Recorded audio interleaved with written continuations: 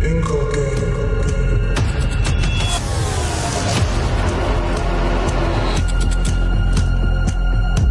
VIOUS Esports.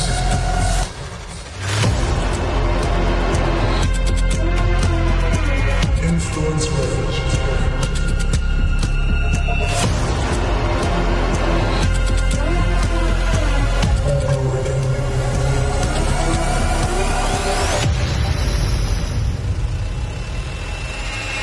Savage Esports.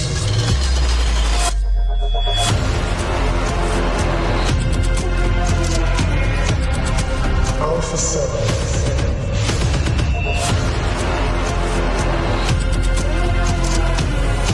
Shoot to survive.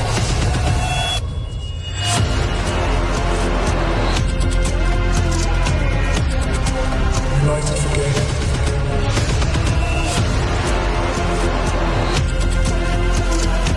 Intense Gaming.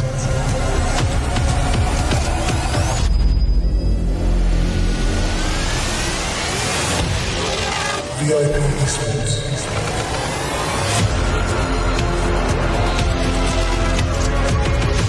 Loyal War.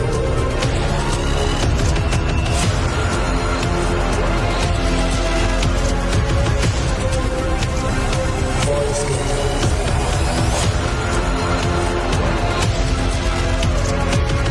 Xforce.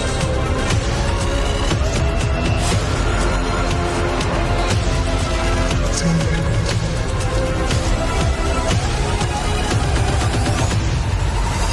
VIOUS Esports.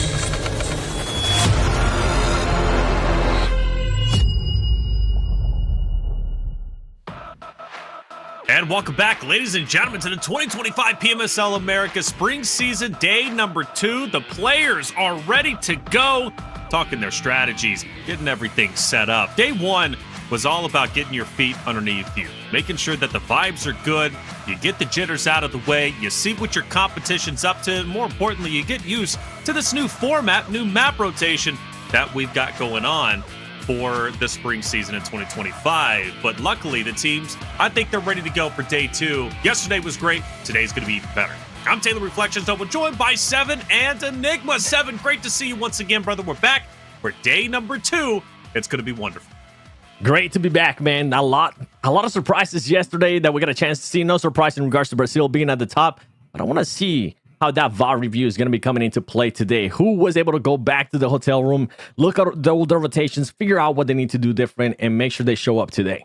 That's it, man. And hopefully all the coaches are there. We heard some excuses that coaches were missing last season and therefore they couldn't perform. But this season, I'm sure, is going to be different. Enigma, great to see you, man. It's going to be nice to hear your insight. How you feeling? Oh, we're feeling great. And always, of course, it's 2 is better than 1. Back-to-back days with you two. Love to be here, of course. And I like the word that you said there, Taylor, excuses. I don't believe it one bit. The coaches can be just as impactful. Maybe not in between each game, but I like how Seven said it just now. The VOD review needs to come in play. I understand it was day 1, a lot of new faces to the LAN environment, but you got to learn fast because Brazil yesterday, they were dominating. That's right. Brazil dominating. No surprise, right? And of course, Alpha 7 leading the charge. They're currently in first, but it doesn't mean they don't have competition. Influence, Rage, Intense Game, Loops, all jumping up there within the top 4, looking great, looking wonderful. And each one of those rosters having some big moments. But I want to talk about North America. iNCO and Wolves. iNCO, Wolves, both looking strong as an individual moment. 7, they had so many great plays, good clutch ups. They're a little bit further down than they want to be, but for NA, I'm not necessarily unhappy with the way they performed on day 1. Yeah, especially if we're talking about iNCO Gaming. The way that they were able to come back when it came down to Miramar, I think it was beautiful. I think it's the reason why their whole day was saved. Because if we went back and look at the performances in Erangel, those 3 matches that we had, they were finishing with an average place of 13 and a total of 7 eliminations for those 3 matches. So that's not going to be able to cut it. But being able to bounce back in the Miramars, being able to average a 2nd place finish, back it up with some elims as well, a total of 9. That's what you want to see there for iNCO Gaming. Now, the reason why I also want to talk about Wolves Esports is because this team, they were able to as well get a lot of eliminations. Their best overall map, I'm just gonna put this out there, I felt like it was Sandhawk, even though they didn't get as many eliminations as they did in the final Miramar. But for Wolves Esports, they need to narrow down the rotations. They need to make sure they stay alive a little bit longer. We saw what Coops is able to do in a tight situation. We know that he can perform when he needs to, and you can see it here perfectly. I mean, Wolves being able to get even more elims, but it all comes down to that average placement and that average survival time. They're just falling short. If they can, Enigma, if they can get themselves there in a top 6 situation, this team is definitely going to start shooting up on the leaderboard.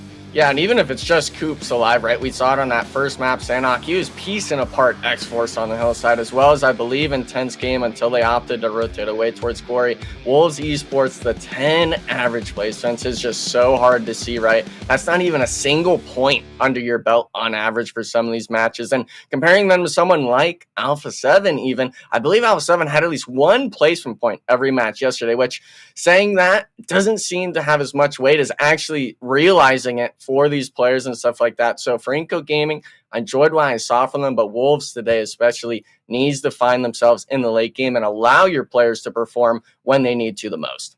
Without a doubt, and for iNCO, there's more than just meets the eye. McGrellin, for example, coming from Alpha 7 and now on this iNCO roster, he's got a lot to prove. Doesn't need Alpha 7 to find success. He can find success himself. And well, he's been playing very well, and that's why iNCO's been having as much of a good time as they currently have. But as far as Wolves go, there's a lot of players there that you know and you love. Baton, Doran, Coops, and of course, Wancho. Sarpatch had a chance to speak with Wancho before today's games. Let's hear what he had to say. All right, guys, here we are about to start day 2. Juancho, yesterday, tell me about it, how it went. It wasn't that good. What do you think you're going to change for today? We're just not changing much. Yesterday was a warm-up day. That's about all. We're just not going to be playing scared today. About same game plan, but, you know, we're just going to be playing more, you know, not scared. That's it. They were nervous yesterday. Today, they're going to do better. Thank you, Juancho. There it is. Nervous yesterday, 7. Today, feeling a little bit better, I guess. Nervous? I mean, if that's nervous, you know what? I'll take it. In regards to them being able to say they're going to keep the same strats, I'm hoping it ends up working out. As I mentioned earlier, I just want to see them being able to survive a little bit longer in the matches. Well, without a doubt, and that's what it's all about. You know, picking up your elims, of course, which those do add up, but staying alive. But that's not just a trait that iNCO might struggle with. It's a trait that several of the teams struggle with. And like, for example, VIOUS. VIOUS was truly impressive yesterday when they were getting in fights. I mean, it was like fireworks exploding. They were looking so wonderful, but the problem is they fizzle out too early. If they can also figure out how to stay alive longer, plus with those elims they're already accumulating, I think they can be an unstoppable force, in my opinion. But I mentioned the top dog earlier. Now let's really break it down. Enigma, Alpha 7, and well, intense game, right? Those two teams have been going back and forth. Alpha 7 obviously in first place, but intense game working their way up. Revo was unbelievable, clutching up in so many moments. Our top elimination leader going into day 2, no surprise. Yeah, yesterday was just a highlight reel for Revo, right? Just absolutely outperforming everyone in the lobby. I don't believe anyone is even close to that elimination counter that he's putting up. I know we'll have that pulled up in a bit, but just in terms of these two squads, Alpha 7 and Intense Game, there's a reason why both these teams are in first and second place. We didn't get to realize it too much yesterday. Intense Game, actually, that first match, they finished second place with a lot of eliminations under their belt. Alpha 7, on the other hand, just overshadowing it by having such dominant performances on all 6 of the maps. So for both these squads, they're able to really perform and shine out when they needed to. We expect the most from Alpha 7. Obviously, some of these other Brazilian squads are wanting to perform better today, like Team Liquid and VIOUS Gaming. But for Intense Game, I was really surprised, especially with Pedrino and a lot of these plays being that sort of main player for the squad. But the head-to-head speaks for itself. Total eliminations. I mean, that's a 9 elimination gap after 6 games. No one coming close after it. The average damage per game, 582. That's over 100. That's essentially a knocked player and a thirst, essentially, compared to Pedrino, who's the second place team, by the way, just behind Alpha 7 by 3 eliminations, showing that, in my mind, Taylor, I want to get your opinion on it. Alpha 7, they're playing around Revo. He's soaking up a lot of the eliminations, but Intense Game, all 4 players performing, being able to be just behind Alpha 7's coattails. Well, that's what it takes, right? You can have somebody like Revo performing as well as he is, and trust me, that's going to do a lot of damage to every roster out there on the battlefield. But if you don't have the rest of your roster backing him up, Revo is just going to fizzle out. In this case, though, for Intense Game, everybody doing their part. But let's not forget the reason why they're currently in second place is, yes, they were consistent throughout the first 5 maps, but it was that explosive Miramar game number 6. Winner, winner, chicken dinner, 18 eliminations. That's what put them up in second, and who knows how far they can go. But they also showed anything can happen, anything can change on the standings from one explosive game. Back on board with Revo. Sarpatch had a chance to sit down with them from Alpha 7 before today's games. Let's hear what their mindset's like going into the second day. With who was the best player of the first match day, you're feeling so confident. I can see it in the way you guys are your demeanor, how you walk. This guy told me yesterday we're gonna get 3, you got 2. He owes me 1. Okay. But how you guys feeling? You got squashed now. Everything looks like it's flowing. Tell me about it. We are feeling complete when Squash join. It's like we are completed. We know what we can do now. We can be the best team in the world, win the PMGC, win the WC. So we was training a lot, and this is the fruits of our labor. Let's invite this guy over. Because this guy, we know this guy too. He's now the coach, Cunha. Congratulations on the new role. I mean, it's not small deal. Not a player anymore, but a coach, but for Alpha 7. And this guy, he's your friend. How's the chemistry been here with this new Alpha 7? Me with them? Yeah. It's very good because I play with him like 2 years. And here we have a mentality to win every tournament. So is like we are feeling very good to play all tournaments that we are participating. So every person here has the same goal. So we good. The goals and the skills. The most important thing. The most important thing. Thank you very much. Best of luck. Thank you. Keep killing him, bro. Let's go. Okay. 7, it's nice to hear him say, we feel like a complete team. We know we're the best team in the world. Now they feel like they're just that team they were always supposed to be. It takes a little bit to get there, but through perseverance, Alpha 7 was able to accomplish that. Yeah, it goes along the lines of what I was saying yesterday in regards to this team, especially with them being able to add Squash, getting rid of McGrellan there after PMGC, a lackluster performance. And it is looking like that. We saw them being super confident yesterday in those 2-2 splits. We saw them being confident whether it was in the center of the circle or playing that edge. Now, if I'm going to be nitpicky for you, Alpha 7, today, I want to see what you guys can do in Miramar. Because yesterday, those were I guess, in a way, the worst maps that you guys played.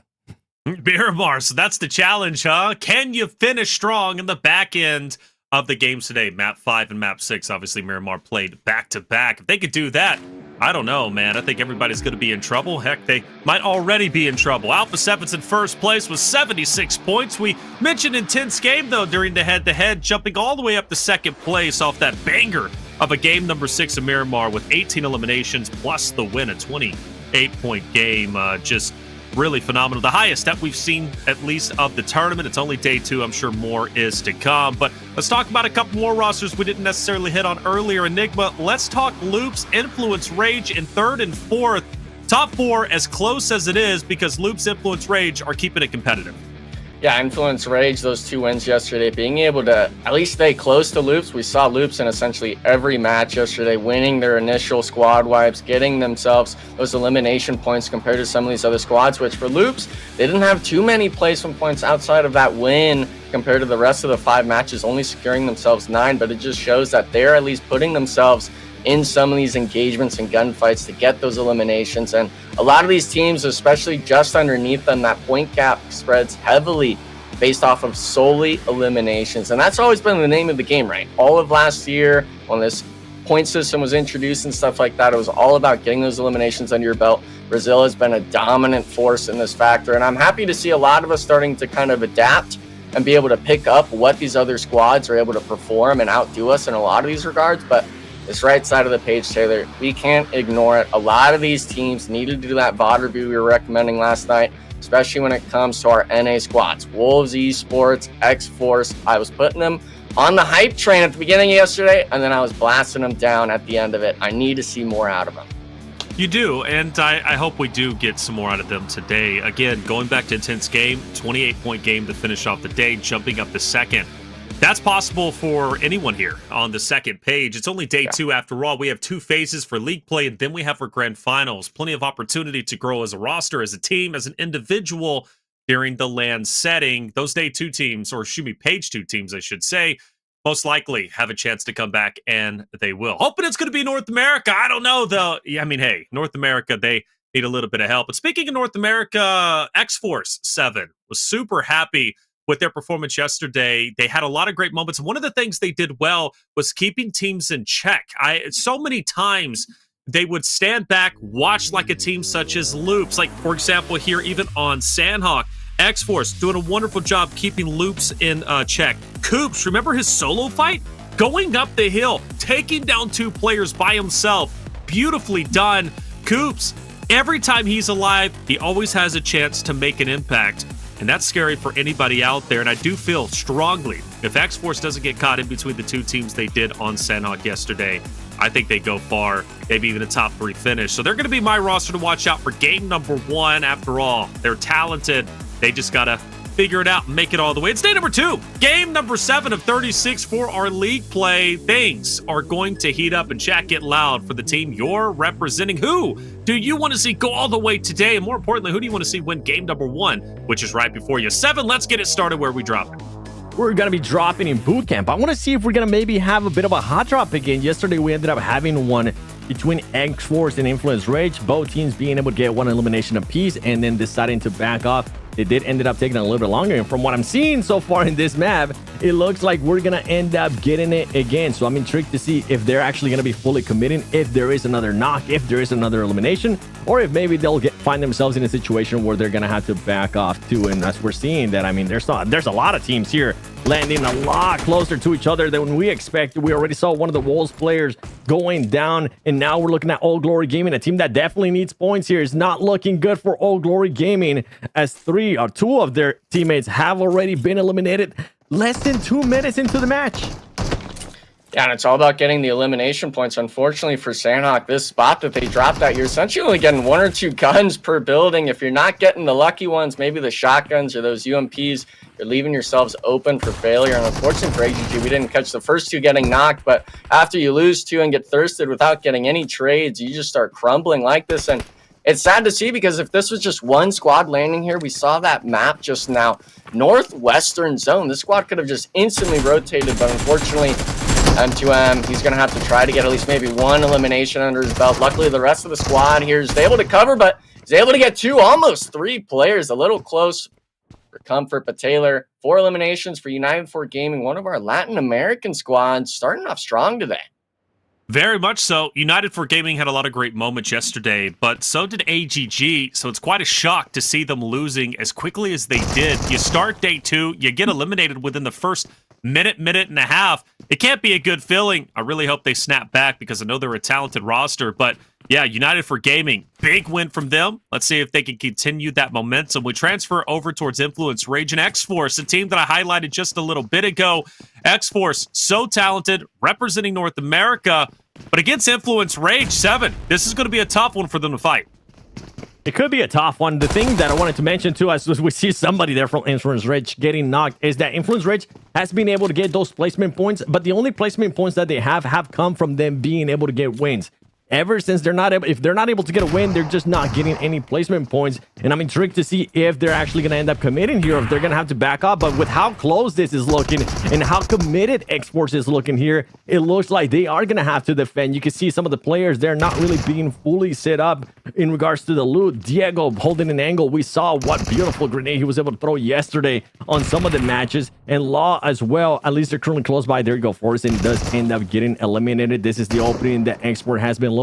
I'm enjoying here how patient Xforce is being, taking their time, not being too overly confident, because they know that they're going up against Influence Rage. Yeah, an Influence Rage. It looks like it's going to be Diego spearheading. Unfortunately, 24Ks and they just missing the mark, getting the player at least half HP. But this is the scary part. This is the moments where those TPP angles, those right-hand peaks really start leaving you open to potentially getting shot. And Xforce, they're playing this so slow and methodical, just trying to force Influence Rage out, but they're pressing the nerve now. Valak going in first, getting traded out immediately for Alim, and this is where the smoke comes into play. Unfortunately, Fate as well getting knocked. Lox, who found himself under the roof, might be getting a cheeky angle here in the pre-fire. Drop down, gets one, making this, I believe, a 1v2 situation inside. Lil Boy needing to group up with Law, trying to figure out where this last player is, understands that he's on the roof here, and for the most part, he has the right technology. 24Ks matching him with the DBS, but Influence Rage, you have to be careful. Law setting the narrative, resetting. He's not trying to overdo it here. He needs to make sure that he gets this last elimination, at least be a duo. We've seen the pressure that these squads can have as a duo if they're paired up and able to actually take these engagements, but we can see just how devious of an angle this is, Taylor. It's just, I mean, how do you even push this if you're Influence Rage? I know there's the doorway they can maybe jump on, but that's all about timing, and you have to be picture perfect with it if you want this to succeed. Yeah, not easy for either perspective. For 24K to push the 1v2, obviously for Influence Rage to push up. 24K's got a lot to work with, but with only 7 shots, he's got to be decisive on how he wants to use his DBS, because he uses it incorrectly. He's going to be out of bullets, and he's going to be all she wrote, essentially. But for him, he can't really even disengage. And that's what I would do. I was going to suggest, like, if I'm Law or I'm Lil Boy, I'm breaking one away. You know 24K is not going to push you. I break one away and see if I can get an off angle, potentially from another building, and take him out on the rooftop, right? That's what I'm doing, because 24K can't afford to push up. Only 5 shots left in a DBS. He's running on fumes at the moment, but this will stagnate. But the reality is, 7, like, no matter how this ends up unfolding, Xforce, Influence Rage, they're already going to have a tough game number 1, because they're not going to have the forces to battle with going into the end game. Yeah, and if you're Xforce, this kind of becomes a lose-lose situation. Even whenever they were winning this hot drop, when are you gonna start hot dropping? Right? We mentioned day 1. Okay, I'm gonna allow some hot drops in day 2, even though you won it. I was hoping you're not gonna end up seeing it, as now Influence Rage is gonna start getting a little bit hyper here, and there you go, easy pickings. As Law is gonna be able to finish him. A little bit of DM there, being able to shoot at the boxes. You know what? Shoot him some more. Send them message. Let them know that you don't want them to land there, because for Influence Rage, you're currently seeing them. They're top 3. If they lose this, they still got all the other matches, and we know what they were able to do in the other matches. For Xforce, it's a lose-lose situation. Even if they would have won that, I don't know if you guys feel the same way, but at least this is how I'm taking it. Because even if you do end up winning, you end up losing players, and you end up just hindering your potential to maybe end up getting even more points in Sandhawk.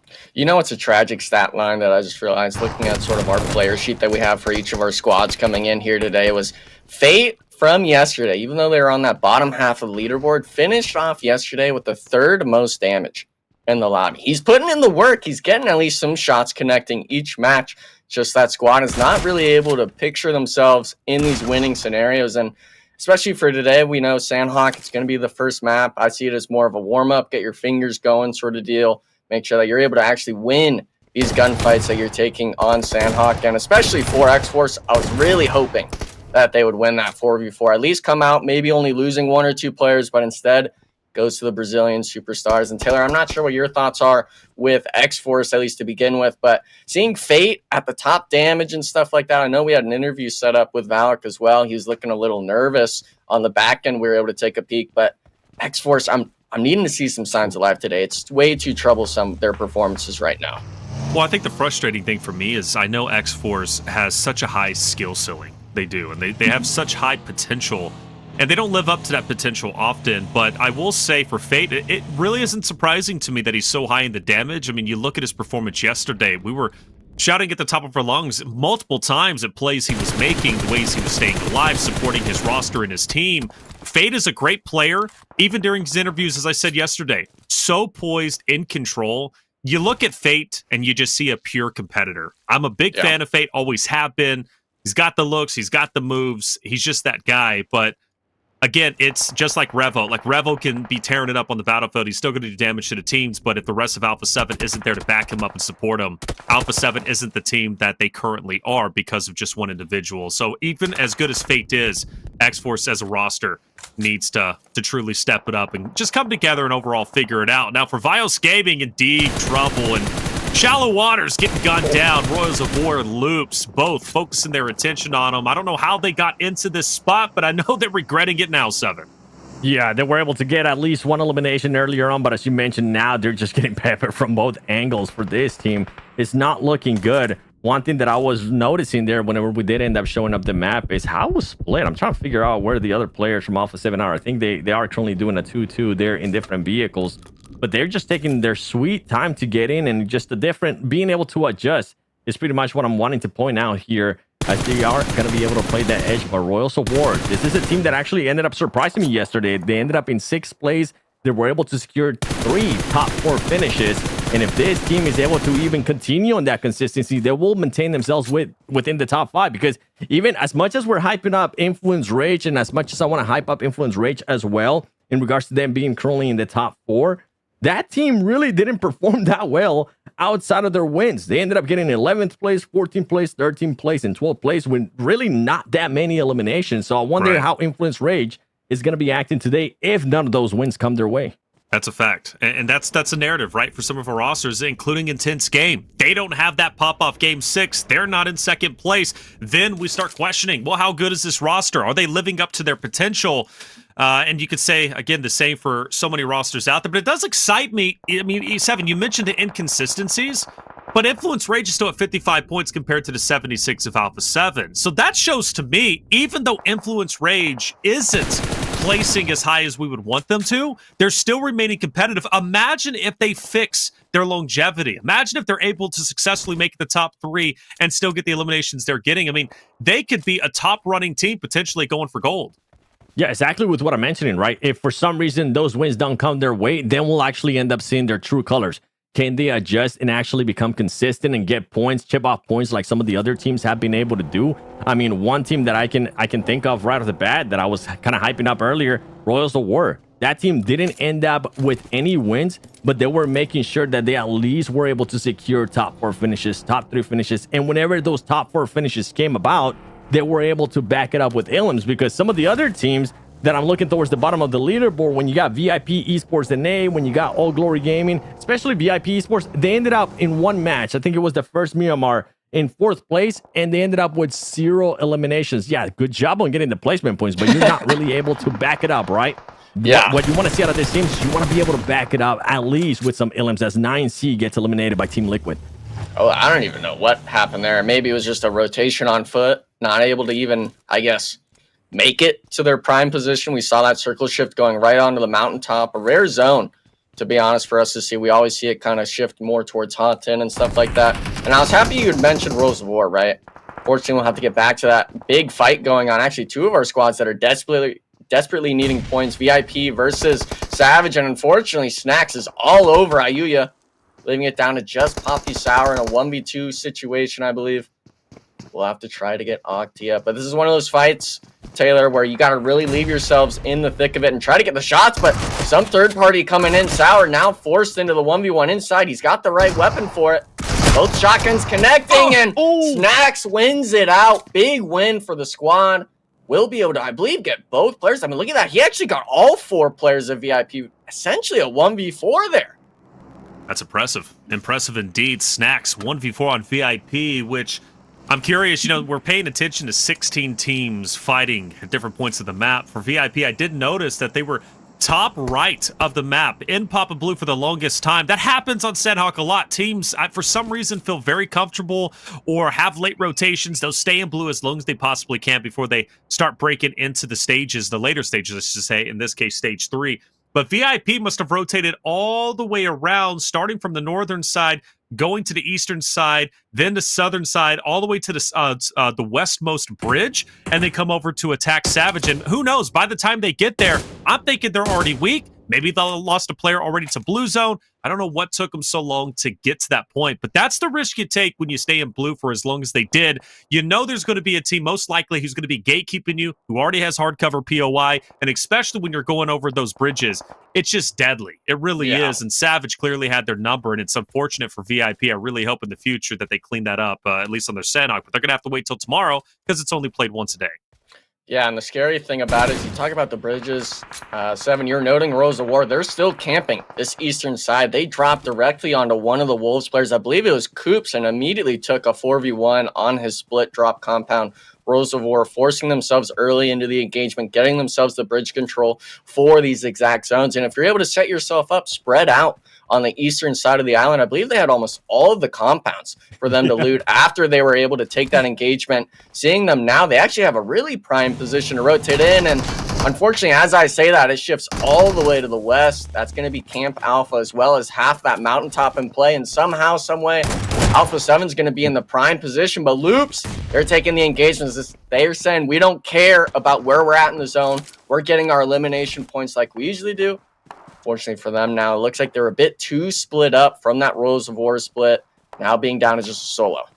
Yeah, for Rose of War, I'm wondering if they're maybe going to do a bit of a northwest rotation, trying to mimic what Team Liquid ended up doing, because that would work wonders for them. And how many vehicles do they actually have in their favor too? Right now, we have iNCO. They heard a party going on here, and they're looking to third-party this between United for Gaming and Loops Esports. United currently down 2 players. One is not. iNCO looking to capitalize on this, and they're starting to do just that as McGrellin. We know that he wants to showcase why he is one of the PMWC champions, and here comes the grenades going with the shotguns as well. One player left standing, Vitali not being able to connect, but 7 shows up and is able to connect, and there goes United for Gaming. Great awareness here from iNCO Gaming. This is something that I want to see more out of this team, especially if they do have all their 4 players alive, especially if they're not in a situation where they're able to kind of push in, as we're switching over to Wolves Esports versus Team Liquid, 2 teams that definitely need the points. Reflections. Must-win fight for Team Liquid. They had their struggles yesterday. We're questioning, is this roster losing their edge? Have they been losing their edge? Does change need to happen? Well, we're going to find out today, because Team Liquid hopefully bringing their A game. Cardoza up close and personal onto Wancho. Flames out, Wancho disappears. Chief now has an off angle onto Baton. That's a good nade. If Chief can just get up there, file a pellet, he will, and take him down. Wolves in a bit of shambles situation. Only one more player remaining. Team Liquid has played this masterfully to the point where now I believe Wolves will fall. Wancho can't hold his ground. He tried, valiant effort, but it wasn't enough. But unfortunately for Team Liquid, as masterfully as they played it, they still took some damage. They lose 1 player, but I must say, it's nice to see them getting active. Now it's 7 eliminations. This is the best game we've seen so far during the 2 days of competition. I'll take that sacrifice for this team. That northwest rotation ended up working out wonders. For some reason, Wolves wasn't expecting anybody to maybe come up from behind them. And the way Team Liquid was able to time that, it was kind of perfect. It reminded me a little bit of what happened to Xforce yesterday during the Erangel matches. But let's see what their circle is going to be closing in here, because I'm pretty sure if it closes in on iNCO, iNCO is going to be looking to just rack up the amount of eliminations that they're going to be having. IG as well. This is great positioning for IG as well, Enigma. Yeah, and unfortunately, as that Team Liquid fight was going on, Rose of War full sending into intense game, getting completely wiped out on these engagements. And that's just the type of zone this is. You either take the mountain or you're full sending those POIs. Team Liquid, I believe, full slammed as a 4-man there. So 4v3 against the Wolves. You're expecting them to win, but a little bit of a rat play coming from the solo. Shooter survived. Klaus not realizing the situation. And this is a team that loves playing the mountaintop here. They understand what these positions do and stuff like that. So I expect Shoot to survive.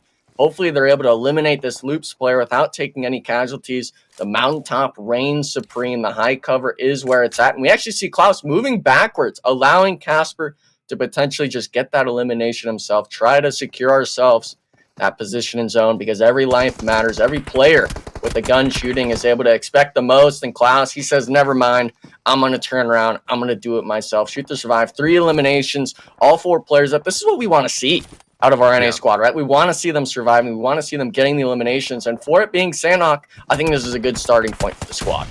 Well, another fight's going to take place as Influence Rage Lowboy will fall. In fact, he was the solo. He's now down and out. Shoot to survive continuing their dominating run with 4 players up, 4 eliminations towards the bottom in 14th place. But again, all it takes is a solid couple of games for you to elevate yourself to the top page. More importantly, maybe even top 3. And while Shoot to Survive is taking down Loops, Influence Rage, why not try it Alpha 7? Well, Darklight, he's not going to be shy about it, nor is Klaus. And with them having the high ground, they've got a big advantage. But Revos, he's getting active. He's heating up. Not going to be an easy fight 7, but one Shoot to Survive needs to take. Yeah, and luckily for Alpha 7, they have at least some cover here, and they do have the advantage that they're still within their circle. They are willing to just wait a little bit longer to see how this is going to play out with some of those teams. They know that iNCO's going to be towards the bottom of this cliff. As you can see, the grenades coming in. Shoot to Survive, keeping an eye here for Alpha 7. Will Alpha 7 be able to survive? I'm not sure what type of utilities they have. I know that they took a very long time to be able to rotate into this actual circle when we ended up going to North Island. But Claus, we saw him being able to sack out some of the players there from Loops earlier on. Can he do it with Alpha 7? Alpha 7 now starting to use some of their mobility to their advantage, getting a little bit closer, making it harder here for Shoot to Survive to being able to spot them. But they need to be careful because iNCO Gaming is close by. And while all of this is happening, there's one team that's absolutely loving this. It's not only just going to be Team Liquid, it's also going to be IG, because they're not having to really fight against anybody, especially IG.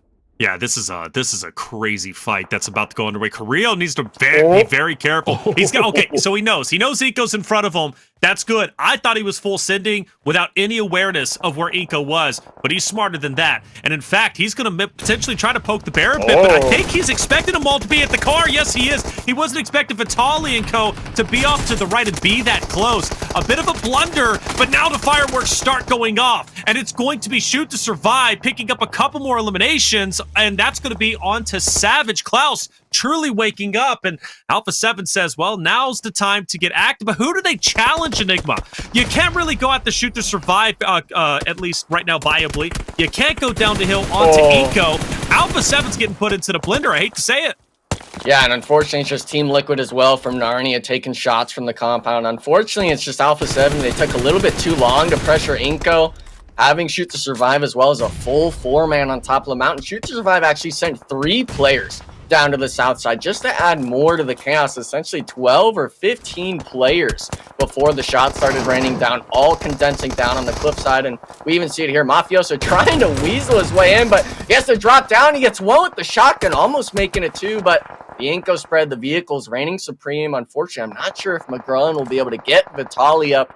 As long as they're able to keep 3 players, I don't think it's too bad, but I'm not... What happened here? Klaus down and out. He had 5 of the team's eliminations here, 7. What goes from good to bad for Shoot to Survive, they got to make it in the zone out as a 3-man.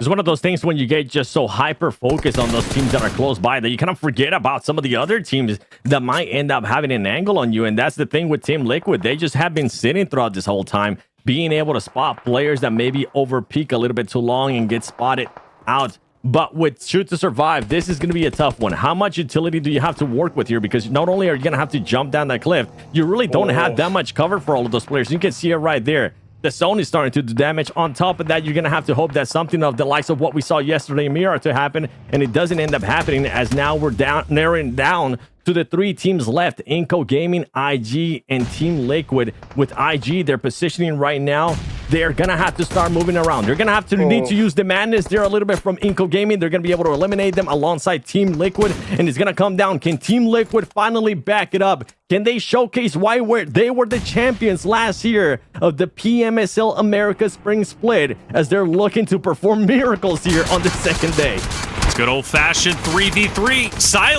Silence can't get away, but manages to do so, but just barely. Chief Cardozo down, and I don't know if Team Liquid can do it. It's up to Ayala, and he's got to work his way up a hill, and the battle against the elevation difference on the hilltop. IG most likely taking this victory unless a miracle happens. Padrino's got Ayala in his line of sight. Chief is desperately crawling. Do you stick the rest? Do you go for it? Well, you don't have a choice. Team Liquid, albeit their best game, will give them their flowers with 9 eliminations. But intense game, remaining consistent from day 1 to day 2. They get the win, starting off the day. 9 eliminations. Well done. Enigma, intense game. They're on fire.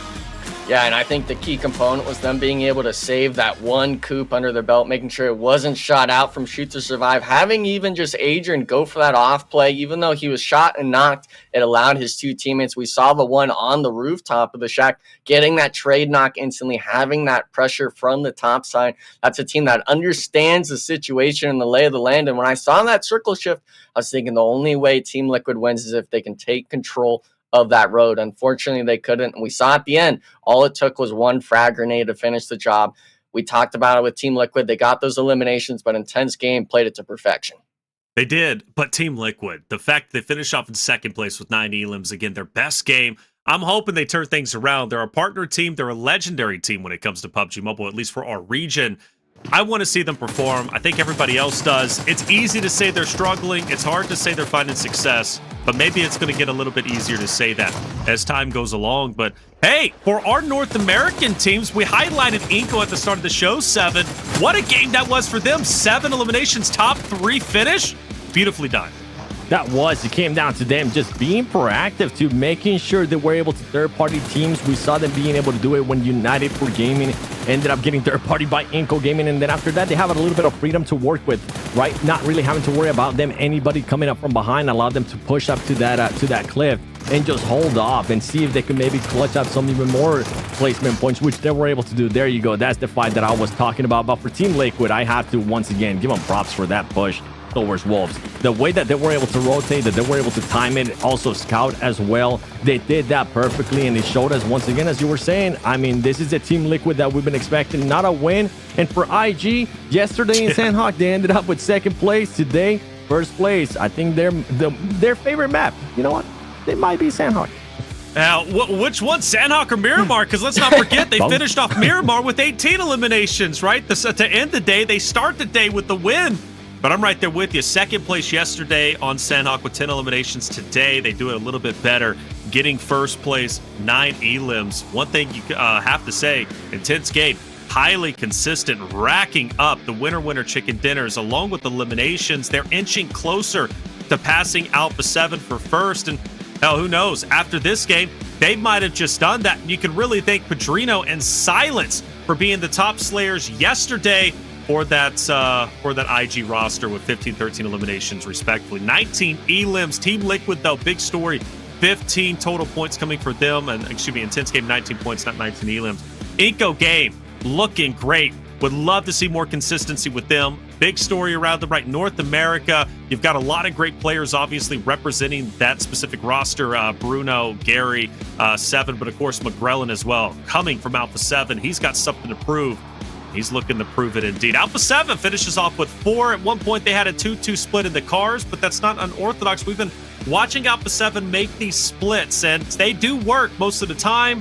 In this case, unfortunately, it didn't. We look at our second page. Some teams had a little bit of trouble, but Enigma, we do have to say, United for Gaming had a couple of great wins, a couple of great fights. That's why they finished off with 7 elims. Yeah, and if you're losing to the likes of iNCO, who made it into that top 3, top 4 placement, I can't blame you too much. They had that good fight earlier on that eastern side just to get third-partied, and I'm really liking the fact that some of these squads are starting to take these engagements, and you're wondering it, Taylor, Alpha 7 with only those 4 points, they boost up to first place past them. So a new champion, right, coming into the PMSL Americas. This obviously is only day 2, the first game, but seeing any sort of change is big news here. Hey, big news indeed. 7, you said it. Intense Game. If they could just work on their placements, right, getting a little bit further along within that top 3 conversation, they could potentially be up there in first. Well, it seems like they got the job done in just map 1.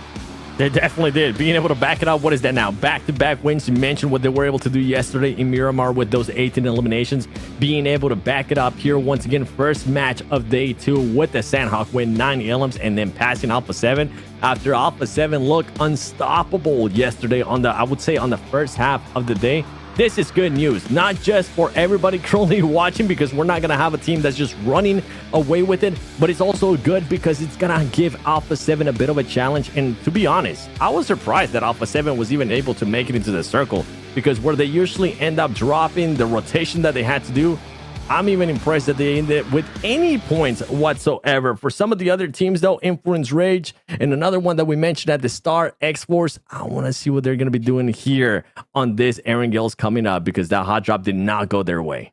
Not at all. But good news is for Xforce anyways, for that specific roster, Erangel's a great map for them. Hoping map 2 is going to be even better because, yeah, that initial drop, they were the second team to be finished off, just following that of AGG, another great roster who unfortunately fell way too early. Game 2, they're going to have to clean it up. Well, there it is. That's our only Sandhawk of the day. It was exciting. Without question, we already have a shake-it for first place. Intense game taken over, but Alpha 7, you better believe, are going to be fighting back to reclaim gold by the end of the day. We're going to take a quick break. When we come back, Erangel coming your way.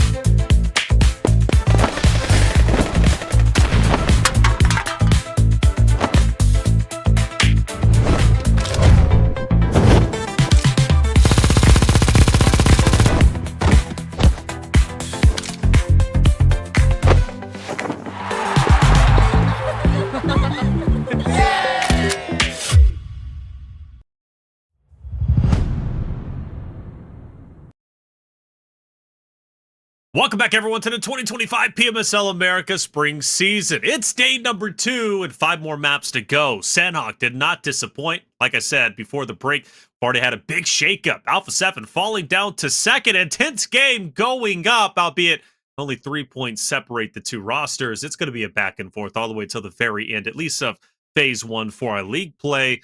But it is getting exciting, even for North America. I mean, look at iNCO. iNCO played so very well, and they're going to continue to do so. I firmly believe it. I'm Taylor Reflections Noble, of course, joined by the wonderful Seven and Enigma. It's been a great day already. What can we expect moving forward for Erangel? Seven, yesterday, Erangel was relatively slow. We didn't see too many hot, spicy fights off the rip. We got that on Sandhawk. We got it on Miramar. But for Erangel, played 3 times in a row, it seems the teams are slowing things down as opposed to our old format.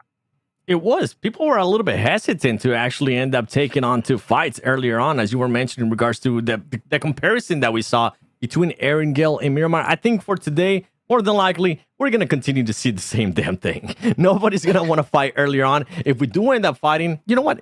Not even if we do end up fighting, I do want to see different circles. Yesterday, we ended up getting 2 circles that kind of were very similar. I want to see what some of these other teams in regards to their landing spots, in regards to their rotations, how they're going to be able to adjust to that. One theme that I'm going to be keeping a close eye on, especially because they came in hot today, and I was seeing a lot of memes yesterday about Team Liquid. I want to see if they're going to be able to back it up, and with IG sending a big statement here after that first match, and Erangel being one of their slowest maps yesterday, I want to see if they can actually back it up as well there.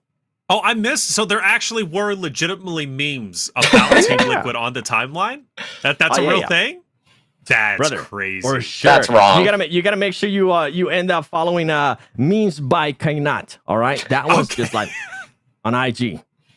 Yeah, send me his ad, because honestly, I had no idea. Well, That's crazy to think of, though, Enigma, because Team Liquid, again, is still such a historic roster and team who's had great success, but a lot of questions, and valid questions, about can they continue to be successful, and I understand the memes, I do, but Enigma, that game 1 from Team Liquid was perfect, and in fact, I think today is the turnaround point. It seems like they finally got their legs under them.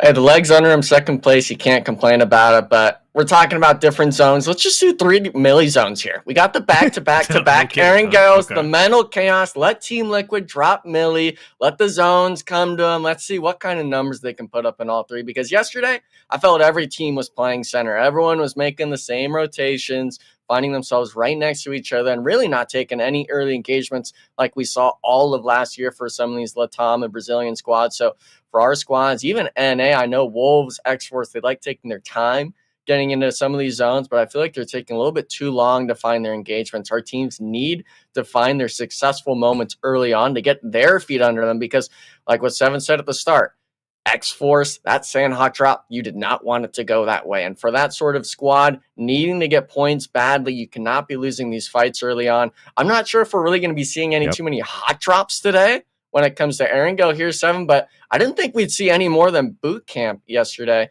compared to today. And today in that Sandhawk, we just saw 3 or 4 teams fighting off drop.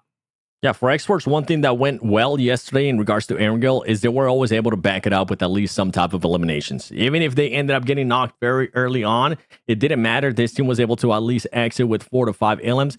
So I obviously, congrats on being able to get those elims. I don't want to see that today. I want to be able to see you being able to place later on as well and continue on that road, because we want to see NA back on top. It might take a little bit longer, but I'm trying to get back on this NA hype train. That's nice to hear you say that, man. That's great. I NA on top, maybe iNCO lead the charge. McGrellin, lead us to victory. You come from Alpha 7, the best team in the world. I believe you can make iNCO one of the best in the world without question. Hey, chat, we've been doing this thing where we have a giveaway, and I think it's about time to do that giveaway. Let's pull up the Amazon code. It's time to win. Make sure you're quick with the fingers, man, because there's some people out there in the chat that have been locking in every single code. They've been cashing in and cashing out. It's time to get a new winner. But hey, if it's the same winner, it is what it is, because they're just better, all right? But there's the codes. We're going to have them going throughout each of our drops. It might happen during the fly-through. Right? When we show the map, that's what the fly-through is. When we show the map, the plane's going over, and that's the fly-through. We might have it there. We might have it here.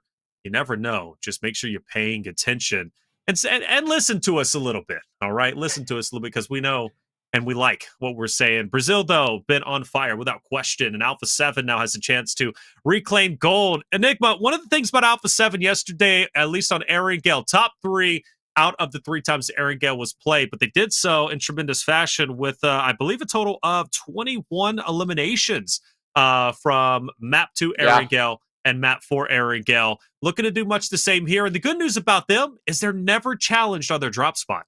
Yeah, and I think for the most part, it's just that respect the other squads give. Maybe you need to have that sort of disrespect towards Alpha 7 later on in the match. I don't expect you to be going for that hot drop right early on against that squad, but taking that engagement to that team might be that sort of deciding factor. I believe on Miramar yesterday, we saw Wolves catching out Alpha 7, 1 or 2 players on rotation, both maps. So it's definitely a squad that are not the gods in the lobby. They definitely can bleed like the rest of us. That's a team that can fall under the pressure, and especially after seeing a 4-point game start today, they're coming into the interview saying we have the recipe to success. The problem is, and I know, Seven, you can agree with me on this, when you're the top team, everyone's going to be looking at you. Yeah, everybody's going to be trying to hunt you down, and we've been talking about in regards to rotations, how our team is going to be able to adjust. In that last Sandhawk, you're really not able to see much because of just the way the circle ended up working. And on top of that, just because it's absolute madness, right? This is usually why I end up liking Sandhawk being in the middle of the day, not at the start. But that's neither here nor there. This is where we'll actually end up seeing, if we do end up getting any circles close to what we saw yesterday, which teams went back and did their homework at night. Let's find out as we hop into map number 2. We're on Aaron Gale, and it's going to be familiar for the next 3. We got Aaron Gale, back to back to back, but a good chance for a team that's good on this very map, which should already be the bread and butter for the competitors out there. Hey, this is a chance for them to catapult themselves up the leaderboard. Alpha 7, looking at them, I think they're going to be fine. But Enigma, you called out 3 military base zones. Hell, we might have one here, and Team Liquid likes military. They were on fire map 1. Let's see if they get it this time. Hey, they're already landing there as well. They're set up for success. I believe it's only going to be one squad potentially dropping on the island with them. Yesterday, they had a bit of trouble crossing the bridges, it seemed, in each of the matches, especially that sort of Milta power end zone. Unfortunately, these teams, a lot of them know the playbook. Aaron Gale has been played so many times, and I like to bring up the idea of this dirt ball factor. I know Dave likes to call it the snowball, but when you're playing 3 Aaron Gales in a row, we saw it yesterday with Alpha 7, and you have a good performance on the first one, typically the next 2 you will find success as well. So I'm interested in seeing today what kind of changes, what kind of shakeups we'll see out of squads. I'm not sure if people really change their drop spots like Sandhawk going into this first match at Aaron Gale, but anything's possible. Unfortunately, the first zone here, Taylor, It's okay. and it's a small sliver of hope for that Millie start. Very small, but if we get it, we get it, and I'll call you a wizard. On the left-hand side, what's the good news? Well, the good news is for Royals of War, Wolves, 9Z Globant, Xforce, Shoot, to survive, they're all going to be in the zone as it is. Royals of War have kind of the better option as they're going to be nearly dead center. Loops as well. Loops, though, no surprise. They love to be center zone. Their positioning is great, kind of akin to what I would consider for Team Liquid and based off their positioning. But military is where TL goes, joined by AGG. We most likely won't see them fight again, but going back in time, Seb, remember AGG versus Team Liquid? Team Liquid is pushed back over the right-hand bridge. Wolves is the reason for that. Team Liquid backs up. AGG get into this epic fight in the house, and it was Team Liquid who won, but both teams kind of cannibalized each other. Hoping they avoid each other on military. I mean, it's big enough for the both of them. Yeah, it should be, especially with the circle. I think AGG more than likely is going to try to end up rotating towards that eastern bridge. And TL, if they do their usual stuff, especially with this kind of circle, they should end up going towards the western bridge. Unless they want to be fancy, unless they want to be end up doing something crazy, or maybe somebody's bridge camping it. That's when we end up seeing maybe some botations or something a little bit different. But now I heard Enigma saying, if you know what, a dirt ball. If you're able to do semi-good here in the first match, second match of Aaron Gale, and the third one, you might be able to do even better. One team that was able to do that yesterday was Row. I mean, the first Aaron Gale, 14th place, the second one, 4th place, and then the third one, 3rd place. So if you ever wanted to see a dirt ball, I feel like that's exactly what you were talking about, Enigma. Oh, yeah, the dirt ball. Dave hates it when I say it. Same thing with my socks and sandals at the beach. He doesn't enjoy it. I'm just a weird one, I guess. But for these teams right now, especially, that's wild. The interesting thing is you're talking about, I don't want to hear it from either of you, okay? For What Royals do you of War, do when you get sand in your toes? Like, what? Go on. It's a different experience. Don't let me stop you. Yeah. But for Royals of War, I'm a little bit concerned. Obviously, they dropped Gatka, right? They had the prime position. They've got the real Estate kind of right under their fingertips. The issue for me is if one of these squads, like I'm seeing right now, 9Z or Xforce, if they choose to rotate early on, you could get caught out in the open playing one of these compounds solo. I really hope that Rose of War, especially having that sort of snowball factor, that dirt ball factor coming in yesterday on the Aaron goes, I hope that they really don't start the game off as a 3-man. We've seen it struggle with a lot of these teams where they lose a player early on solely off the rotation. In the early game, Team Liquid as well, coming to mind yesterday under the Wolves squad. So hopefully a lot of these teams, we keep bringing it back up. I'm fine with being the broken record in this regard. Need to see the VOD review, need to see the changes. And for a lot of these teams, they're needing to get the points because at the end of the day, whether it's you finishing in first, third, those advancement points will matter at the end when it comes into the finals. You want to secure yourself the highest placement possible. And for a lot of these teams, you're wanting to perform like Alpha 7. You want to perform like Intense Game. You can't be leaving it up to you just hopefully performing well. You got to take matters into your own hands. Well, Rose of War, we're on board with them. It's going to be relatively quiet. They've split up a little bit, but they can converge back together pretty easily. Once again, Rose of War took advantage of the zone, stage 1, getting center zone. So did Loops, so did 9Z Globant, but potentially a story setting up between those three, as they're all going to be relatively close together. And of course, as we know, as the stages start to collapse, the teams will get closer and closer. So a real chance 9Z Globant, Loops, and Royals of War potentially find themselves in an engagement with each other. For the other rosters, they're slowly trickling in, making their way in for stage 1. You've got a couple of stragglers on the outside. Alpha 7, VIP, you've got United for Gaming, Savage, who's going to be all the way over on the right-hand side. So it's going to be relatively quiet. And 7, you were spot on. Team Liquid's going to be taking the Western Bridge. AG most likely taking the Eastern Bridge, where they could potentially get into an engagement with Savage. Speaking of Team Liquid, let's get on board with them. And it's a slight chance, but Wolves might be setting up already to have a repeat of the bridge fight. I was hoping you would notice it. I was hoping you would end up calling it out. I wonder if we're going to get a little bit of a mimic here. And they're starting to realize it, too. Oh. Look how quickly they slowed down. They were like, hold on, boys. I think it might be happening again. I think they might be setting up a trap for us. So let's back our butts up and let's take a little bit longer here and see if we can maybe find another way to get in. Wolves just stopping Team Liquid once again. And this is the thing, right? Now, what are you going to be doing here for this team? Now, are you going to be forced to go towards the Eastern Bridge and maybe end up taking a 5? A timing ends up aligning correctly against AGG. Little things like that here and there. Enigma, you're an ex-player. I kind of want to pick your brain a little bit more in regards to this. Would you have waited a little bit longer and see if Wolves maybe ends up clearing that place and then you end up rotating on the Western side? Or do you end up just saying, you know what, screw it, we're going to go on the Eastern side?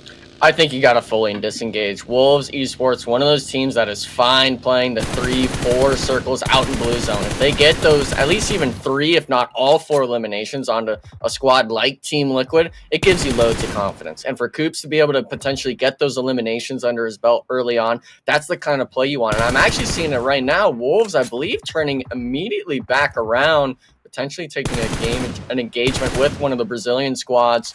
Team that definitely is needing points. Both of those teams really essentially just elimination hungry, I think, in my eyes. And with Wolves, we saw that they didn't want to play so nervous. They didn't want to play so passive like they did yesterday. For that team to be kind of sticking true to their word from Juancho's interview, it's a good sign to see. Well, Team Liquid's back on military as we saw earlier. Wolves, VIOUS Gaming close to each other. Loops is still out there. Yeah, I think Loops and VIOUS potentially. Vidden is by himself. He's separated just a little bit from Rafina and Zelda, and VIOUS Gaming could take advantage of it, but they're all in their vehicles. I don't think anybody wants to jump out and engage just yet, but it wouldn't surprise me if Loops might be the aggressor in this fight, but with Gustavs off at a distance, Rafina also not by him. Yeah, they're going to go ahead and set up inside the compound in the building. I believe the roaming is done. The looting up might be done as well. Now it's time to get serious. Get your compound locked down, and now start playing the gatekeeper role to all the other rosters that are coming in, or else you start getting shot up and you start getting taken down. And for Savage, that might become a reality. Savage taking a couple of pop shots, and that looks to be an intense game. Who's going to be holding them back off on the eastern portion of the map? Oh, we have hope. We have hope for the Millie Zone, guys. I'm going to be the delusional one here. Team Liquid, they could stay on this side. The only issue is going to be AGG coming in. We thought they were going to take that Eastern Bridge. Nah, they're going to share the Western Bridge with Team Liquid. They might be able to make that rotation later on if they're able to concede the bridge and go out into blue zone if it does go to that north side. But Seven, I know you're thinking it's going to the mainland. You and Taylor both. I'm a Millie believer still. You know what? I'm not even thinking the mainland. I'm being even more toxic, Enigma. I want to see a bridge finish. A bridge. Okay? It has happened, and it's usually absolutely wonderful. A team that would end up benefiting, that I guess if we're going to continue on that train, would be Team Lakewood, a team that definitely needs to benefit of this fight. It's going to be none other than Xforce, as they're going to be going up with a 9Z. You got none other than a glider. Not a glider, just that vehicle right there coming in. Fate does end up getting knocked. Valak ends up getting knocked. And what it looked like to be an Xforce win here, as they ended up getting the first knock, it goes complete opposite. And 9C Globant ends up taking the fight and getting the whole compound. Well done, 9Z. 9Z putting up a great fight. Well, at least trying to. Remix running into a little bit of an issue, unfortunately falling himself. This is a wonderful fight, and the reason why is because this compound is going to be well within stage 3 and potentially even further on. So if you are able to successfully win, hey, you're in good company, and 9Z looks to be in good company, at least by themselves, although they do lose at least a couple of players. Joe, they don't lose anybody. I apologize. 4 eliminations, big win. Now VIP might be rolling up on them. But 9Z, a team that you were highlighting quite a bit yesterday, 7, pulling up and looking good in game number 2. One team that was actually able to readjust in a way. They have all the 4 players ready. Remember yesterday in the first Erangel, Alpha 7 was able to find them a bit split apart. One of the players ended up getting eliminated, and then they were kind of forced to do something completely different. Not the exact same circle, but it is kind of the exact same area here. They were all ready for it. They were definitely looking for somebody to crash into that, and those are little things here and there, whether it was because of their VOD review that they ended up doing. Those are things that is just gonna end up securing them 4 more placement points, and on top of that, you get to chill for the longest time. I'm intrigued to see what Wolves is going to be doing there in that position. And we saw one of the players just driving around trying to figure out if 5G was going to be able to do anything. And VIP, the team that is currently in 15 plays, looking to loot up even more Enigma and see if they can maybe clutch up some more points, because 15 plays is not where you want to be. Yeah, 16 total points under your belt. Obviously, we've only played 7 matches, but coming into this match, they're really hoping that they get some sort of either Western or Southern shift. They're on Ferry Pier currently. Now, if it ended on a pier, I'd be good with that, to be honest. But that's taking a lot of wishful thinking, especially for the likes of VIP. And with that being said, it of course hard shifts all the way northeast. Savage having the best position in zone. Pachinkiel essentially free for the taking. And we see every single player on this west side, whether it's Alpha 7, iNCO, everyone going to have to make this do or die send either through the center of the circle or around the edge. And a lot of these teams, I'd be worried taking these engagements, because we know it's never going to be that 4v4, right? It's going to be multiple squads taking engagements with you. And right now we're looking at iNCO Gaming, who had a solid performance last match, them being right on the edge of the circle. They got to be the squad that's able to gatekeep. They got to be able to control this hillside to make sure that these 2, 3, maybe even 4 squads don't take the fight. And now they're forcing it, Taylor, on the Royals of War. Oh, it's about to be crazy. iNCO on the Royals of War. Royals of War is getting picked apart left and right. You also have United, who's going to be United for Gaming, who's going to be off in the distance. Alpha 7 looked like they wanted to get scrappy and move on in. Royals of War, though, had a couple of stragglers from the outside who weren't inside the compound that iNCO crashed on, and they're going to be able to back McGrellan and co off. But iNCO has already struck while the iron's hot. They got a couple of eliminations. And let's not forget, they're coming off a wonderful game number 1. And boys, iNCO has jumped up to top 5 based off their results alone. They're on fire. They're looking strong, and they're representing North America incredibly, incredibly well. This could be a wonderful game coming out from them, and who knows, maybe even another top 3 finish. Things will settle down for just a little bit. The question is, will United for Gaming decide to crash in on the iNCO roster just ahead of them? iNCO Gaming, you know what? Do what Enigma was saying earlier. Keep that dirt ball going. Let's see how big we can get it, because if they can get another good match here, I mean, you're going to be able to hopefully end up securing at least the top 4, depending on what happens there with Influence Rage or Loops, teams that are still alive as well. But for them to be aggressive, this is what you want to see out of these teams. This is another team, United for Gaming. We know that they definitely need those points. United for Gaming is going to end up fighting at least one player there from iNCO Gaming. Are they going to be looking to make the push? And that's exactly what they're going to be doing. You can see Vitali getting ready with those grenades, switching it out. Is he going to be able to knock anybody here from United for Gaming? He is going to be able to connect with one. King turn around. He's going to get the second one, trying to make it 3. They're not being able to. There's still 2 players alive from iNCO Gaming. McGrillen trying to spot somebody from United for Gaming, but it might be a little bit too much for him. It's just going to be a 1 versus 2. And there you go. iNCO Gaming continuing on the dirt ball. Make it even more eliminations, but they need to be careful because 9C Globant is pushing in. 9C is coming in. They even have a hovercraft that's going to be off to the left-hand side. Remix. Milos is going to have an off angle. This might be the end, and it will be for iNCO. But give them their flowers. They took down 2 teams. They crashed in a Royals of War. They then took down United for Gaming, who had no choice but to push into them. And then 9Z happened to strike when the iron was hot, exactly when iNCO was still recovering from the 2 previous fights against United for Gaming and iNCO. So in my mind, that's still a big win for iNCO. I personally don't think they did anything wrong. 9Z just knew when to strike, and they did so appropriately. Now they've got to push in, which is going to be Loops just ahead of them. We transfer our attention to Team Liquid. Last time we were looking at them, Enigma, they were coming across that bridge. They were pushed back from Team Wolves. Now they've got Wolves still to deal with, but also they've got AGG that they're trying to finish off. And this is a rematch, a revenge fight from yesterday's competition on Erangel. Yeah, and for Team Liquid, they actually rotated last zone. It wasn't like they came in just now. Unfortunately, they might have pulled an Xforce mistake, realizing that they didn't realize that a team like AGG was on their backside across the bridge, making it a 1-for-1 trade. It's not like it's a do-or-die play just yet, but for Team Liquid, having to have Wolves to your west, Intense Game to your east, and AGG at your backside, it really limits you on how you're able to rotate. We could see it as well here. Charlie just, I mean, this is kind of a grief play on a Team Liquid, to be honest. There's not much other counterplay you can do. You got to go at least for maybe the elimination on one of the buggy players, at least a tire potentially, but not going to find it. And I'm interested in seeing where Team Liquid actually goes, because looking at that map feed and stuff like that, I know that there's not too much room to play. A lot of this zone is going to be that southern Pachinki field, if not everything on the mountaintop. So these teams right now, Taylor, I think they're going to start dropping like flies. They're going to start really piecing themselves out on the edge of the circle here, looking for even just a rock to play behind for the circle shift.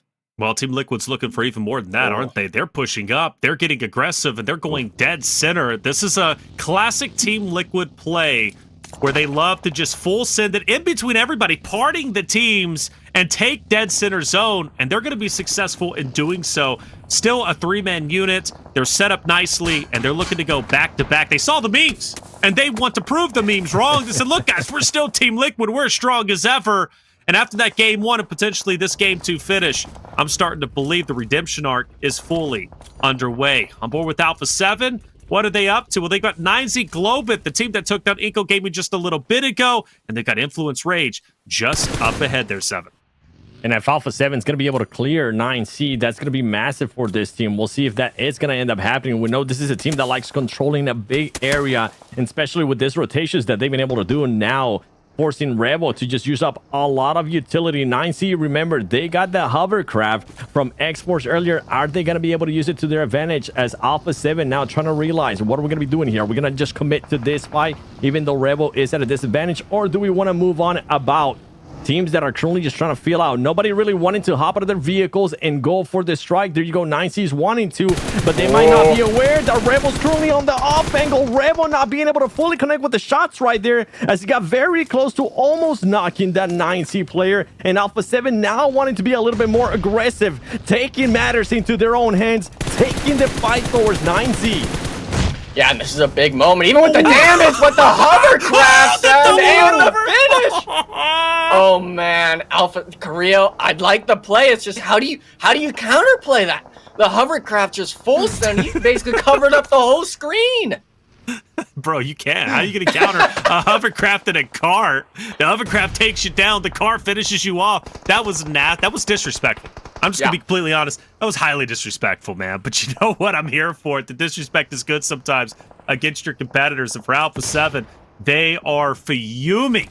They just lost a player like that. but no time to really dwell on it. You've got 9Z Globant who's pushing up onto your position. They've got a car, best case scenario, they re-rotate, and they're going to do exactly that. Now, Loops potentially having to face off against a hovercraft, and I'm getting worried for him just like I was worried for Alpha 7-7.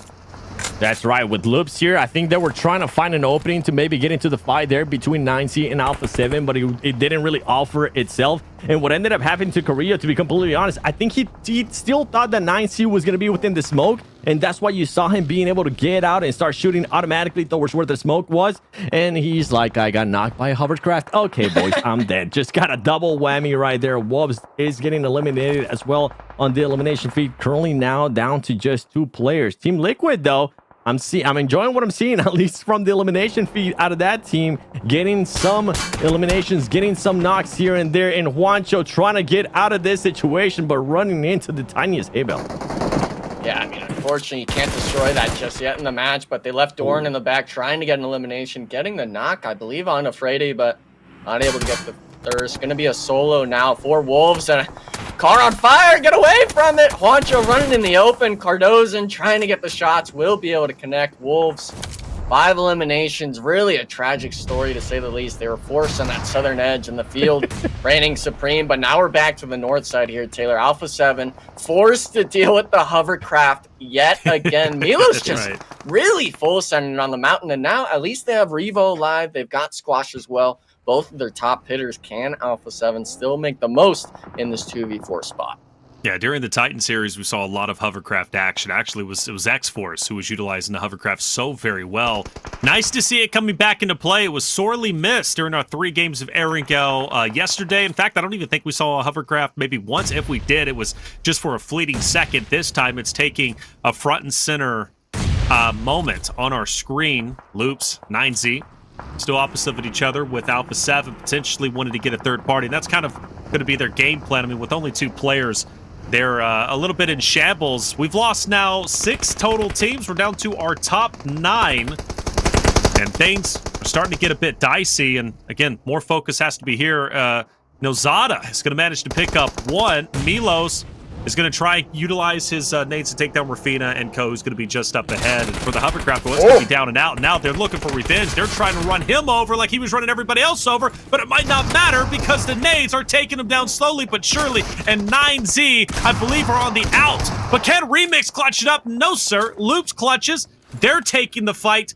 And now at 7, is this where Royals of War or Alpha 7 go in and attack? For Alpha 7, I mean, this team is always looking to third party, so yeah, more than likely they are going to be looking to do that, even if they are down 2 players. You can see their Squash being surprised, though, by the Loops players. And the thing is that with Alpha 7 now pushing, allow Influence Rage to make that push as well. Third party after third party after third party. And what we saw there, 19 being a little bit dominant with the hovercraft, that's not going to matter anymore because it's gone. Royals Award trying to get into the action as well, but I mean, Loops, to be honest, even though they might not have an insane amount of eliminations, with the 6 elims that they've been able to pick up so far, this is massive for this team because it didn't look like they were going to be able to really do much from the position that they were in. And there you go. That is it for Rafinha, but 6 elims for Loops, at least something for them to be happy about. Yeah, but now it's just this 1v2 scenario. At least he's got this ridge to work with. 4 Royals of War. We're talking top 6. Every placement matters here. A lot of these teams losing those casualties early on, and now we're seeing it as well. The duo is starting to feel the pressure from these 4-man squads that set up early. Savage having smokes, having just nades pulled out in the open. I'm surprised no one else taking shots on him now. Forced to get in the vehicle, but Chief, the self-nade. I'm not sure what happened there, but now we're down to the duo of Team Liquid here, trying to hold off 2 whole squads. Cresting over the mountain, make it 3 actually. Oh my goodness. Intense game. Savage and Shoot to Survive, all 3 craning down on your squad. 7, your Team Liquid, I think you got to just find a safe spot at the end of the day. You got to disengage from this fight. Well, not even that. Team Liquid had a bit of a 2-1 split there at one point. Instead of them having just deciding to be all together, they thought it was going to be the smart play. But with so many teams just having vehicles here, with this terrain too, that these teams are having to work with, it did not end up working out. Luckily for them, they still have Cardozan, they still have Ayala, 5 eliminations to their name, and currently in a top 6 situation. And if they're maybe allowed the other teams to fight each other, that could be wonderful. But one thing I do need to mention, and I gotta give them props, even though we really haven't heard much from them this whole match, is IG, the team that is currently in first place, the team that I was wondering what they were going to be doing when it came down to Aaron Gill, just because of the bad performances that they had yesterday, still alive. 3 players, 2 illims. This is what I want to see from IG. I want to see some differences, especially for not just IG, for some of the other teams, but at least one team that is finally being able to showcase it. Yeah, the good news for them is they can stay on the low side and, again, allow those other teams to just fight it out and continuing on for their placements. The thing they're trying to do is outpace Alpha 7, right, to continue to maintain first place. After all, it's more money in their pocket, but more importantly, more pressure on the top dogs of Alpha 7. But they've already matched the energy. A7 dropped out in 8th place with 2, and now Intense Game is going for potentially back-to-back, which would be special because that's 3 wins in a row potentially, starting from yesterday going into today's game. Padrino, Intense Game, and Team Liquid still stalemated. Padrino is like a snake, inching forward, closer and closer to Ayala as well as the other teammates. And I say, man, Padrino's deadly in this spot. Cardozo and Ayala, if they're not ready for this, they're both gone. Intense Game pick up another 2, and then they have that hillside to look down on everybody else. Yeah, and they have nothing really to worry about in regards to behind them. So this is the smart play here. Let's take a look at what the next circle is going to be like. Oh, okay, we have 2 airdrops. So at least we have some cover from depending on what Savage ends up doing there. You can see Influence Ridge there towards the north, just scouting around. Okay, Savage is going to be safe. Ayala and the squad, the 2 duos there from Team Liquid is going to be safe as well. Now they're going to have to start worrying a little bit more towards the east. And I wonder if they're just so confident. They're really not expecting it. The grenade going to be coming in and it's going to end up connecting. You were saying it. Reflections, Padrino being sneaky there, and he ends up connecting in a big way with Ayala. Oh, and Ayala's completely gone. Cardozo last alive. This is where IG is going to start to tighten the vice grip. They managed to get 1. Now they know they've got the numbers. They're going to continue to push up. No third party really to challenge them. Maybe Diego off in the distance, but for Cardozo, he's just all by himself. And the question is, when do you want to push up? When do you want to make the attempt? Well, for Adrian, a playmaker from yesterday with so many great moments, is going to take matters into his own hands. Cardozo has to swing the angle, but he just can't cover them all. And Team Liquid will be finished off in 6th place. 5 eliminations, though. They have made great leaps and bounds from their performance yesterday to today across the 2 maps. I'm still happy with them. But Enigma, with Intense Game winning that fight and officially taking over this hilltop, talk to me about where they're currently at. Are they in the power position to win this game now? Oh, they are, and I'm really surprised Shoot to Survive, even as a duo, they didn't try to look for that third party. The only chance Intense Game gets weakened here is if there's that sort of third party potential. Influence Rage, they're a duo. I expect them to play passive, but for this team to be right underneath you, you should have gone up for that aggression. But now they're wanting to play the passive game. Savage Esports could potentially weaken the numbers. They have those 4 players still left alive, but the issue with this is we're talking at stage 7. After this, we go into stage 8, a small circle shift, and then it goes into nothing. This hillside, really, if you're someone that's not Intense Game or Savage, you're really just hoping for placements. At the end of the day, we're talking it's essentially 2 duos and a solo spread across the map. Rose of War being the solo on that western edge, and really just expecting if Intense Game can potentially pick off some of these players with the high ground, or will they allow Savage Esports to control the dominant force in the center of the circle. And Taylor, you brought it up with maybe the 3-peat. Obviously, we'll count yesterday's game with that sort of back-to-back-to-back, but Intense Game, they're looking on fire right now. Without a doubt, and everybody's in shambles. 1 player alive, 2 players, Royals of War, potentially losing their last one, and they officially will. They'll finish off in 5th place with just 3. But yeah, Intense Game looking the strongest outside of Savage, who has 4 players, albeit 1 was just recently down, but so was another from Intense Game. But the good news for them, because of their elevation, yes, the shots will ring true, they'll drop, but they're going to be able to get their team back on their feet. For Padrino, he's going to be the tip of the spear. Shoot to Survive, starting to get active. Dark Light to the left, Casper to the right. Padrino split right in between them, but Utility will officially back them away. In fact, that's going to be great to split the difference. Takes a little bit of damage off a nade, bounces a little bit too far. Casper has to separate, and now the 2v1 turns into distinct 1v3s. Intense Gaming, just like they did to Team Liquid earlier, pushing up together, covering too many angles to the point where Dark, like Casper, they don't even know where to look. 7.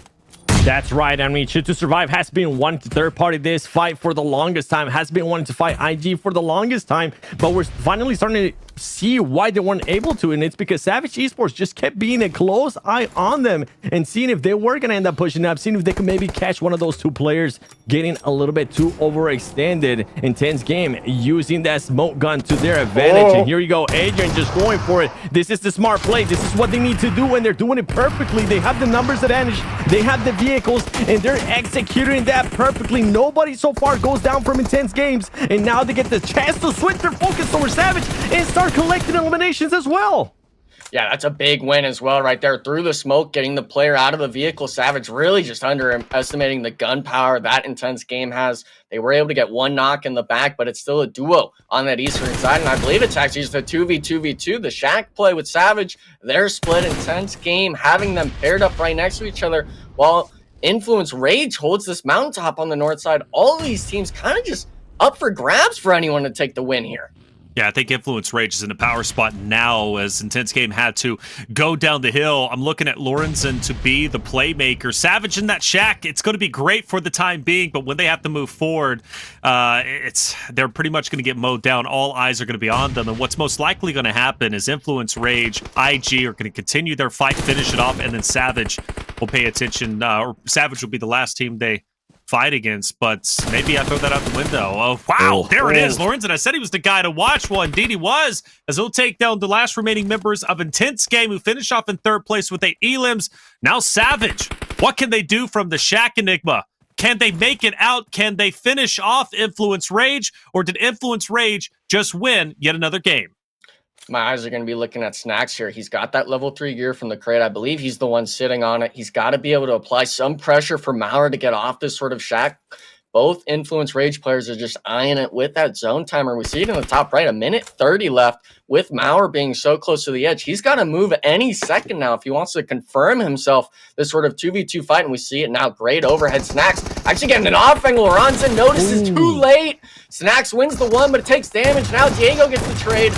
Shotgun shots through the smokes, and he's 1 HP, trying to get the last remaining damage. And Diego, the 2v2, reigns supreme.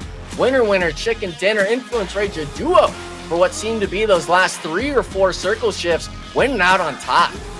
Winning out on top indeed. 8 eliminations for Influence Rage. Beautifully done. Even their mascot there to cheer him on. Good stuff. And good stuff from Intense Game as well. That was a great end game. You saw many moments where teams were forcing themselves into situations, taking over power positions. Intense Game on Team Liquid is a perfect example of that. The way Padrino was like a snake in the grass to push up to the last remaining 2 members on Team Liquid to take them out, to take over the hilltop, and then focus their attention on Shoot to Survive. Just a beautiful symphony of moments. But for Influence Rage, they take yet another game. And funny enough, Seven, they did this yesterday on map 2, winning map number 2 on Erangel. This time, obviously, they do it with 8 eliminations. Yesterday, they did it with 11. But now they're once again in the talking point. But let's face it, they never really left.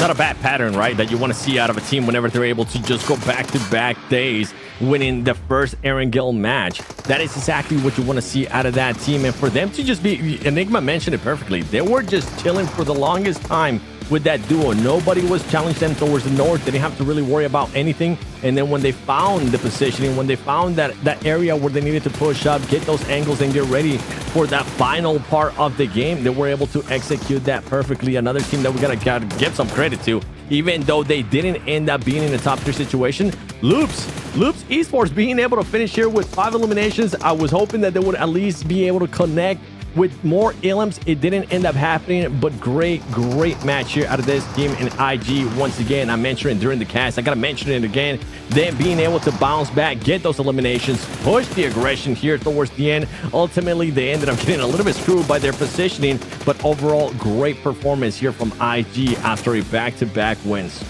Yeah, wonderful performance indeed. IG. Diego, by the way, 5 eliminations, leading the stats when it comes to game number 2. Have plenty of highlight moments. Law, Law's been 0 eliminations here, but so many great moments. You can just pick and choose which one you wanted from yesterday, obviously today as well.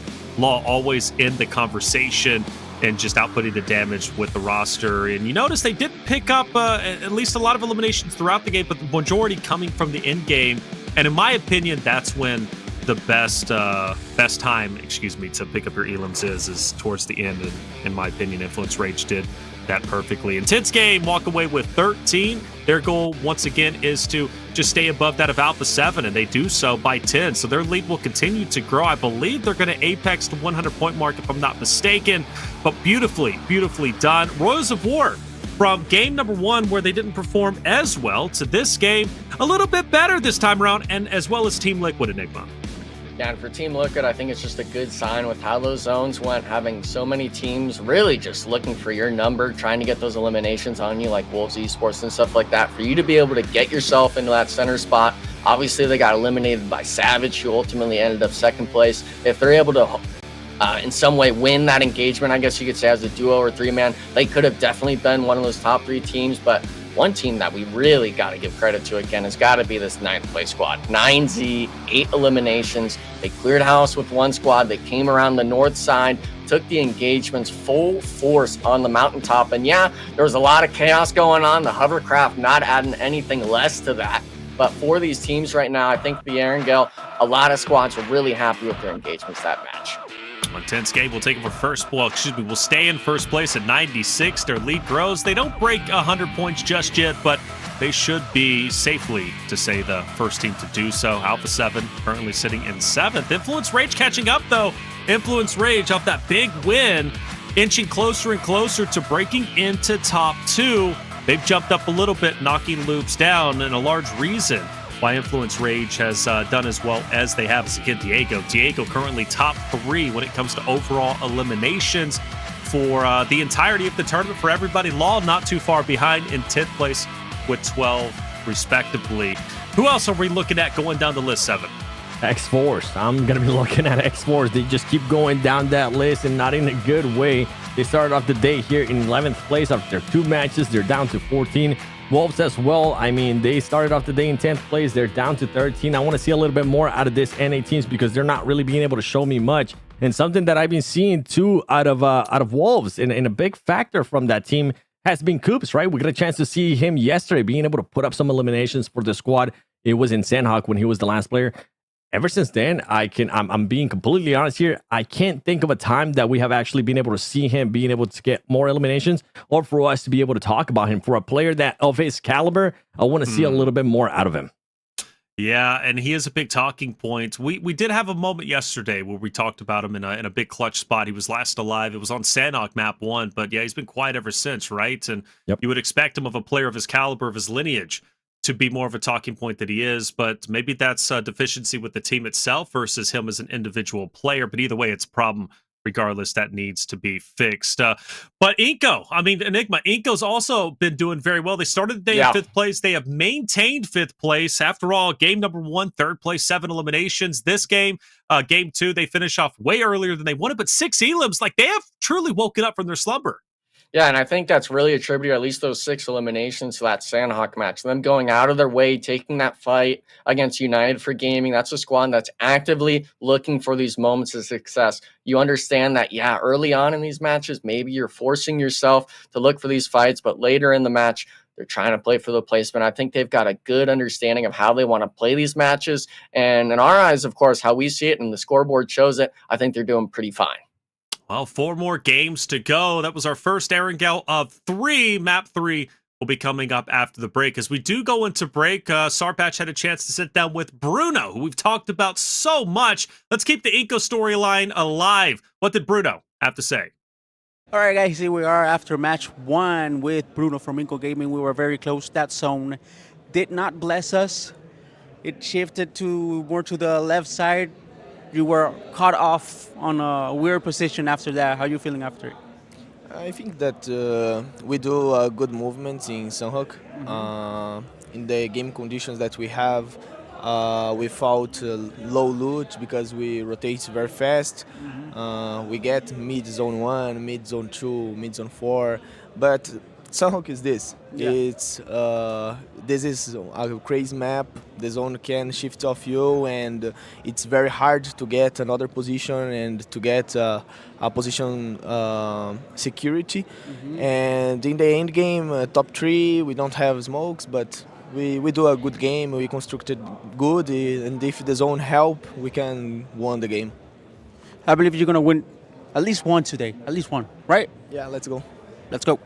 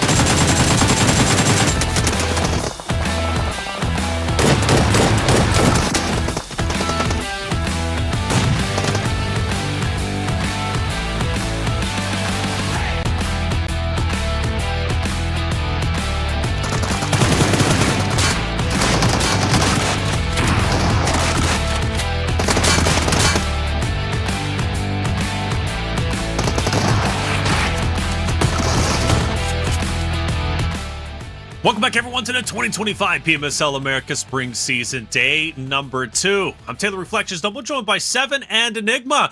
2 games completed, 4 more to go, and Aaron Gale back-to-back about to be underway. It's going to be a lot of fun, given the fact that Influence Rage is now on the up and up, getting to go huge win. Back-to-back days, they win game number 2, and they do so with a high number of eliminations. This Influence Rage roster is filled with nothing but veterans: Law, Diego, Lil Boy, Larazan. And Larazan, by the way, making great plays throughout his tenure on Map 2 on Aaron Gale. I expect him to do the same here. Diego is a player, though, Seven. What is he like? You know, obviously he's in the best region in the world. He's on one of the best teams in the world. Diego, a big playmaker, now inching closer to even maybe being one of our top slayers in the entirety of this tournament. Crazy part too here. I'm not even going to tell you as a player. I'm going to tell you as a human because I got any chance to hang out with him. He is one of the nicest persons ever, man. Usually, like when you have fraggers, when you have certain players of that kind of potential, right? Sometimes you just see them walk a little bit taller. You just see them pop out their chest. You just see them act a certain way. I'm talking about Doc, by the way, for everybody watching. Doc is definitely one of those players. That's in CSA, by the way. But for Diego, he's super nice. He's super calm, super chill, and he's always wanting to improve. And I think we're starting to see that over and over again from this PMSLs, right? We saw what he was capable of last year. We saw what they were able to do as well when it came down to PMGC. And now here in this stage in PMSL America's 2025 spring split, we're starting to see this team just make the right decisions, because that's exactly what we saw there in that last Erangel. They didn't have to fight anybody. They just had to be patient. You saw them being in a... You actually didn't get a chance to see them, but I was keeping a close eye on them. They were just getting into a vehicle, rotating around, just making sure if anybody was going to try to make a push, making sure that they had all their surroundings covered. And as soon as they heard a fight, as soon as they saw an opening, they moved up and make sure they cover all the angles. And ultimately, that's what ended up getting them the win.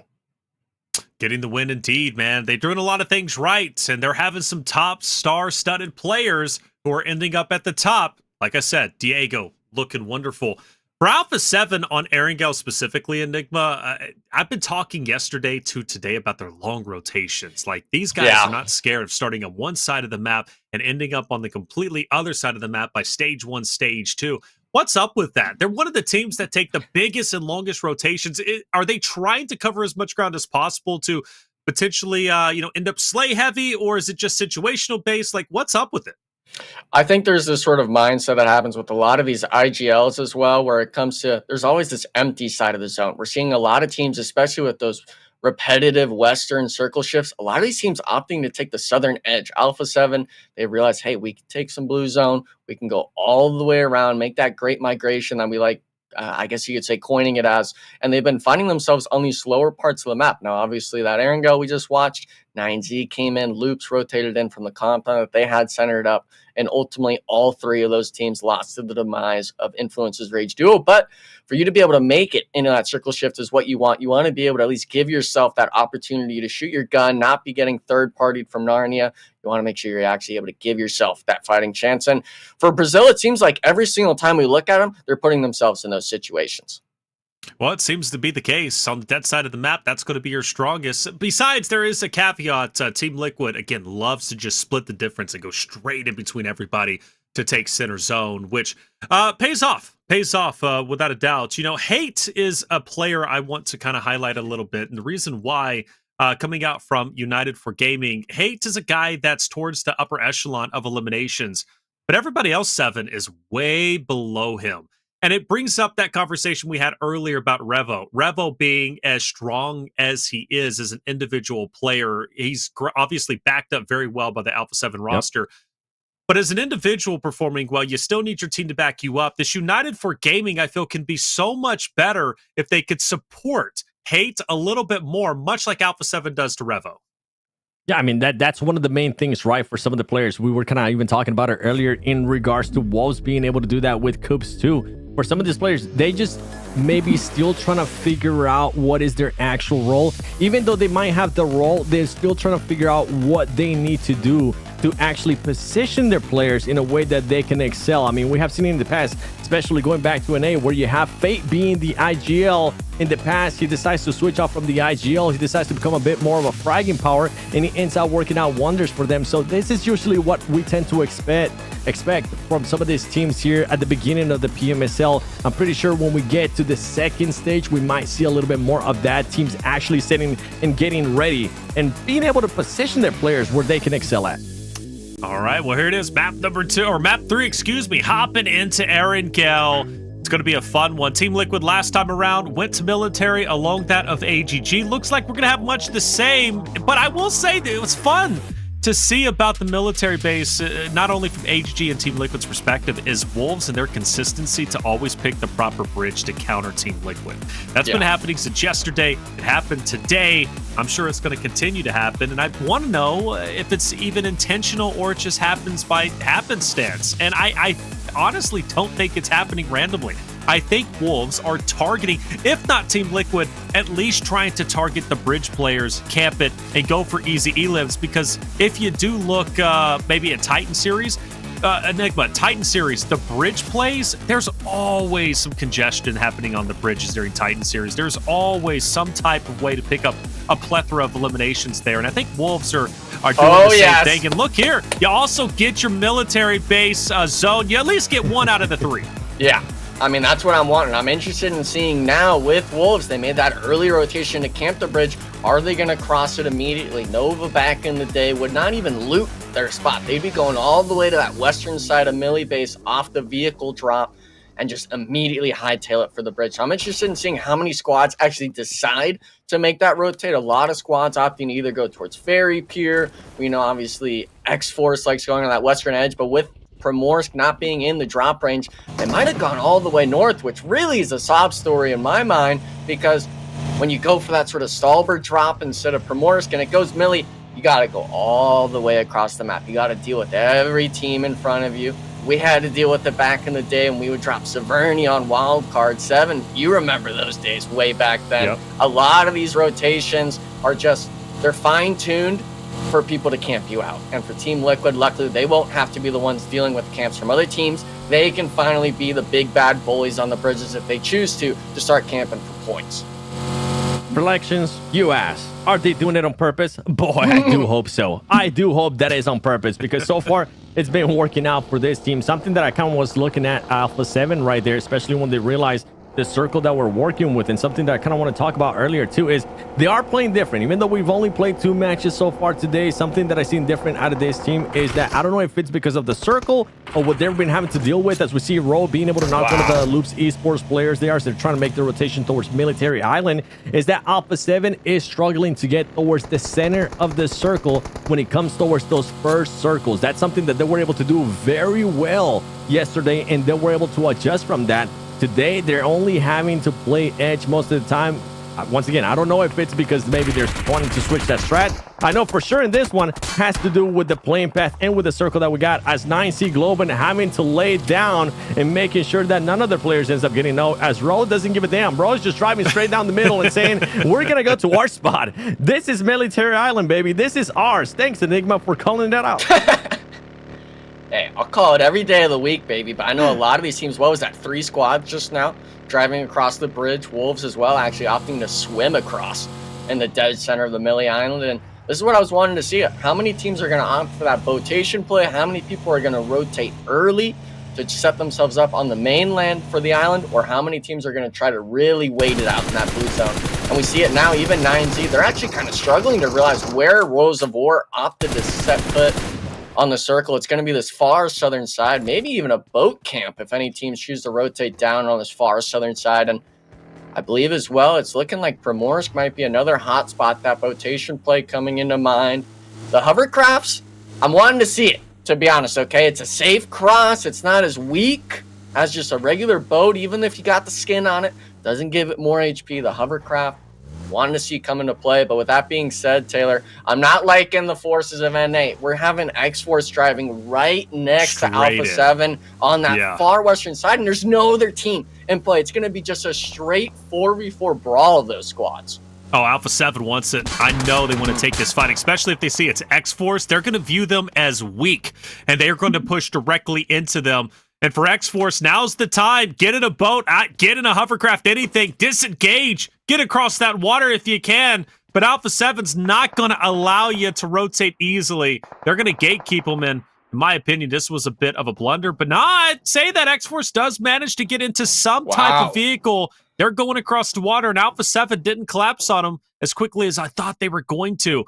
But developing even more so as Team Liquid versus 9Z Globant. 9Z landed on Military this time around. They had a feeling Military was going to be where the zone was going to end up. And, well, they ended up picking right. But unfortunately, in this case, they ended up going dead center of Military, which is where Team Liquid was already set up. And, well, TL has managed to pick apart 9Z one by one. And because of that, they only have 2 players to work with, and Remix is in dire straits. Consistent utility. Team Liquid pushing every angle they possibly can. Remix is dead, and now it's up to Kogoat to take on the entirety of the TL roster in front of them. We're talking 4 fresh and ready players, and they're not going to fall easily. Team Liquid control their landing spot. They control Military, and 9Z Globant are out 7. And that's what we want to be able to see out of Team Liquid, a team that last year, whenever they were able to just hanker down, make sure they were in the center of the circle, they took full advantage of it, showcasing it once again, why this can be such a dangerous team and why we were so shocked yesterday at the performance that they were providing us. Today, it's more of the Team Liquid that we expected them to see, as they already, I mean, they're top 6 in the leaderboard. Now we got AGG versus VIOUS Gaming, wanting to take a fight here. We saw Xforce rotating out earlier that were able to make it towards Military Island, so that is good to see. 100. Charlie, are you going to be able to connect with this? He's not going to be able to, but Fran is going to be able to, as he ends up getting the knock. And meanwhile, AGG rotating around, trying to figure out where they're going to be going here, as we have a lot more teams running around. X4 Valley getting knocked. X4 Fate getting knocked as well. No, boys. What kind of push were you trying to do? You guys got a little bit... Oh, no. You guys got a little bit too impatient there and wanted to make a full push there towards the center of Military Island. I don't know how I feel about that, Enigma. Yeah, it's just that rotation. They should not be expecting that compound in any way, shape, or form to be free for the taking. They took way too long on the rotation to get to the south side, and I feel bad for a lot of these teams really getting just too careless with these milli zones. I understand maybe it was free for the taking back in your own home region, but every squad now, when it comes to these sort of events, especially LAN tournaments, they're going to make sure you're keeping the basics standard. And these teams right now, they're jumping the gun, especially Xforce. They're not ignoring, or they're not, at least I guess you could say, taking in the information they should. They're just assuming what needs to be done. And unfortunately, it's just showing the fault in their plays. Rose of War now, they actually have 5 total eliminations as a squad, with it being only the stage 1 circle shift, us having 2 teams already eliminated, as well as 1 or 2 squads losing players. I think it just shows the lack of carelessness some of these squads are having, with it being this milli zone. I'm going to say Alpha 7, they're on the rotate over towards Military, and the shots that are ringing in, that's coming from United for Gaming, who takes a page out of the playbook of Xforce and will go ahead and rotate in Alpha 7 themselves. And oh no, Squash is in the water, and he has no choice but to swim over. United for Gaming, however, I don't believe are going to be able to cross the water easily. They're going to have to take all their vehicles, go towards the left side bridge, and rotate in, which good news for them. There's nobody camping that bridge. Of course, they don't know that just yet, but now I say they don't have a way to cross the water easily. They find the boat. But now you waited a little bit. Squash is going to see them on the boat, and Alpha 7 is already going to be set up on the shoreline. This story's not over with yet. United for Gaming have to play this very carefully, 7, or else Alpha 7's going to wipe them out. They want that elimination too. You can see them going straight towards that boat, trying to see if they can maybe end up spotting anybody. But as you mentioned it, Alpha 7, at least 3 players of Alpha 7 are going to be set here, and they need to be careful because Alpha 7 is going to be looking. Oh, no. He's calling it. Okay, that's Squash. Yeah, Squash, you're chilling. You know what? Just stay under. Maybe be a little bit of bait towards your team. Alpha 7 trying to see if they can spot United for Gaming, and there we go. They're going to be able to spot them, and they're going to start shooting right away. They didn't even want to wait for them to get closer, and everybody from United Gaming decides just to jump ship. They don't even want to risk it, and Alpha 7 is like shooting fish on a barrel right now, just waiting for these players to end up popping up. They should be easy pick-up limbs here for Alpha 7, as now they're getting back on the boat and seeing if they can pick up Squash as well, and maybe run some people over. There's no way VIP joins into this party, is it? Like, VIP is now at Ferry Pier. We've seen United for Gaming make the mistake. Does VIP make the same one? Take the vehicles to the bridge. I know it's scary to cross that bridge. Typically, teams are camping it, but there's nobody there. They don't know that we do. Squash is picked up, and Enigma, you think it was strategic to drop Squash out into the water and pick him up later on so he can then call out the rotate from United for Gaming if they decide to do it, because he had a perfect vantage point, and most likely because of his call out, Alpha 7 was very well prepared to challenge United for Gaming before they got anywhere close to the shoreline. We call those happy accidents when it comes to the competitive spectrum. Okay, Squash, unfortunately for United for Gaming, I don't believe they were able to see how many players were in that boat, so I believe they actually thought all 4 Alpha 7 players were going to be stuck in the water. Instead of it being just Squash, they only saw that one boat leave, not both of them. And after that, I mean, we all saw it unfold in front of us. One big mistake I think we saw from Alpha 7 is going to be allowing Mystic from United for Gaming to be able to keep rotating in the boat. He potentially could save his teammates in the water if he can find the shots onto Alpha 7. And one thing, you were talking about VIP taking the boat. They might have misheard you. They were going right towards that pier looking for the engagements. Unfortunately, not going to find the knocks. And now, wait a second. They're giving the free shots to Alpha 7. They're free-farming right now across the water. The boat explodes. I believe they even got one player close to being knocked. That's not What happened to the bridge? But what happened to scouting back in the day? Okay, no one by the bridge right now. Yeah, it's getting messy. It's very messy, and Alpha 7's very happy for this. They were the team to rotate life, first. I feel like Reflections. You what? I feel like they're hating life because they're just causing so much damage, and they still are sitting at 0 eliminations. We saw United for Gaming.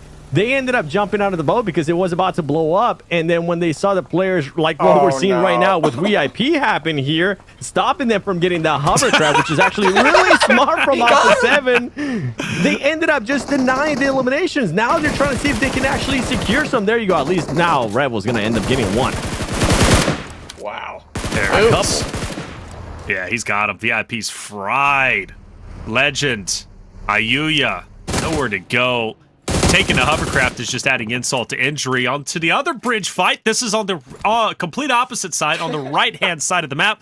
Shoot to survive, going against VIOUS Gaming. And let's also add an Influence, Rage, and iNCO into the mix, who are going to be just dragging behind. And, well, this is about to be just a cacophony of non-stop eliminations. And the question is, who's going to pick up the majority of them? And let's also throw IG into the mix. IG is going to be gatekeeping Influence, Rage, who's about to start crossing now. iNCO's running straight in. Enigma. This is going to be like your typical bridge fight. This is why I love bridge fights. I really do, because at times you get so many teams stacking up. That's what we have. 1, 2, 3, 4, 5 teams on the right side bridge.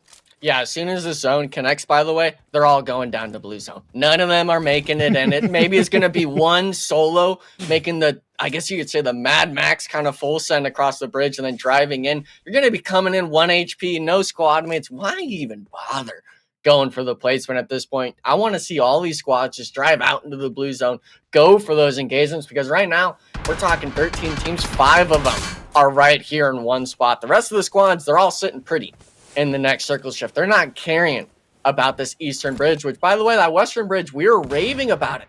No one took it after the first zone. They all opted for those vehicle rotations, and unfortunately for them, Alpha 7 was the only team to really get the points for them. And every second out here, I mean, it's really just showing how many meds these people have. We're seeing Marlon working with 2 bandages. His teammate at least has some med kits to his name, but the rest of these squads, as soon as you take damage, they're actually looking for it. They're going to start using it like it's candy out here. Darklight now getting pressured on. Has the shotgun shots, but he's waiting in the smoke like a rat in the night.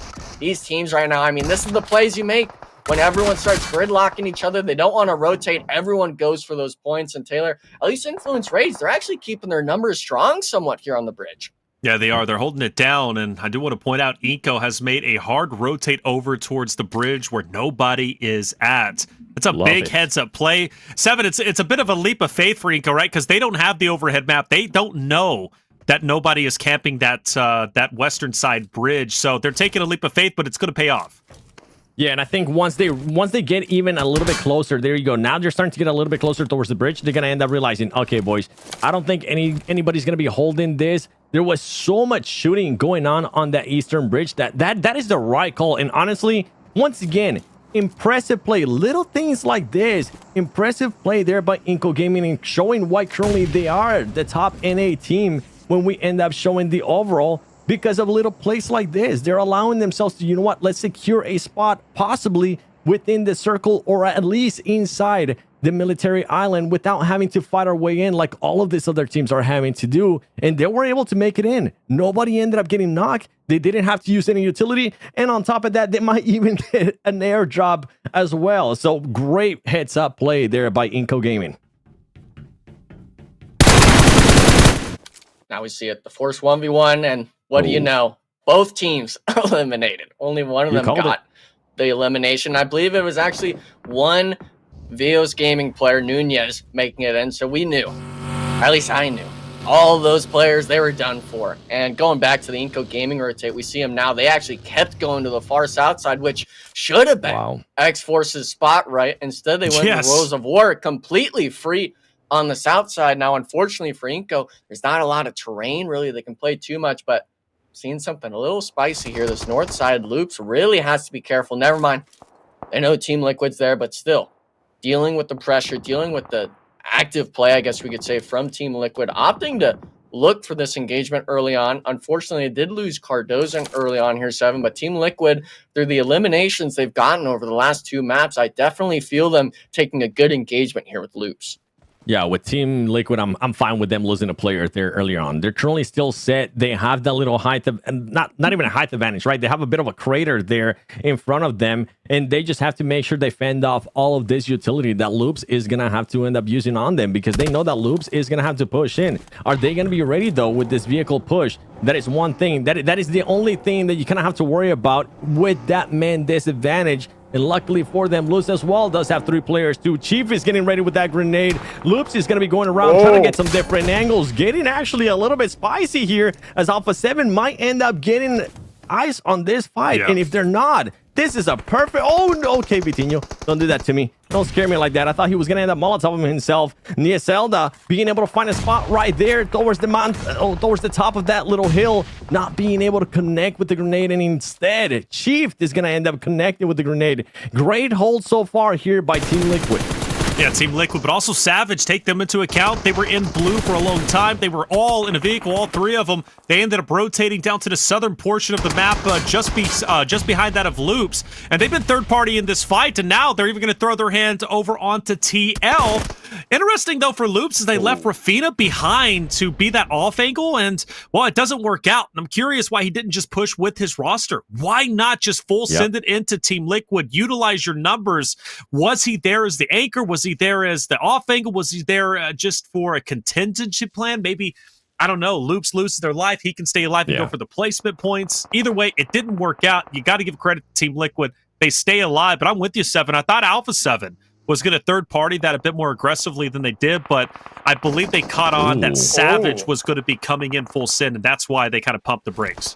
That's right. And I mean, I'm also scratching my head in regards to why Loops decided to leave Rafinha back there, because with the terrain change, they were making the push. They know that he wasn't going to be able to get any angles unless for some reason he wanted to try to get on top of those buildings, which just wasn't going to be happening. And Team Liquid, I mean, with this position, they're continuing to hold people off. iNCO now having to find a way to make a push here towards Royals of War, but Royals of War defending it well.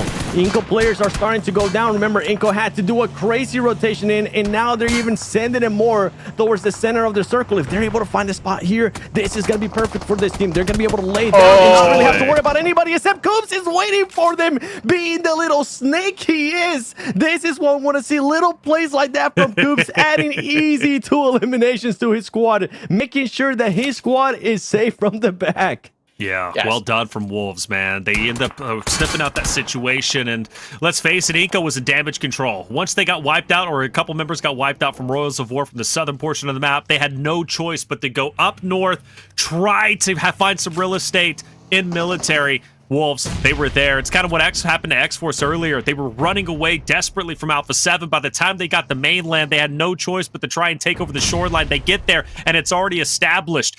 Attention now on Wolves versus AGG, and Melgar in the hovercraft, and he's coming in hot. Straight into Wancho, straight into Dorian. Plus, let's not forget Coops is on the off angle, the guy that just finished off iNCO Gaming just a little bit earlier. Fighting around these plates is never easy, but AGG, they're going to get the first down. Might as well follow it up with the second. Doran, Coops, last alive. Matter of fact, it's just Coops in this moment. AGG are fighting this flawlessly, but they're not out of the woodwork just yet, because you got Alpha 7 and Royals of War. Enigma, it's pure chaos. Yeah, and unfortunately for Wolves, as soon as I saw the circle shift, I was thinking in my mind the only way they lose this if players start dropping like flies. And unfortunately, AGG, the squad right next to you, was the team that took out Baton as your very first player. So AGG came into that fight with Wolves knowing exactly how many players were alive. And as a team that's desperately needing to get these points under their belt, the Millie Zone, maybe that's the shakeup this squad needed. They were taking that engagement with Wolves, and I'm surprised Melgar wasn't able to spot Coops there, but nonetheless, it's going to be only that matter of time, right, 7, where Coops is going to get found out. He's going to have to go for either those 1 or 2 elimination points and really try to salvage this game, which in my mind should have been a top 3 from Wolves. I honestly think he might end up waiting it. And if anything, if right now with AGG being so confident, Melgar didn't get a chance to see him, he's probably going to be like, okay, we might be all clear. He's still there within the zone. Now AGG is going to have to start pushing up. Coops, we might end up seeing the thing that I ended up calling out last time from you. which is you being able to clutch up even more points for your squad. This is what we want to see out of him. You saw him earlier on being able to pull out a nade and really thinking about it, wondering, do I even want to expose my location here? So far, he's showing that this is why he scoops. This is why everybody was so hyped up on him being able to come back to NA. Hopefully, he'll be able to make something out of this as Alpha 7 trying to get some angles. Royals Award, though, that's a team that I don't even know what Royals Award is going to be doing here. They got really no cover, and they only have very little vehicles to their advantage. Well, good news is, though, all 4 of them's alive, and the zone, not too bad for them either. They can still stay on the outskirts, and they've got a little bit of this hill advantage. It's not much of a hill, but it's just enough to stop the fire from Alpha 7 or whoever else decides to put their attention on them. You got to benefit AGG, though. AGG, Alpha 7 have a tremendous advantage. And let's not forget Team Liquid still alive. They started a military, and they held their ground against 9Z Globant early on. And then they followed it up against Loops a little bit earlier. They're sitting at 8 eliminations. The question is, can they get more? AGG is going to put up a tough fight ahead of them, Enigma.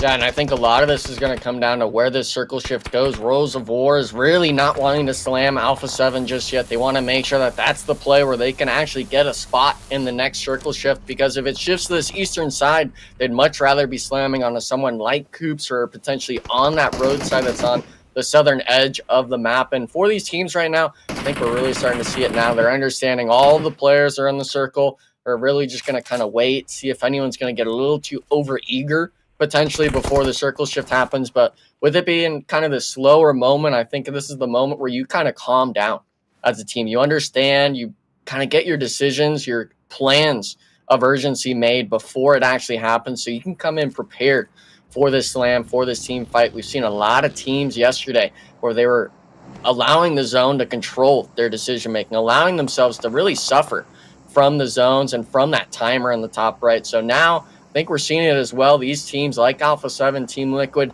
they thrive when they have time to think. And even though we've seen their moments of brilliance coming through from them having those instincts, when they have that decision making under lock as well, like they have today, these are scary teams to deal with.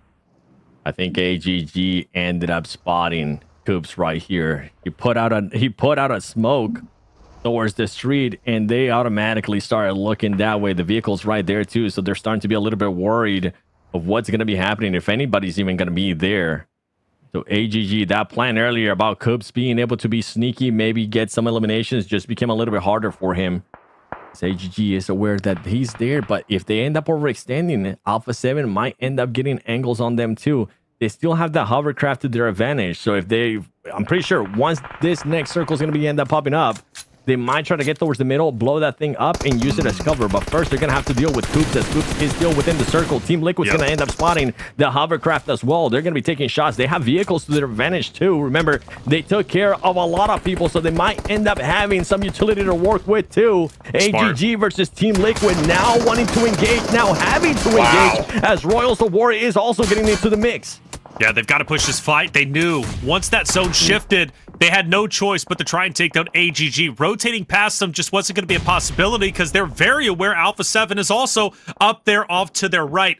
So facing off against AGG, taking their position is going to help them. But so far, not so good. They've already lost one player, that's Mythic, and now they're down to just 2 players to try and face off a very, very healthy AGG roster. 6 eliminations, 4 players still up, and more importantly, they've got the forward position, which means now Team Liquid still has to push into them.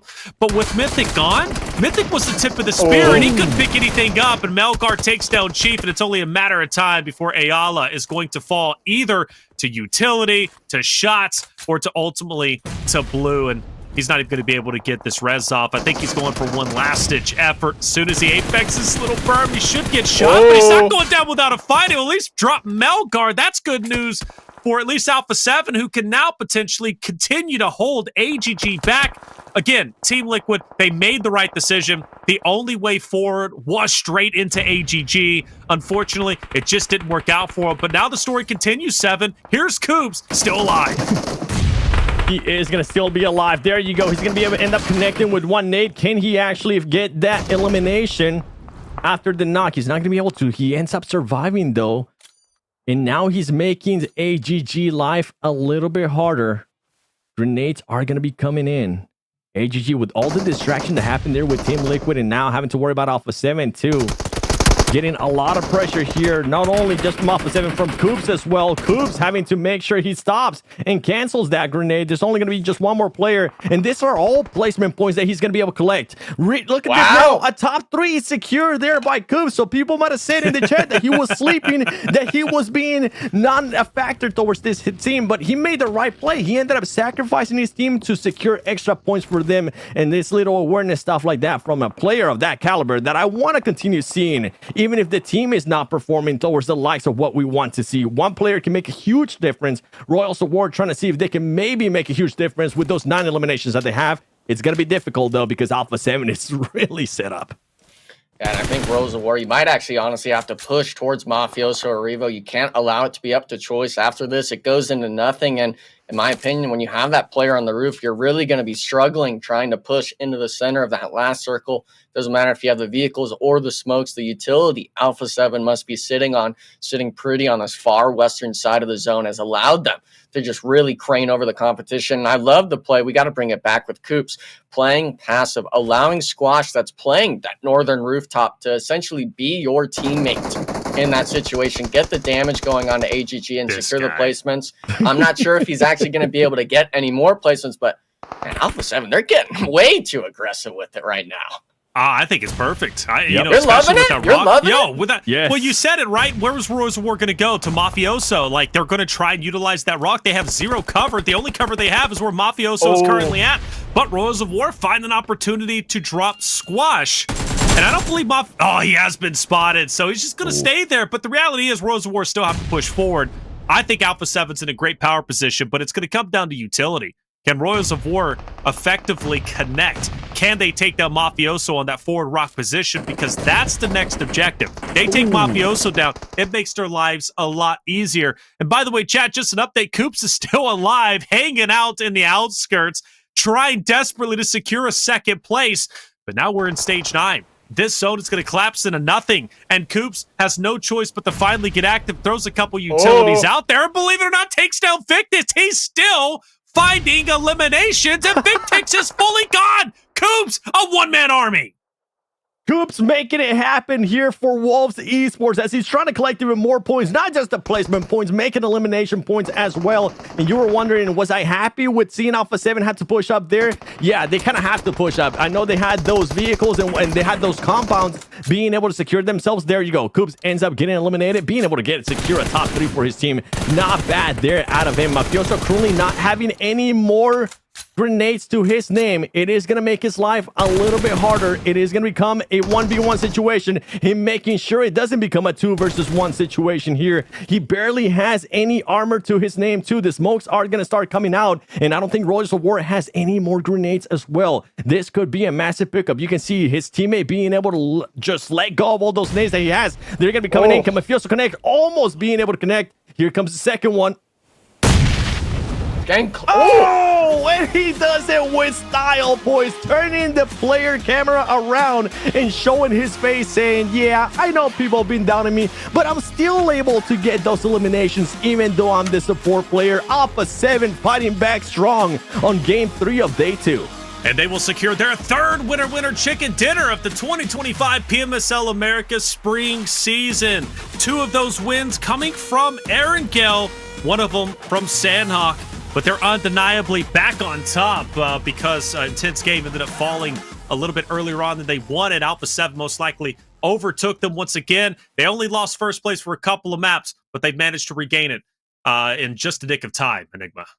Yeah, and for Alpha 7, I think it really comes down to having trust in your teammate. Instead of going for that revive, you said, hey, drop me those 2 frag grenades. I'm going to land a dime right on top of them. And for the most part, that first one did a little bit of damage. The second one secured it. And for Alpha 7, you got to have faith in your teammates, right? It's not just the Revo army. It's the Alpha 7 army in these lobbies. And for the most part, obviously, we see Coops as well at the end there. I was getting a little worried for Alpha 7. He actually knocked one of those players as he was coming in from the zone, not just that Royals of War thirst he had early on. So those players right at the end, man, showing why they are big names in this lobby. And finally, as well, we can't stress enough, Wolves pulling up to the competition finally after day 2. Yeah, well done. And Man, just recapping, watching the replays, you get a sense of how deadly this map was. Military zones are always chaotic, and this one was no different. Team Liquid started off the game controlling military against 9Z Globant. They did a wonderful job pushing Alpha 7 back at times. They were pushed in by multiple other teams, and they managed to hold their ground. But where they ended up ending was against AGG. Once again, I stress, though, Team Liquid had to push into AGG. There was no choice.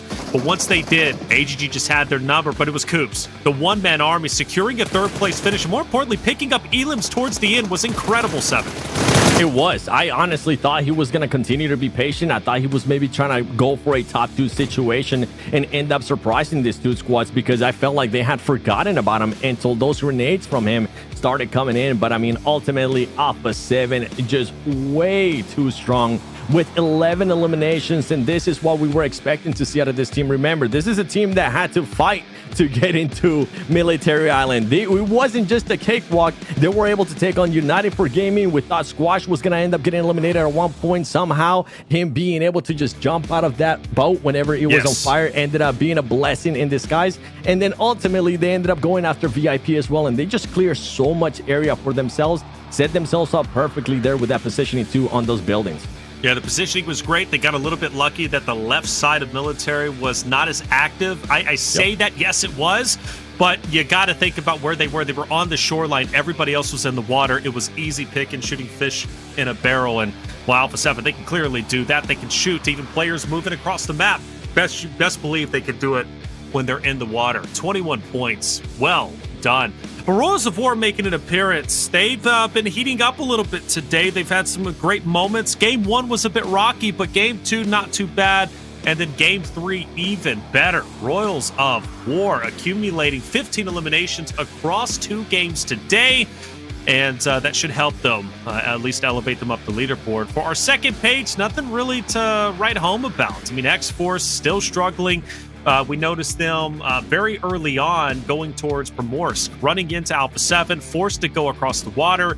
Well, that story ends over on military. They tried to get the southern portion of the island. It just didn't work out for them. They ended up getting eliminated. VIOUS Gaming had a couple of moments, but again, they fizzled out way too early.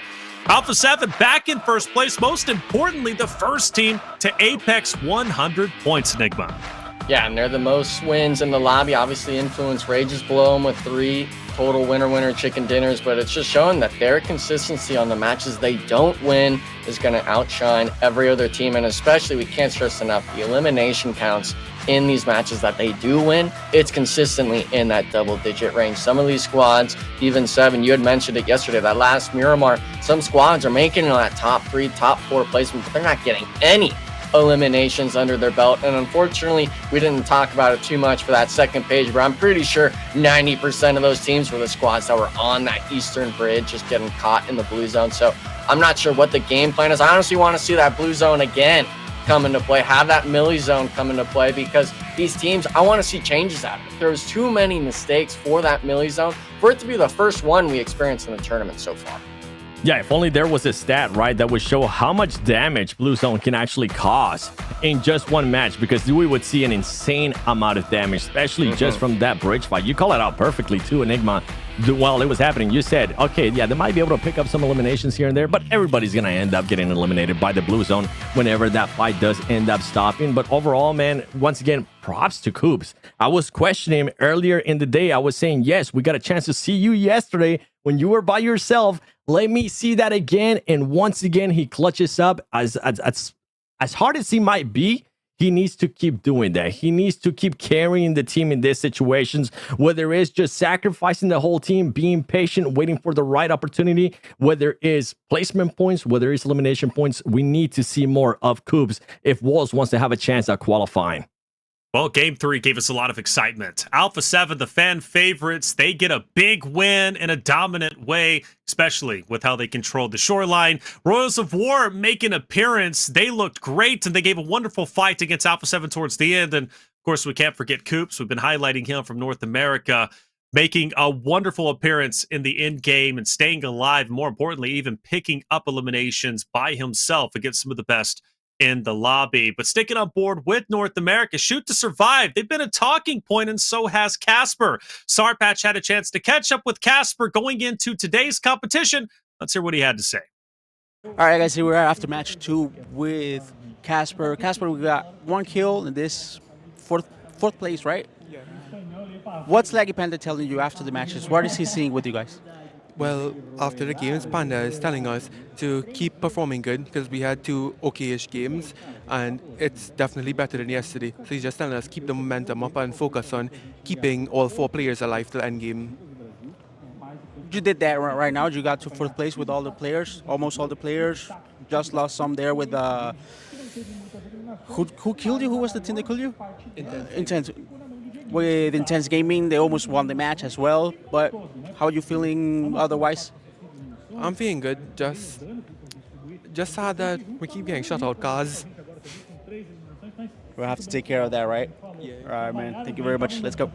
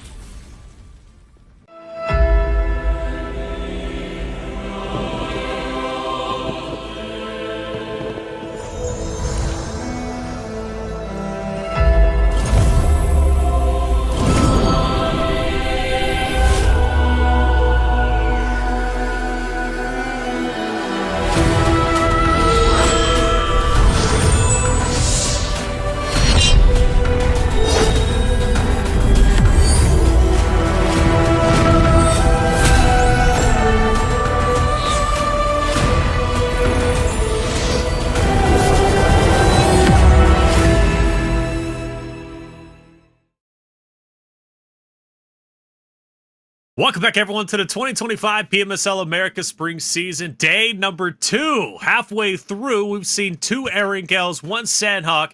We've got 1 more Erangel remaining, which would be map 4, which we're about to hop into. It's been a wonderful day, a wonderful time, of course, with 7 and Enigma, and with 1 more Erangel to go, we got some storylines to still unfold. Alpha 7 in first place. Intense Game need to catch back up. Coops, though, making a heroic effort, 7. And, well, he's got some other players that are looking to maybe go head-to-head with him. Who are we looking at? Let me just put on my Coops hat, okay? I went from wanting to see more to still wanting to see more, but in a more positive way here. I mean, so far, this is, by the way, for this whole 2 days, he has 11 illims, 314 damage, so he's still being able to put up the damage, and we're comparing him to Fate. And honestly, quite a surprise, Enigma, to see Fate being the top fragger for Xforce as well. Yeah, and for Fate, mostly I was talking about it on that first Sandhawk game. He was actually one of those players in the top 3 for damage dealt on the day yesterday, even though his whole team was on the bottom half of the leaderboard. So unfortunately, we haven't seen too many signs of life out of his squad. Obviously, those rotations are the big ones we can point out, but Coops, man, that last match, obviously his teammates just really getting picked apart from Team Liquid, Alpha 7, even AGG, but he's able to keep strong. He's able to keep calm, cool, and collective. And in my mind, if he had some smokes there at the end, unfortunately, he wasn't able to loot most of those bodies. If he could have potentially given himself that opportunity, he was winning 1v1s at the end there. I believe he secured, 3 eliminations at the end. So him being able to put up those points, even if it's just something small, it's better than nothing. One thing to mention too there from the head-to-head, reflections, what's the average survival time for both of those players? You ultimately want to end up seeing more, but I think it kind of has to do with what their teams is currently being able to provide them to, and why I was also saying that Coops, you kind of have to carry the team in this situation currently with the way that your team is performing. Average survival time at 16. If you can even bring it up 2 minutes, I know it might not seem like a lot, but it's hard, especially when your full team is not performing. And for Fate as well, I think he was down to like 13-minute average survival time. Not what you want to see out of those top players from North America. Yeah, Coops, Baton, those are the 2 leading slayers on the roster of Wolves. And well, for Xforce, they're just having such a tough time, and it's really disheartening because I know they're a great roster, but they find themselves making these plays that just are not the proper, at least not properly executed. I think it's a good idea. Like, for example, going to the shoreline, not knowing Alpha 7 is there, I get it, but going to shoreline, making a boat take, that's the proper play, but the way they executed it was just very, very poor, because you notice once they did hit Military Island, they freaked out. They just tried to go as deeply as they could to the shoreline, not even caring or even potentially thinking about who was in front of them, and there was a lot of teams in front of them. It might have just been better to do what Alpha 7 did. As soon as you reach that shoreline, just stay where you're currently at, and then gatekeep all the other rosters coming on the boat take themselves. That would have put Xforce now then on the shooting end of things against Alpha 7, against VIP, and everybody else rotating into them. They didn't have to make such a drastic effort to get to the shoreline. They could have just taken their time and felt things out. And I think that's the big thing for North America, but also for Xforce more importantly, is just slow things down. It's always go, go, go. And we see that in the Titan series at all times. It's Xforce is a team that won't respect the NA competition when they're going against them, and they carry that gameplay into a level such as PMSL, but that doesn't work out here. Slowing things down is a little bit smarter, right, as opposed to just going full send to the wall like they do against North America. And I think they even full sent up from the shoreline in a boat into that Rose of War compound. You're able to kind of just coast in 7. You were kind of mentioning it earlier on, seeing if we had that replay point of view. But for this squad right now, man, I mean, we can't ignore the fact that western side of the map, Millie, there's 3 focal points you focus on, one rotating. It's either where you go where Alpha 7's at, where Mystic went from United for Gaming on that middle point of the map. They added that within the last year for these squads to make those easy rotations on the west. Or you come where iNCO Gaming essentially was on that close cliff side. Instead, they just get lackluster. They go right down the middle in the shoreline, and they're essentially nowhere close to any vehicles. I'm not surprised they got free-pieced by one of the members of Royals of War, because you're just allowing yourself to do these careless actions. It's one of those eye-opening experiences that, Fate's really the only player on this roster that has this competitive experience on stage. I understand he's putting up some numbers yesterday, but we can't be leaning on just him. Same thing with Coops. We can't be leaning on these star players. They're not putting up numbers like Revo where you're able to support them and give them the opportunities to shine. We got to shine as a whole team. Yep, that's the big thing. Shine as the team, man. Xforce, come on, you got it. Luckily, we do have iNCO representing very, very well. Not necessarily in that last game, right? 7th place, but still overall as a whole, top 8. Come on. I'll take it. For iNCO, I'll take it. I was even saying, okay, iNCO, you know what? That's the right push. You really have nowhere else to go. You're going to have to fully send it towards the circle. There was one problem. Like iNCO, I didn't see or expect Coops to be waiting and chilling on the other side of that fence and catching all the last two iNCO players just off guard. But for iNCO, I mean, we're just seeing smart plays, and we got to give props once again on that rotation. Going from that eastern bridge, saying, you know what, there's just too much mayhem there. We have a better chance at going towards the western, playing slow, and they were able to do that. They were able to kind of slow it down a bit, making sure they made that progression towards the circle safer and try to find some openings here and there. Completely the opposite of what we've seen from Xforce. Well, we're about to head into our third and final Erangel of the day, fourth map as a whole. What have we seen so far? Well, Alpha 7 has reclaimed glory. They're in first place with 104 points, the first team to pass 100. Intense Games now in second place with 98. Very healthy nonetheless. But Royals of War potentially heating up. That second place finish was impressive, albeit it's a military zone. And military zones, you tend to see some unusual suspects finish up towards the top. I don't know what happens every single time as opposed to a standard zone on mainland. Granted, Alpha 7 built different. They're going to finish on top regardless of where the zone is. That's just how good they are. But one team that has been missed has been 9Z. Imagine, 9Z, last place last game. They are not happy with that result. They faced off against Team Liquid for center military zone control, and they were obliterated. All 4 players died. Meanwhile, Team Liquid walked away with all 4 of their players and ultimately would go on to finish relatively high 6th place with 8 eliminations. So 9Z out for vengeance, and they want victory.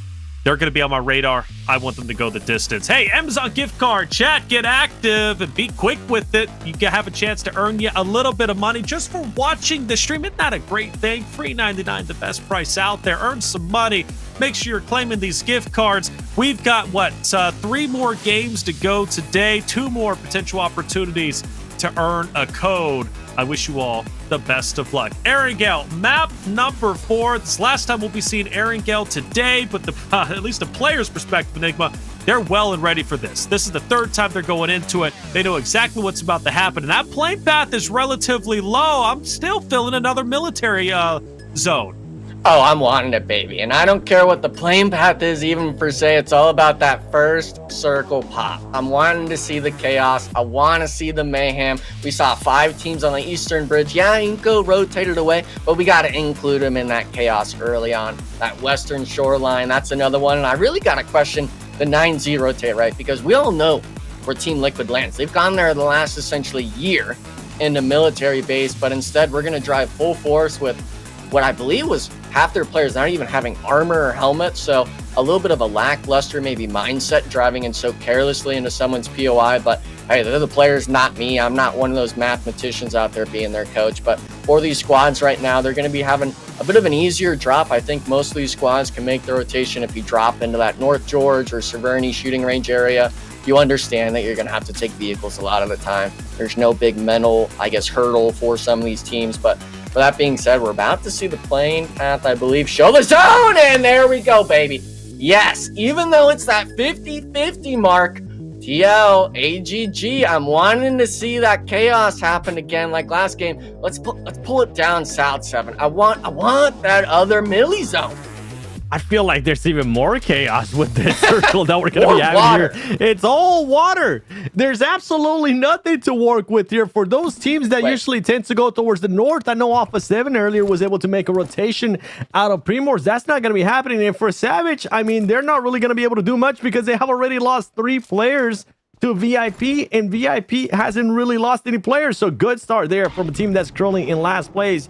You were seeing a team that we were talking about earlier, Xforce, now getting pushed all the way down to 15th place. I want to see a little bit of a moral reaction here, especially on this last Erangel when it comes down to Xforce. How are they going to be rotating? How quickly are they going to be rotating as well? Are they going to be focusing more towards the edge? Are they going to be focusing more towards the center of the circle? Questions like this, luckily for them, they are going to be in Primors. They are going to be a squad that really is not going to have to worry about much, at least for the first couple of minutes. Yeah. Are they going to set up and maybe try to defend it if anybody, which I'm pretty sure some teams will end up trying to go for it? Or what is the game plan here for Xforce as they need to have a good performance here in Erangel? Without a doubt, they need to get this quick rotate. I don't want to see them stay in Primorsk. get to the land. And this time around, it would be smart for them to send it straight to the southern shoreline, which is what they tried to do last game. But unfortunately for them, again, they were pushed out of Alpha 7, by Alpha 7, excuse me. They were already weak. Their minds were going haywire. They had to go through at least 2 or 3 squads. And hey, we're in the glider, baby. We're airborne. Big fan of this. And Fate, he's got an overhead view, Enigma. He's going to be able to see that entire shoreline and call out, hey, it's free and clear. Boys, get over here. We've got all the real estate we want.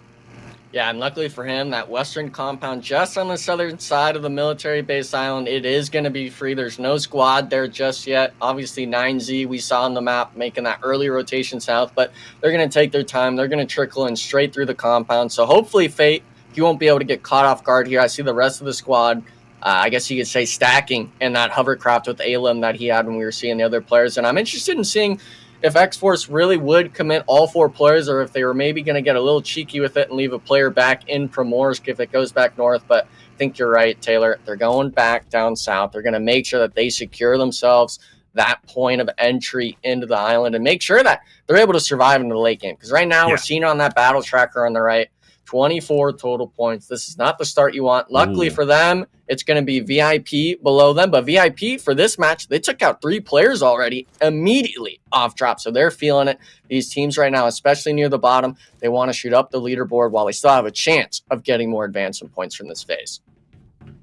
For Xforce, I'm actually really surprised that Fate wanted to go that far south. I thought maybe they were going to do a bit of a play that Alpha 7 was able to do in the last match, where they stay just on that edge of the water, trying to see if anybody is going to be coming in, trying to see if they can maybe end up securing more eliminations. But that might just be them with their playing pad. They want to just fully focus on them being able to make it towards the end of the match, not really having to fight anybody.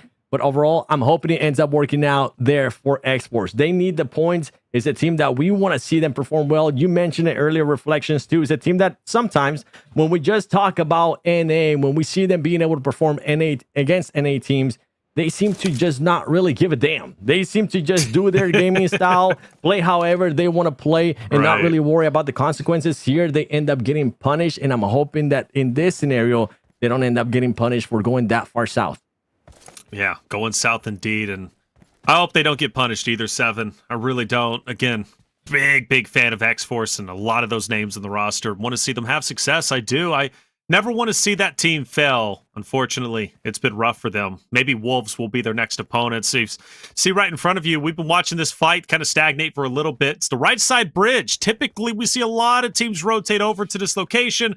Most likely going to see more activity on the left side bridge. But for the meantime, it's VIOUS versus AGG, a repeat from the last map. AGG, VIOUS were going at each other's throats, setting up. VIOUS, I believe, ended up taking the first early hits. It was AGG who was victorious, but let's not forget there were multiple rosters who ended up pushing through them. Fran has an opportunity maybe to pick up one. That's going to be Igor, who might be apexing up just a little bit, Dominor as well, and hopefully VIOUS is going to be able to at least pick up that Fran is on this elevated position. They were looking up at him earlier, and I think they know where he's at, but if they don't, he's going to pick them apart. All eyes on Fran as some damage is already going through. VIOUS is taking it. Oh, that's going to be 2 players knocked, I believe. Fran actually, never mind. He's actually only going to be able to get the 1. His teammate got knocked on the off angle all the way on the eastern edge. His support factor, luckily Fran, he said, I'm going to get the job done. Winning another 1v1, leaving Menor out in the open. AGG needs to start supporting the squad mates, leaving the compound, accumulating the forces down. Here we go now. Charlie finally making the cross around the bridgeway, and now VIOUS, yeah, they're forced to go into Nunez again. 2 games in a row, forced to play the solo play, but this time around, 7, it's going to be stage 1. This isn't stage 4 or stage 5 where you might get lucky with placement. You still got every other team left in the lobby. Yeah, and for Fran, not gonna lie, I was a little bit scared there when he was on top of that bridge, just waiting that long. I thought maybe they were gonna end up getting him with the TPP. Luckily for him, ends up getting 2 eliminations to his name. I know he'll be happy about that. And earlier we talked about all those teams that were on the Eastern Bridge. We're not gonna have to worry about this one. This time, we're going to have to worry about that Western Bridge, because I feel like there's going to be a lot of teams, especially if it does end up going to Military Island, which is definitely what you want to see, Enigma. I'm with you there. I want to see it again, too. Maybe get it 2 out of 3 matches today. We're going to be seeing just so many teams compacting here, and I'm wondering who's going to do the iNCO play that was able to do it in the last match? Who's going to maybe decide, you know what, that might be a little bit too much mayhem for us. Let's go back to the Eastern Bridge. Yeah, but the north side's always that deadly factor when it's these sort of circle shifts. And Taylor, I know you've seen a lot of these zones play out in this scenario where I think if you get stuck on this northern side on this western bridge, you just start brawling out away at the compounds. You don't even fight on the bridge half the time. You just start going for those eliminations, and then you start sending it off crazy, whether it's the bridge or even the ferry pier, just to start swimming to survive. Yeah, and I think some teams might want to start contemplating swimming could be the better answer. Alpha 7's one of them, IG2. You're looking at number 1 and number 2 on the leaderboard, potentially running into each other at Ferry or Primorsk. Loops, though, getting active themselves. They're going to be one of the many teams on this western side bridge. Everyone thinking, okay, we got to push forward. We at least need to get to middle bridge to be safe in the next stage. But is it even possible? It's going to be tough. You've got a lot of teams already set up over in that location, including Shoot to Survive, one of our North American rosters who are set up. One up top in Casper, Klaus just underneath by the bridge. So everybody making the adjustment. Do we want to swim? Well, maybe so. Alpha 7 looking like they're already getting a head start, potentially finding a boat, maybe even a hovercraft. You've got United for Gaming, who's inching their way closer to Ferry Pier themselves. 9Z is going to be setting up where Alpha 7 set up in the last match to gatekeep those teams coming across the water. Great chance 9Z can output a ton of damage on A7 if A7 goes straight into the shoreline. That's right, and that's why I was wondering if maybe Xforce was going to be that team that ended up positioning themselves up here and seeing if they could maybe end up getting some eliminations. So far, though, for Alpha 7, from what we're seeing, 9C wasn't fully set up like they were. That's why you see them being a little bit worried, thinking if maybe a team is going to be able to spot them. For them, they're going to get a free rotation out of this. Nobody's really going to end up challenging, and that is going to be massive for them because they had to do a full rotation from North Georgia Pool all the way down. Impressive timing, and honestly, some luck there for Alpha 7 not getting spotted by 9C and not getting spotted by any of the other teams that wanted to take the high ground. Now, they're going to be that team that's going to be a bit of a pain, especially if they get up to the top of that cliff. For IG, for any of some of the other teams that might be looking to make a rotation, whether it's with a hovercraft or with a boat, it's going to be a lot harder because Alpha 7 is going to be waiting for you. Yeah, but talk about waiting. I mean, Rose of War full sending on a United for Gaming. They're actually trying to dip in the hovercraft. Too much HP for one M4 clip to deal with. I believe that's going to be all players from United making the cross in the water. A little bit of a scary scenario for one of our teams, but I mean, the bridge plays, especially that last match, having so much PTSD for some of these squads. They're opting not to make any rotation around any bridge right now. They're either forcing the swim or they're finding the hovercrafts, and we got to bring it back to this Alpha 7 play. I was worried they were going to drive right into Wolves, but instead, wait a second, don't shoot the glider, please! That's Who's intense that? game That's out IG. there. That's IG, man. IG getting crazy. I know you guys can't see the map, but they are hugging the blue zone way out there in the water. If they get dropped way out there, they've got a long zone. They're on fire. They're dropping. Oh, what an effort, though. What an effort that was. You don't often see the gliders utilized as many times. We've seen it twice in the same game, 7. You love to see it. I was hinting at it earlier. I was calling it the wrong thing when it came down to the hovercraft. Maybe I was foreshadowing, wanting to see that glider, and now you mentioned it. We got a chance to see it twice. It didn't end up working out there for IG, as it was just too much with Alpha 7. By the way, VIOUS Gaming once again getting knocked right there, being eliminated, sent back to the lobby. That's one team from yesterday to today reflections. I was expecting to see a little bit more out of them. Yesterday, they were quite an exciting team to watch. Every single time we felt like we went to them, we were starting to see fights. But so far today, we really haven't been able to see much out of this team. And if I'm not mistaken, they really haven't gotten that many points. They've only gotten 3 points the whole day. Yeah, speaking in regards to loops, right? Yep. No. VIOUS Gaming. Oh, VIOUS, yeah, they've struggled. They really have. Again, they've been in a lot of good moments. You go back to the last game, camping the bridge, and even this time camping the bridge. Like, I'm thinking VIOUS, they're going to pick up quite a bit. But, you know, last game, 2 eliminations. This game going against AGG, they get eliminated themselves, last place. Yeah, they've struggled, man. And it's a team that was much hyped up. Much hyped. At least from my perspective, I was hyping them up, and I still will. But they just fizzle out early. I don't think VIOUS... is at the skill ceiling that they want to be at. They're not at their peak. I would love to see that roster stay together, though, because I think in the future, they could be nasty. I truly believe in that roster. I believe in them as an organization. The question is, though, can they stay together long enough to even go into the PMSL fall season? That would be a treat to behold for sure. Team Liquid has parked the bus on the outskirts. This water enigma, I mean, actually, I think it's one of those rare zones where there's more water than land. Oh, yeah, of course. And it's just, unfortunate we didn't get to see too much of that map play. We were hinting at it with the glider when it was getting shot at, but half of it being, I guess you could say, forsaken by the water. And Alpha 7 really loving these zones because we know for a fact that they'll be able to work the shoreline in some way, but gotta bring it back always. The bridge, we knew it was the west bridge this time around instead of the eastern one. It's going to be shoot to survive, gatekeeping, I believe, Royals of War, but iNCO Gaming, they're still going on the full aggression. They don't care about these engagements. They're saying we're going to at least give ourselves that fighting shot, and that's something that they have been securing more and more as the matches go on. And look at this, they're still driving up towards AGG. The three-man full spread out, not realizing iNCO is sitting in blue zone this entire time, and Seven getting the off angle here. Seven Worlds finally applying the pressure to AGG when it matters most. That's right, and iNCO's going to be looking to get this spot. There you go. There goes one knock. Now they're going to have to switch around. One of the players is almost getting knocked, but iNCO staying alive with only Melgar being the last one alive for AGG. Easy pickings there for iNCO Gaming. Once again, making the right decision, up to 4 eliminations, and gonna have to find a way in for Xforce. It ended up working out for them going south as they are going to be within this circle. Alpha 7, all those teams towards the top. 9C, remember, that was a team that was set up very early on. They just didn't get to the cliff in time. That might end up backfiring, especially with a new circle, having to go over Alpha 7, having to go more than likely over S2S and also VIP. That is going to be very, very tough as Shoot to Survive is looking to get into a fight with VIP.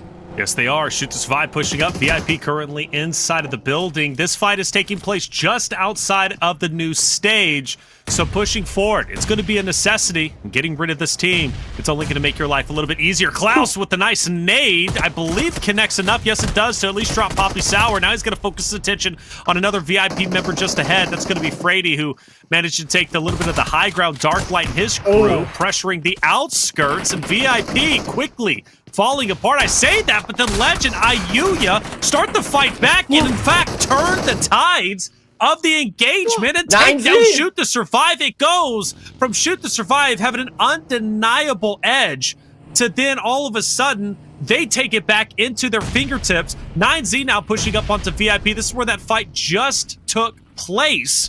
And 9Z won it. 9Z said, well, if you couldn't get the job done, we can. We believe in ourselves. And they've got a tall task ahead of them, man. Again, all of this engagements, all of these fights are taking place outside of the stage. And, well, not only is it 9Z, you also got Influence Rage and Lil Boy's pushing up with Diego. You got 9Z, VIP, Influence Rage, and, well, Loops. They're going to be the gatekeepers waiting for all of this to finish so then they can finish off anybody who ends up rotating in. And surprisingly, Enigma, everybody's broken away. They've disengaged, and they're full sending it to the shoreline.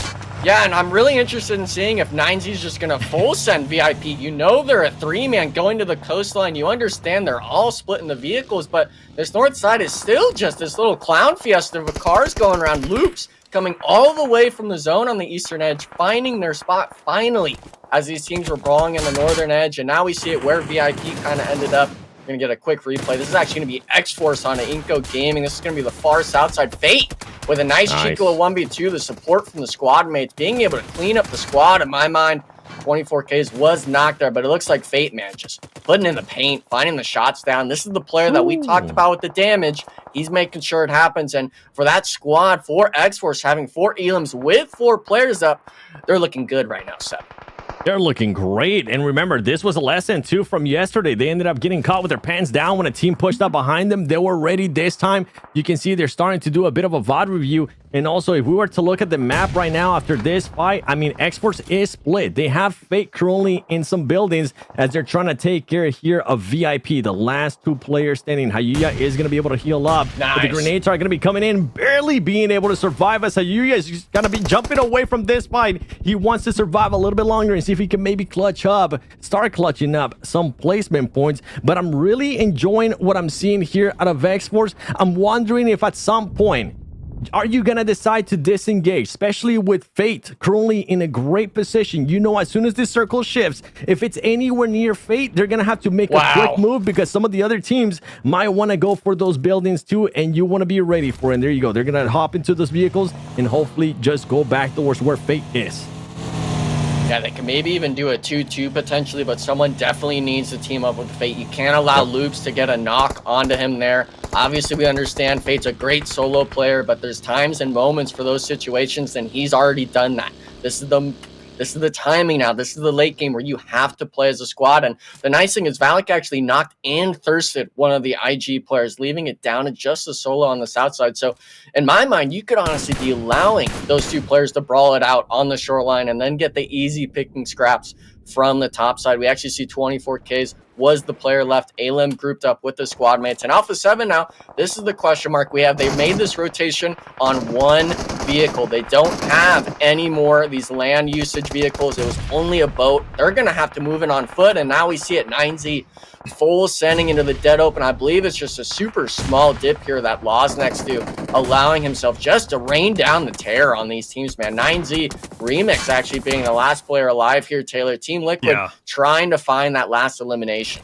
Yeah, that's a terrible spot for 9Z and Influence Rage to finish the fight that started a little bit more north. Remember, everybody disengaged, full sipped it south, and well, they end up in an open field in between Team Liquid, Xforce, Loops, Wolves, Alpha 7, and I mean, the smoke is going to help, but only so much. It's only a matter of time before this 9Z roster is fully eliminated. You could even say for Influence Rage Law, who's just up ahead. They're kind of done and dusted at the moment, but the big stories are with Team Liquid and Alpha 7 on the shoreline. Both of those teams potentially clashing once they have to go forward, if they have to go forward. I mean, we're still only in stage 5, very early on. We've lost a ton of teams, but that's reminiscent and pretty common of these military zones, especially when you look at stage 3, you've got more than 50% of the zone in the water. There's not enough real estate on land for these teams, the 16 teams, to get into. Therefore, you're going to ultimately lose a lot of the rosters on the bridge and as they rotate across the water, or even in the glider, as we witnessed a little bit earlier. So Team Liquid, Alpha 7, Wolves on the shoreline, that's going to be crazy once they have to move forward. And Enigma, you did mention that 2-2 split for Xforce. They did send Aleem up. He's going to join Fate, so they will continue with the 2-2 splits as a whole, and Loops will stay up there. But, you know, I mean, honestly, other than 9Z and Law, nobody wants to be in the middle. They're going to hug the edge of zone as long as they possibly can. Yeah, and with it being stage 5, it seems like a stage 7 sort of circle, even though it's just a little bit of water now, right? We understand just how severe that is to these players. And unfortunately, I believe actually 24Ks was eliminated on Xforce, leaving them down to just a trio, Valak, on that shoreline. Now, I do believe he will be able to play it correctly and kind of weather the storm and stay alive as his off angle. But now my eyes are kind of looking at the two northern teams. Wolves Esports Coop's been holding this spearhead spot towards the center of circle, being able to apply the pressure towards Alpha 7. We saw it last game. He dominated that 1v1 against Revo, going 100 for 0 against them. Even though he didn't get that initial thirst on him, he did pick it up at the end from the bleed out. And for Loops as well, being a full 4-man, that's a possibility. But it's always about the time, right? 7, you got to make sure you get that opportunity. And I'm not sure if Xforce is going to give it to him. Yeah, I think they were aware of it right away. As soon as that circle closed in, they made Valak go back towards them in that position. And instead of Loops actually going for a crash, they're just going to be being a little bit patient. They're going to be waiting to see what's going to happen. I mean, Alpha 7 right here, not really going to be able to work with much, as they do have Team Liquid currently holding them off. VIP Esports, Hayuya being the last one alive. For VIP Esports, even though this might not look like a great match, is a great match for this team. They were able to collect up to 6 eliminations so far. Rebel's going to end up getting eliminated there. There you go. Alpha 7 just getting picked apart left and right between walls, between Team Liquid. Not really much you're going to be able to do, allowing actually Wolves Esports to move up very close to where Team Liquid is at. But Tom being able to engage there with the shotgun, finding that player and seeing if he can maybe spot Sheaf. One of the players though from Team Liquid did end up falling down. Hopefully Wolves Esports is going to be able to catch on that. Not that he's going to be able to do much with that, But we'll see if they... Oh, okay, he got back up there. At least Cardozan is close by next to Chief. Chief still throwing grenades. Ayala does end up getting picked up. Going back and forth. Valak as well on the elimination feed, stopping Loop Esports from making any changes. And look at this. Coops now switching spots here with Carrillo. Two of the greatest players from Americas going up against each other. Who's going to be able to win it? Both of them have shotguns. Carrillo's going to have the high ground. Coops gets knocked down by Carrillo as he barely survives. And he's going to be able to secure some more points for Alpha 7. That's crazy. Carrillo stays alive just by the skin of his teeth.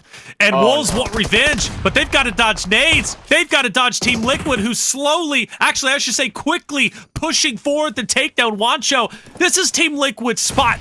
They own military. This is one of their bread and butter landing locations. Team Liquid, they want this game. 4 players alive. If they can take down Wolves, if they can take down Alpha 7, in my opinion, this game is open wide for Team Liquid to take it for themselves. And let's look at where they are on the leaderboard. Currently 7th place. Where did they start? Well, much further down at the start of the day, right? The memes were circulating. People were questioning, is Team Liquid still the team that they used to be? Well, you can argue no, but they want to put all those narratives aside. They saw the memes and they want to prove the doubters wrong. But their job's not finished just yet. Yes, they have the manpower, but Wancho could do a lot of damage with his utility alongside that of his teammates. And while they're looking to do exactly that, let's throw Aleem into the mix. He's going to manage to drop IR, or should be Mythic, off in the back lines. Now Team Liquid is being pincered. Wolves know this, and they want to take them down now. They want to push forward and tighten the vice grip and suffocate this Team Liquid roster, and they're doing it. Wolves managed to take down one. Cardozan is bleeding out. Chief and Mystic have no choice now but to just park the bus and hold what they got, because after all, they go forward. They've got to face off against Wolves. They go inland. They've got 9Z. They go behind. Now you got Xforce. Where do you go from here, Enigma? I mean, you got to start working into the zone. You ignore the fact that your teammates just got pieced up by Baton with the pump shotgun. You got to focus inward. And unfortunately, if you're not 9Z, who's been sitting pretty there all game from that northern rotation they did, the only other team that's feeling confident is going to be Xforce. You have Fate in the compound on the east playing the elevation. You're trying to make sure this timing is something correct, but Wolves are making sure that the timing is going to be in their hands. They're full aggressing on a Team Liquid and the jump shot. Baton putting them down. I think he got both the Team Liquid players there, winning the 1v1 10 total eliminations for this team. 5 of them on the back of Baton, even though he's a solo now. Big 1v1 win for that team. Big placement points. And now the question marks start coming through 7 Worlds.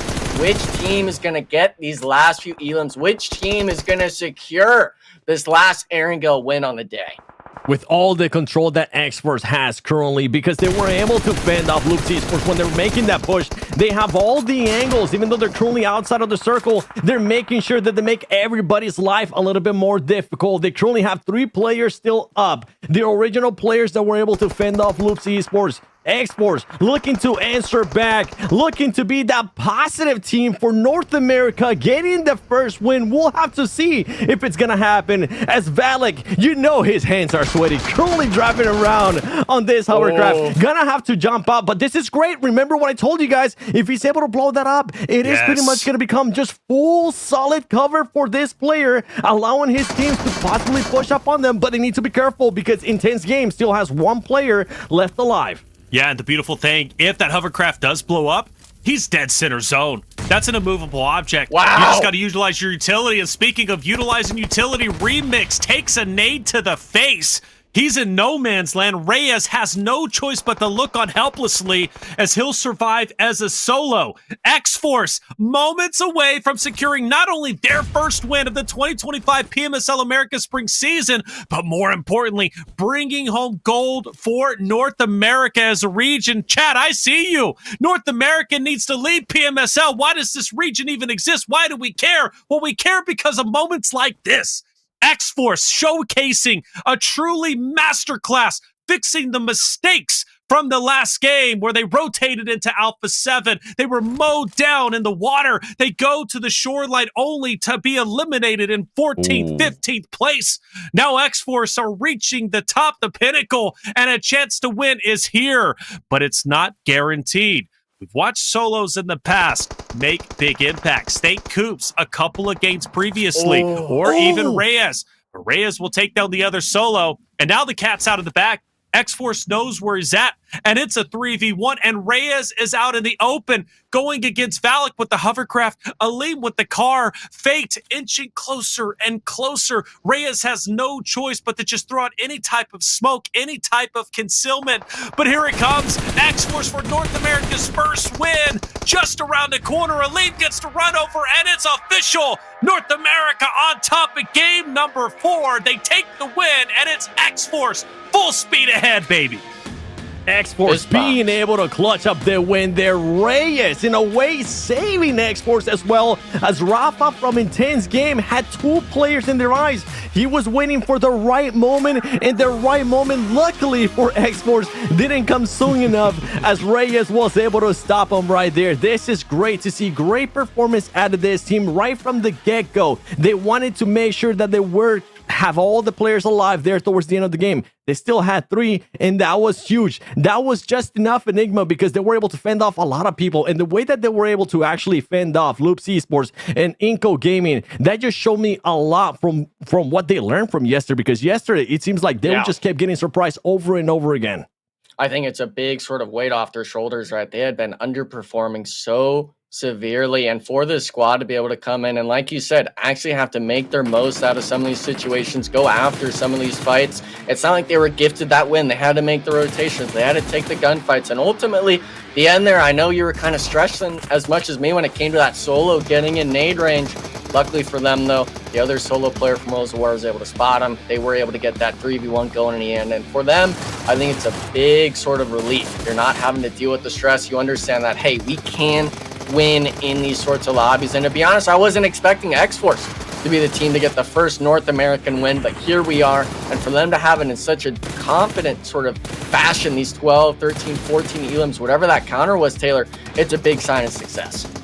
Yeah, without a doubt. Xforce learning from their mistakes from the game previously. This time, wasting no time, getting the Primorsk, taking a boat, taking a hovercraft, and actually even taking a glider, right? So sent Fate in the glider. Remember, he was just hovering above like the bald eagle for North America, baby, scouting the landscape, saying, hey, all is clear. We got all the real estate we want. Nobody has settled. Come on over, boys. The water's fine. They did exactly that. And by setting up early and taking one of the furthest portions of the southern, like towards at least the southeast portion of military, they were able to set up nicely. Everybody wanted to get there. Everybody wanted that shoreline. Alpha 7, Team Liquid, Wolves, and even Loops, right?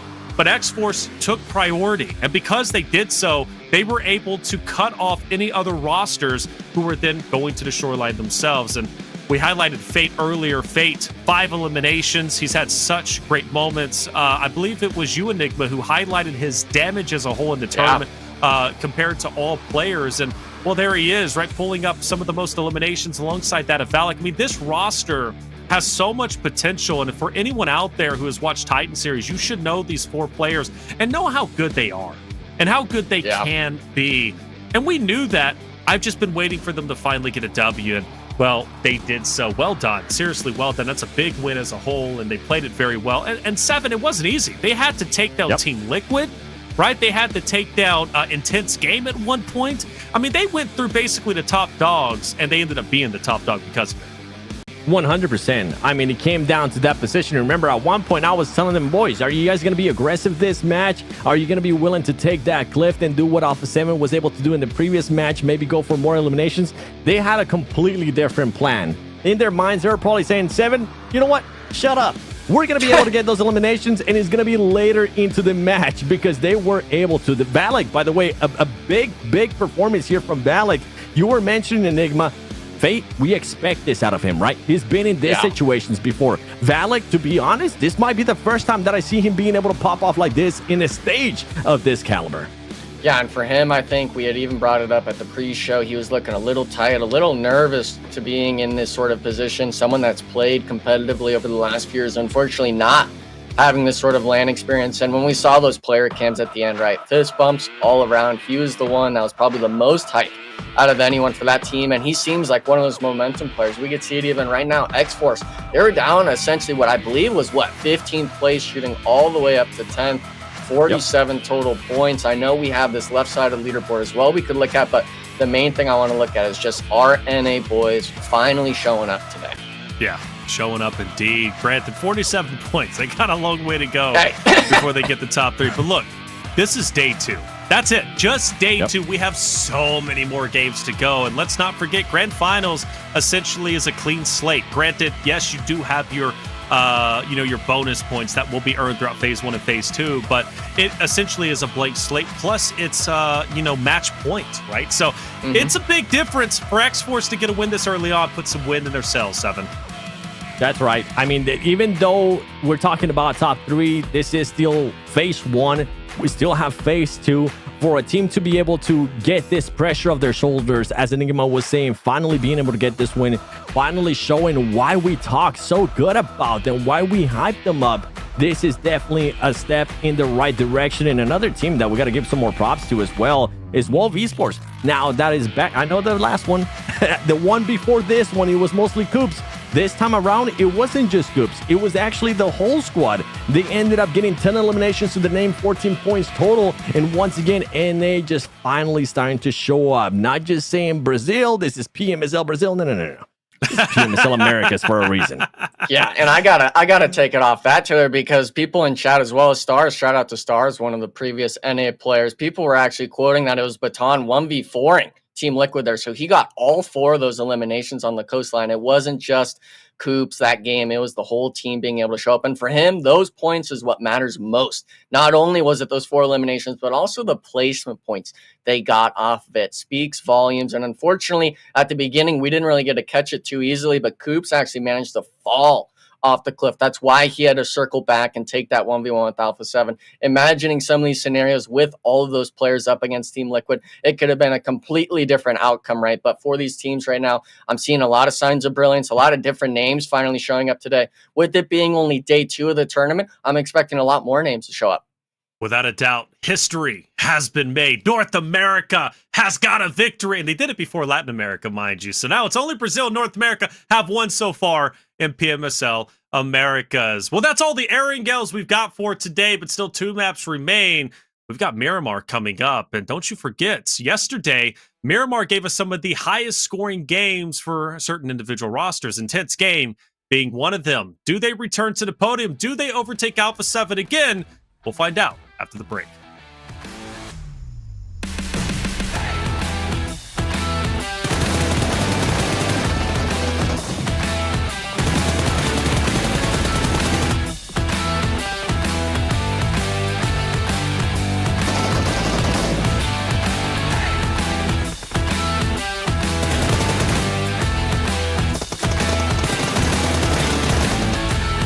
Coming in, but just connect, almost being able to connect. Here comes the second one.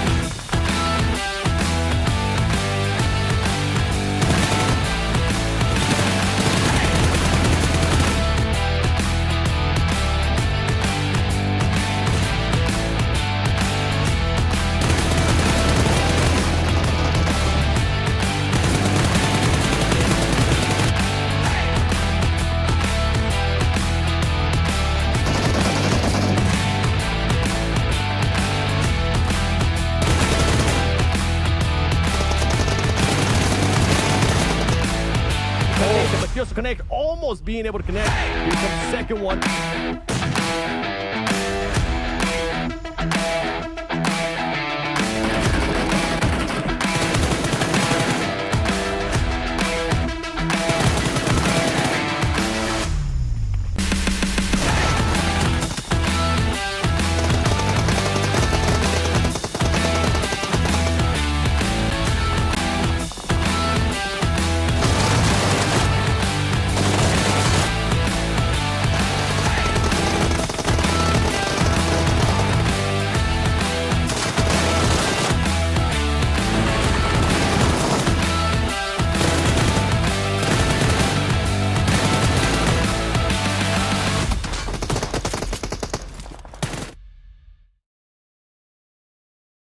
Welcome back, everyone, to the 2025 PMSL America Spring Season. It's day 2, 4 games done, 2 more to go, and it's both Miramar back-to-back to finish the day.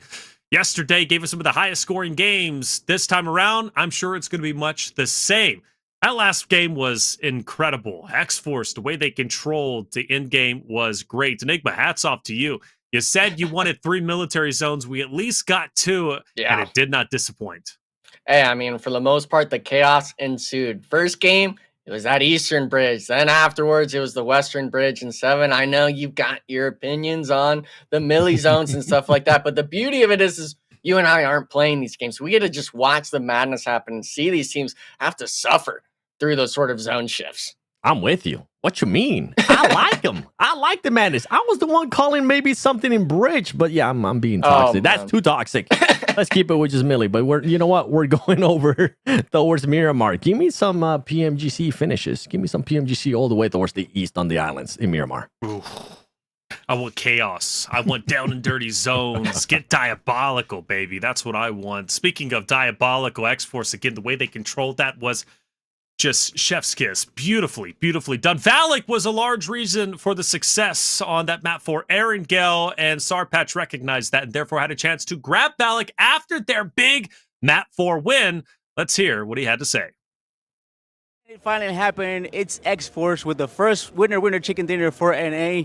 Valak, congratulations. That was very hype. I definitely raised my voice. You know, they're the Brazilian teams. They've been loud. And so I made sure when we win this game, I was going to be the loudest person in the arena. We felt very confident. You know, we said we were going to use the hovercraft strat, and we killed loops with it. They tried to crash us. I mean, our confidence is through the roof right now. That's awesome. Love to hear it. You and Fate with the most kills in the team. Things are popping off? Yeah, so we called our coach, and, you know, he told us to mentally reset. The first 3 games didn't go our way. We're making bad decisions, bad calls. He said, take a deep breath. He says, we're all very experienced. And he said, you know, like, take every match as a new game. So that's what we did. We calmed ourselves and, you know, we won the game. So, bro, first of many. Let's go with 8. Big fan of that interview. Valak saying he raised his voice. From what I'm hearing, apparently that's not common. So for him to get hyped up and get aggressive means he's truly feeling the moment, feeling the energy. That's what LAN brings. Enigma, he even said it, using the hovercraft strap. That was something we witnessed during Titan series, and it was something they made sure they wanted to use.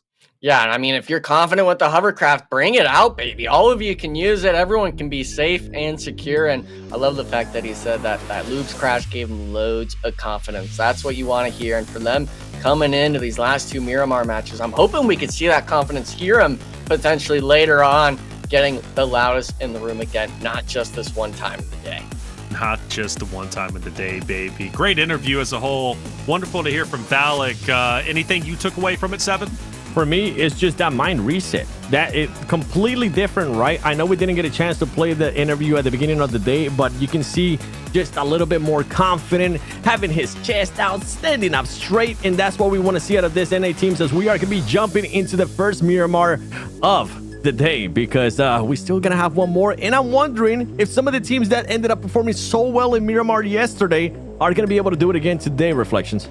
Yeah, that's the question. AGG, they've had a tough time today. We've watched them have a tough time, mainly during Erangel on the bridge fights going against VIOUS Gaming, they would win that fight, but then fizzle out early on. AGG, though, yesterday had a wonderful Miramar Game 5, finishing off in 3rd place. iNCO also back-to-back 2nd places. Highly consistent. It was something Enigma was harping on during their performances on Miramar. I hope they make a return. They've kind of been skating by today, 5th place, around there. Now's the time to finish off strong, secure your 5th place or even higher position.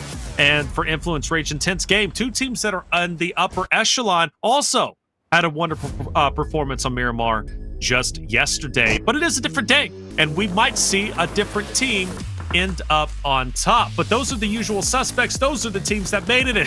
Yo, 7, back to you, baby. Look at this zone. I was kind of half joking, okay? Well, you got it anyways. I know I requested seriously. it. I know I want to see madness, but I mean, if anybody from NA can take advantage of it, boys, I'm gonna take it. All right, just give us, keep on giving us some madness, because honestly, those military island circles and finishes were just great, Enigma.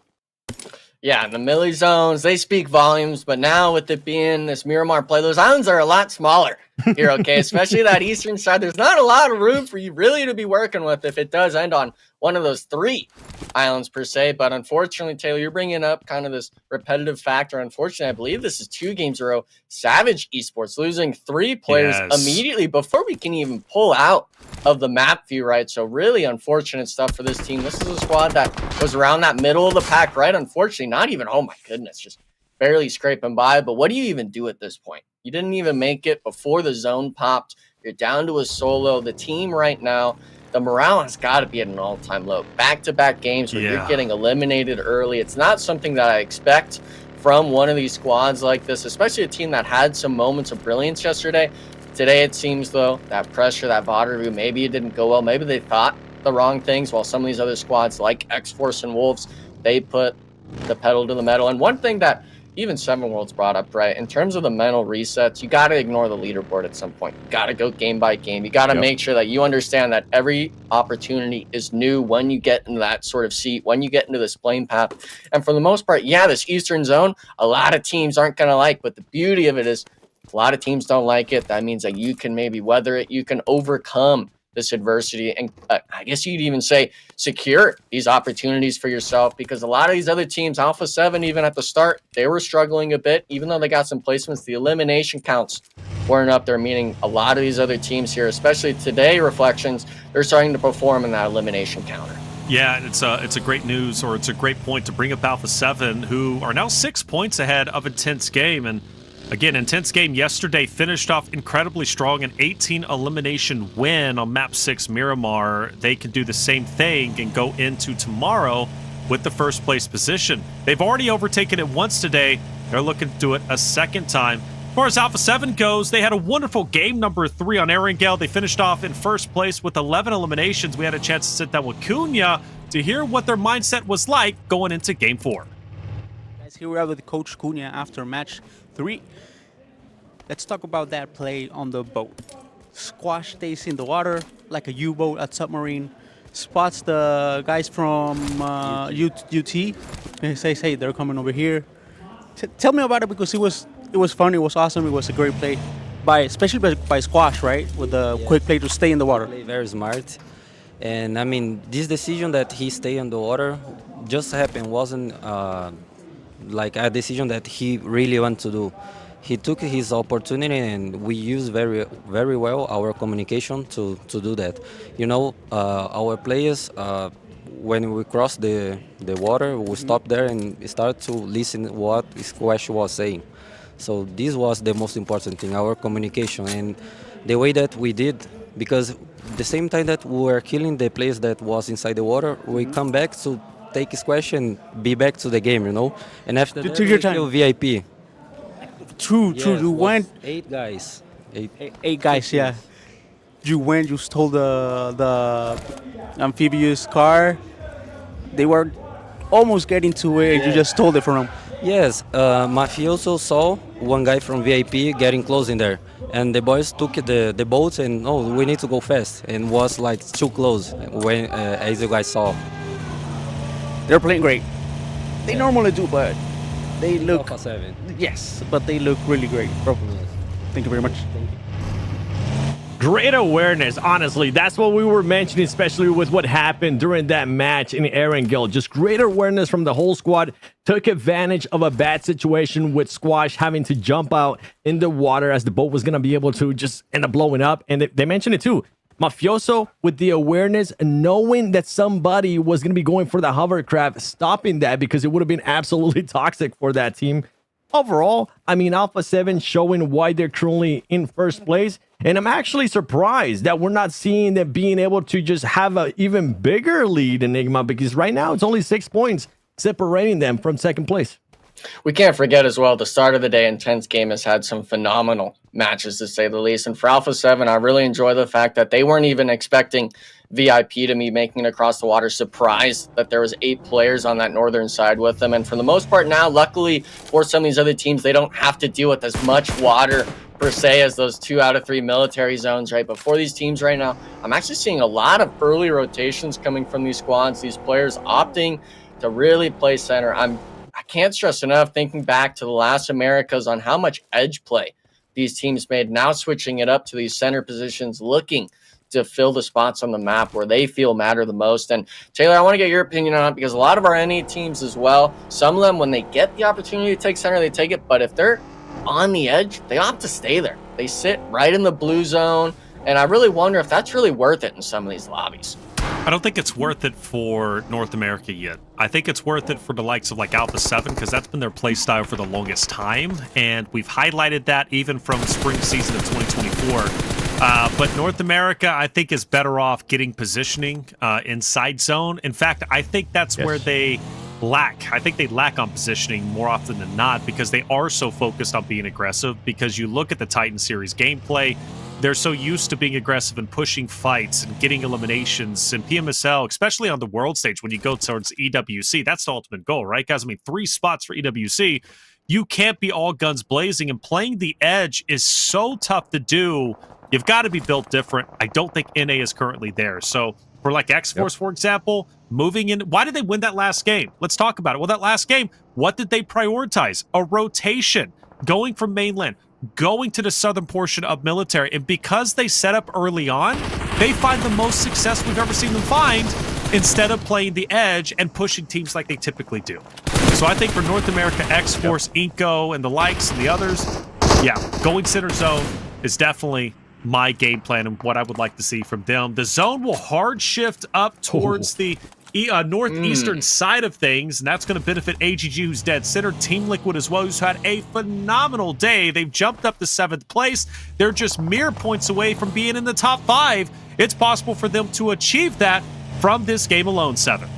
Yeah, I'm just glad you guys weren't able to see me there while you were cooking with what you were saying, Reflections, because I was probably looking just like a bobblehead, just nodding my head up and down. Yep, I 100% agree with what you're saying in regards to some of these teams definitely need to be able to prioritize just the zone a little bit more in regards to not just trying to be so aggressive. I was expecting them to be aggressive because that's usually what I'm used to seeing, especially out of Xforce, right, earlier into that match. But for them to make that shift, make the right call in that situation, as Valak was able to say it, that's what we want to see more out of. And one team that I actually want to see a little bit more out of today, especially in these last 2 matches, it's going to be 9Z. Yesterday, I mean, we saw them perform well in Erangel. So far today, we really haven't seen much out of this team.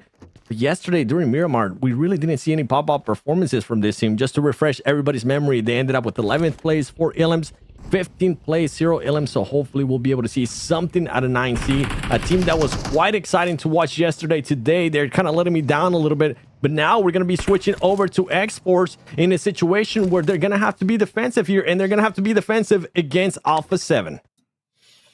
Yeah, the scary thing, though, here, Seven Worlds, is the fact that both of these teams are essentially on that center point of the map. Yeah, they've got this roadside kind of to worry about, but scouting these positions are so hard early on in the match that a lot of these teams might opt to just full send. So if you're either one of these teams, you're going to be having your eyes and ears open, hoping that the other squad gets crashed. And I'm really kind of interested in seeing. I've only seen it once before, Taylor. It was actually a competitive game back, I think, in PMCO, or one of the first PMPLs.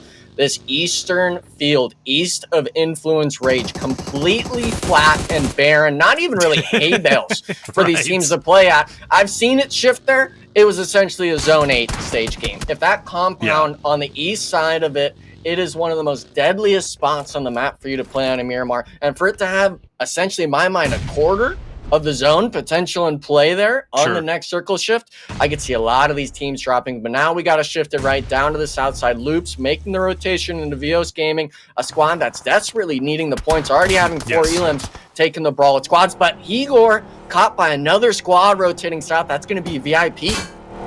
VIP coming up from the southern portion of the map, now into the northern side. Loops has one player down that's in a bete.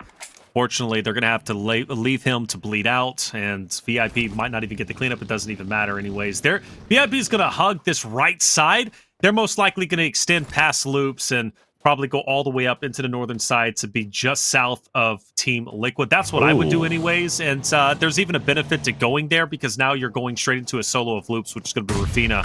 Focus our attention to Alpha 7. Thosme gets Xforce, but not the case this time around. It's actually United for Games as Alpha 7 suffering an early loss, but snapping back, putting the attention onto Hate and dropping him. Mystic, unfortunately, just trying to crawl away as quickly as he can. He's not going to be able to. He's going to be finished off. Alpha 7, good recovery. I would have been shocked.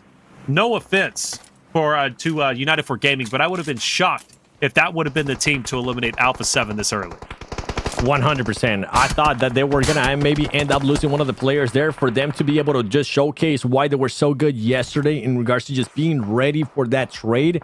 They were able to execute it perfectly, and I'm actually surprised. I don't know why Xforce didn't end up trying to third-party that. I'm kind of happy about it. I was surprised because I thought they were gonna go for it, but I'm pleasantly happy that they didn't go for it because it might have been just way too many teams close by. There you go. United for Gaming gets eliminated. You can see the player just putting his hand to his face saying, oh man, this is just not going the way we wanted to. A team that's currently in 12th place and a team that has definitely showed up today. Team Liquid. They have been exciting so far, being able to just make one of the biggest push. They started off the day in 13th place, now in 7th place. Usually they say Miramar is our favorite map. Miramar is our map. Let's see if that is actually going to be the case today. Yeah, Miramar, especially with Team Liquid, looks like they're holding a 2-2 split. Cardozo and friends holding down the backside while Ayala holds the spearhead, maybe even contesting Charlie, the AGG solo player, which, by the way, before we saw that circle shift, AGG had a full floor-man spread, essentially on 50% of the map. So them coming through, unfortunately, we're going to see it now, actually wondering what happened with that Savage Esports player. Well, he just got eliminated, 0 points, losing 3 players early on. It's not something we really were expecting much out of, but it's really tragic, especially Taylor, that it's back-to-back games. You guys lost so many players like this. Yeah, back-to-back always feels bad, and it's hard to recover from that. You know, you have the short-term memory. Next game's going to be different, and then you go into the next game, and it's not different. You're like, what's happening? Why does this keep happening to us? And sometimes it's not a good answer. It's just the unfortunate circumstances you run into. And that's just how the cookie crumbles, unfortunately. For AGG, 4 players alive, you know, big fan of this roster, but man, today they've been in shambles. It's been incredibly difficult. They've managed to get the best of VIOUS Gaming multiple times, but aside from that, AGG has not been able to come alive. This game, they're dead center. At least positioning-wise, they're great. Of course, the next stage is going to be popping up soon, but it still benefits AGG. They've got the high ground. Now, they do have Team Liquid ahead of them, but I'm thinking anyways, AGG, based off of where they're at, unless they get into a skirmish with 9Z or Alpha 7 who push into them, I think they're chilling until endgame. Yeah, and for AGG, I was just looking at how spread out they were. As soon as the circle closes in, they decide to become a little bit more compact. So great play, great awareness there out of that team. And yeah, you mentioned, I mean, today hasn't been going their way. Yesterday really wasn't going their way either, as they only ended up getting just 15 points. IG, one of the players getting knocked. Xforce on the elimination feed. Okay, 24K. We see you being able to get the knock. And Wolves, so far today, I'm pleasantly surprised with what they have been able to showcase, especially on the second half of the day. Hopefully this continues on. This is a team I feel like, I don't know if I'm speaking for you guys, all right? But I feel like a lot of us expected this team to be the NA team that got the first win. Am I right on that, or am I... Of course. Striking out. Wolves? Yep. Yeah. Honestly, iNCO, man. But then again, Wolves, I thought too. But either Wolves or iNCO, without question. Xforce, no way. See, I was thinking Xforce. Obviously, iNCO, that had their second places, but they weren't really that close to wins. It was more they were sneaking by with some of the placements. But now we're wondering what happened on the north side. Xforce, they were forced into this fight with Shoot to Survive. Full rotations around from Klaus, Valak, needing to support his teammate. Getting the full sun play, and his teammates baiting him out in the open. Alem, unfortunately, being knocked in the process 1-for-1. But Xforce, they're the ones set up for the revive. They're the ones set up for this engagement. Shoot to Survive now having to turn their backs from the inside of zone towards Xforce here. And Taylor, I'm wondering, yeah, Shoot to Survive, you got to take this fight now. You can't allow this reset to come through. Where's the pressure going to be coming from? Yeah, and I hate to see NA on NA violence, but yeah, you're right. You're Shoot to Survive. You've got to push an Xforce. You've already got Fate down. You've outputted a lot of damage. Your compound is up for grabs, but are you willing to do it? Are you willing to take this opportunity? Well, they're doing so. They'll get the full finish onto Fate. Xforce would have to fight it out with just 3 players alive, but Shoot to Survive has 3 themselves, so it's an even fight. But Papa Blue's moving in, and it's going to start ticking harder and harder, especially when stage fights begin. So finishing this fight quickly is only going to benefit you, but Aleem is looking to turn the tides, taking down Bob, focused on Casper. Casper splits the difference alongside that of Darklight. Will take down Aleem. It's now going to be a 1v1, actually. 24K versus the last remaining player of Darklight. Darklight, so weak, finished off by Playzone, and it will be Xforce moving forward. But man, they're doing it with just 1 player, and it's 24K. I know that hurts. It definitely hurts, but at least for them, being able to secure 2 eliminations, it's going to be tough for this player to get any more points, but I'm hoping it happens. Something that we didn't get a chance to see in the map, and we didn't get a chance to see because this fight was going on, was Alpha 7 was able to catch somebody from AGG. Remember I said AGG might have been a little bit too spread out? Alpha 7 caught 1 player that was very close to them, and they made sure that AGG back up. I wonder if that's going to allow Alpha 7 to just get some more terrain, especially when we end up getting the next circle. You can see AGG still there towards the center, being a little bit too split out for my liking, especially with the way this team has been playing, and they need to make sure they come back quickly because all of those teams, Alpha 7, VIP, Influence, and maybe At Loops into that too, they're going to be looking to find a way to get in. And meanwhile, Coops is currently knocked down, and he's a player that currently has 2 eliminations to his name. Luckily for him, his team is close by and will be able to pick him up. Yeah, thankfully for Wolves as well, they were able to clean up that last player of Intense Gaming. I believe that was what the trade was for Coops to make this play, at least force that player into the 1v1. Now, Wolves control all of this northwestern side, but unfortunately this eastern edge is where all these teams were congested down. Alpha 7 taking pod shots at VIP, actually having 2 players already knocked at Squash, just laying it down through the smoke, through the doorway onto the player, now down to just Ayuya.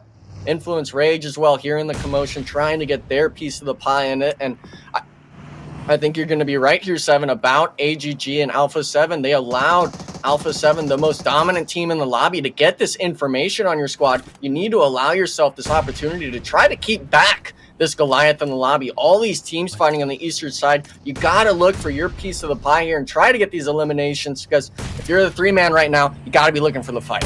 Yeah, and AGG might end up getting distracted here with some of the fights going on. I know we currently have Influence Rage versus Loops right in front of us, but some of those teams were rotating around. Vitinho now continuing on the fight here against Loops, being the last player alive. Loops Esports up to 4 eliminations. Some players are still alive for Influence Rage. It is going to be a 3 versus 1. The grenades are going to start coming in. Diego, all of the buggies going around. Little boy going for the push. Is going to be able to connect. Having Vitin very, very low on HP. Can he actually find them through that smoke? And there you go. Loops Esports Vitin does end up getting eliminated. And what I was going to end up saying is Alpha 7 taking advantage of AGG playing way too spread out, way too confident, and being able to pick them apart. And all of that north that was controlled by AGG is now controlled by Alpha 7.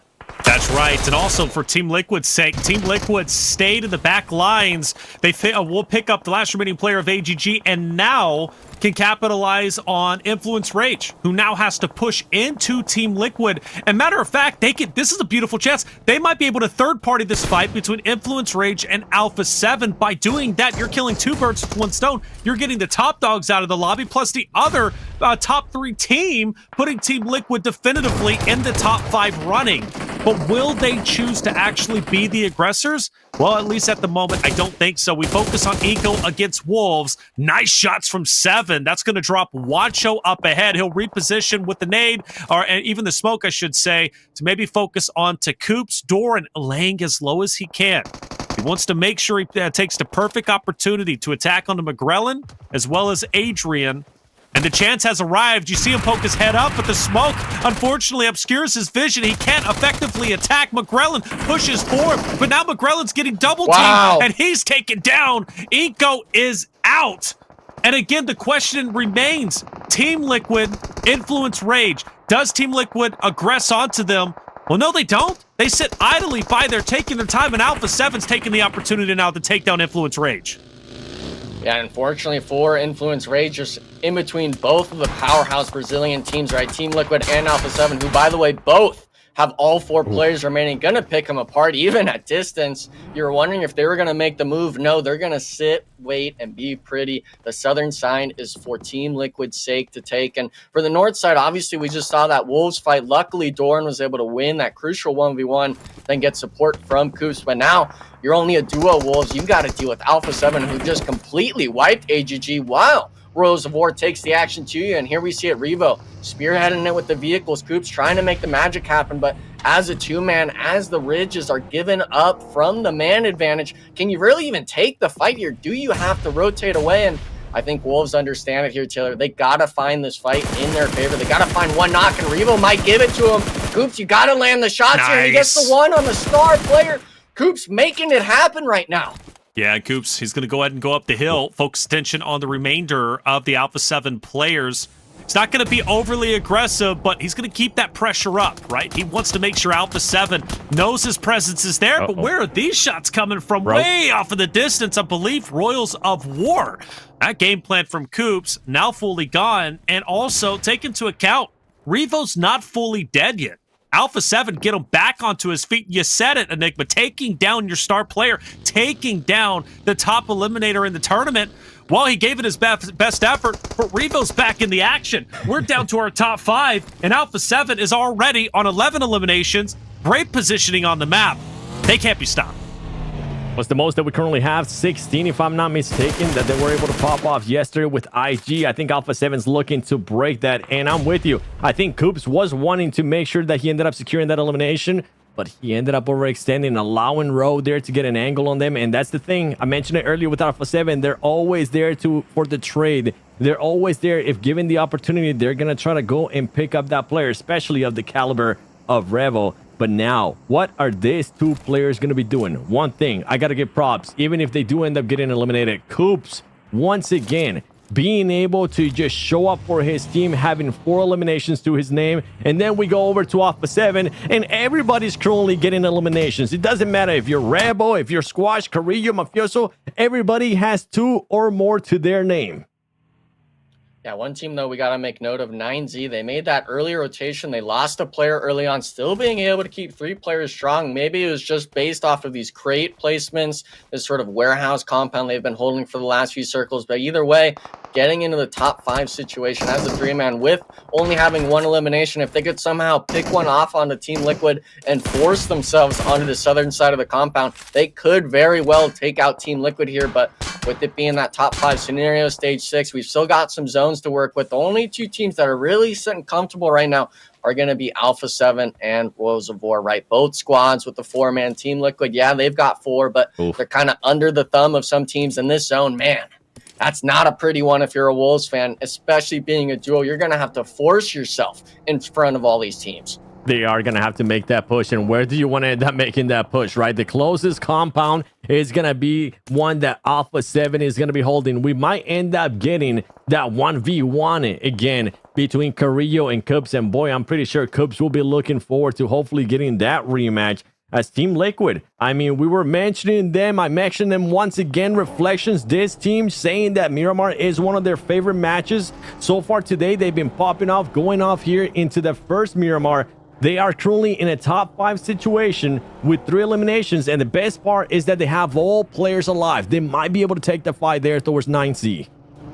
9Z, is it possible to take them down? Well, absolutely, but they're going to be a little bit forward. And oh, this guy, Remix, he's going to be annoying. Sitting in the bush, in the corner, and Team Liquid, all four of them, might potentially push into Kogoat and Milos, not knowing Remix is sitting in the corner. And Remix takes at least 2 players down. I'm going to be so annoyed if that ends up happening, but it's the smartest play you could possibly imagine. The Bush Wookie himself, Remix, and he's waiting. He's hungry, and he knows it's going to happen. Mythic will be the first one to push up. Ayala just behind him. And Enigma, if you're playing in this situation, if you're Team Liquid, do you even check this corner where Remix is at?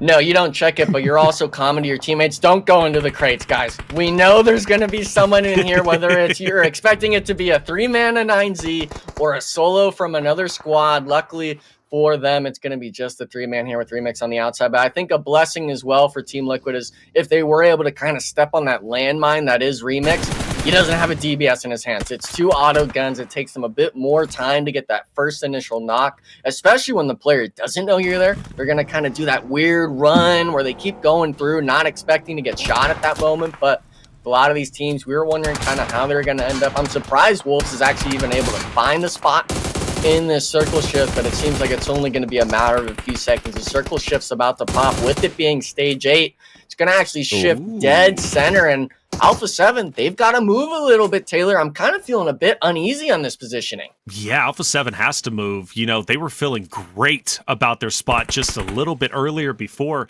stage 8 ended up popping up. And then, of course, because they had a compound, they had a little bit of that high ground, and everybody else potentially had to push into them, but now not the case. So for them, 9Z, Team Liquid, they're going to have to push into them, or at least push around them. Either way, they've got to take care of them. That's the reality of it. And those nades are hurting for sure. 9Z, most likely chilling for the time being until Team Liquid gets finished off. And this is just going to be a wild symphony of eliminations. And Coops will also find the end of Carrillo's gun. They're in a bad spot themselves. So 7, this is going to be a wild ending, but all eyes on Alpha 7, 9Z, and TL. Alpha 7 is going to be using that utility to their advantage, though. You can see now the smoke cloud coming in, that curtain coming in, and it's going to allow them to push up. Team Liquid, though, they're trying to get ready. Mafioso to be able to find them, but Mafioso's going to get spotted by Ayala. That's going to be a massive disadvantage there for Alpha 7 with their anchor being down. And on top of that, Rebel's still trying to get this eliminations on Wolves. There goes Wolves. Top 4 situation here for Alpha 7. Trying to find an opening. The grenades are going to be coming in. It's not only going to be between Team Liquid. 9C is around as well. And on top of that, you have Row 19 just being patient, waiting for the right opportunity. All this utility from all these teams that have been patient, that have been waiting for the right opportunity. It's going to be close quarters. I'm pretty sure we're going to end up seeing some shotguns as well. But who's going to be striking first? Team Liquid was able to do it in regards to Mafioso, getting him whenever he peeked out, overextended too much. 9C, they're not even moving, boys. They're just waiting to see what Alpha 7 and Team Liquid are going to be doing.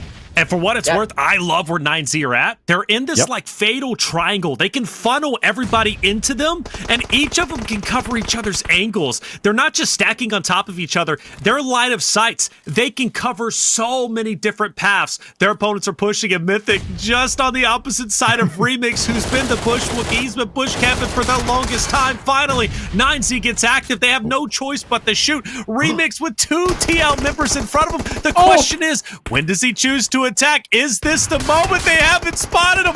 Remix, you can pick up 2, you can pick up 3, and there he goes. 1, 2, get the 3 on the cheap. He switches guns, he drops, but still a devastating effect. 9Z getting active. They want to capitalize off of these downs. They know they've got Team Liquid dead to rights, and in fact, Team Liquid are now out. 9Z did exactly what they needed to do. Yeah, but now we're leaving it up just to Kolgo. Milos wasn't able to survive, and now the nades come through. Alpha 7 understands the situation now, somehow finding a knock as well across the map. 3v3 situation. Alpha 7, they're on top of the crates. They've got the uphill advantage now here, 7. Will they be able to find the nades? Revo's got a few in his bag, but the reset comes through. Can they find the angles? And for Rose of War, I think you got to get up on here. You can't give Alpha 7 all this space. Alpha 7, luckily for them, they are a team that's currently within the center. You can see Royals of War now being aware of that, trying to make the push. They currently do have the numbers advantage, and Quash is trying to switch that around as he currently has Araga just pinned down against that buggy. If he even picks up, there you go. He's going to end up getting knocked. There's going to be 3 here in front of him. There goes 1. He's going to get cut off from the back. They're there for the trade. Is it going to be Alpha 7? Yes, it is. Being able to get that second win for today. Alpha 7 showing that they want to stay in the first spot and playing that perfectly. And that's their 4th winner chicken dinner of the tournament. And more importantly, one of their highest scoring games, 16 eliminations. Alpha 7 dominant from start to finish, taking positions by force. Nothing was given to them. Everything was earned and gained. Think about how different that could have ended, though, if it wasn't for them getting Revo back into the fights. You remember, Enigma, he was dropped. We said it best. His star player, or Alpha 7 star player, was down and out. But because Royals of War was third-partying from behind, it gave enough opportunity to get Revo back in the fight, and it made all the difference in the world. Yeah, and for them, even though they were a 3-man at the end there, it just shows that their positioning, their awareness on the situation after getting that 9Z solo at the very end. They accumulated all their forces on top of the crates and stuff like that. And even though Royals of War, they got the reset, they had the man advantage, it took them too long to question that player up front. It took too long to get that knock, ultimately leaving it in this 1v2 situation, which, if we're always talking about Alpha 7 being on the better end of the stick, I'm always picturing them winning that. And that's why the elimination count, I mean, it just always goes up exponentially from this team when they reach the end game. All these teams next to them, they struggle to hold a presence against them. And for Alpha 7, man, I mean, 4 wins under your belt. We're talking coming into almost 12 games. They've won a third of the matches so far, guys. A team where it's out of 16, if we were to think of it really as a battle royale, any team could be winning. If you're having that many wins, you're doing something right. Without a doubt. I mean, it's no surprise. Alpha 7, we've even heard it during their interviews previously. Look, we know we're the best in the world. We're finally reaching our final form. This play, though, from Remix, taking a pause. Gosh, he waited so long. If he doesn't switch guns there, because he has to obviously switch the gun with the bullets, because he used all his bullets to take down 2 players, he picks up 3 from TL without question. Remix set the trap and executed it perfectly.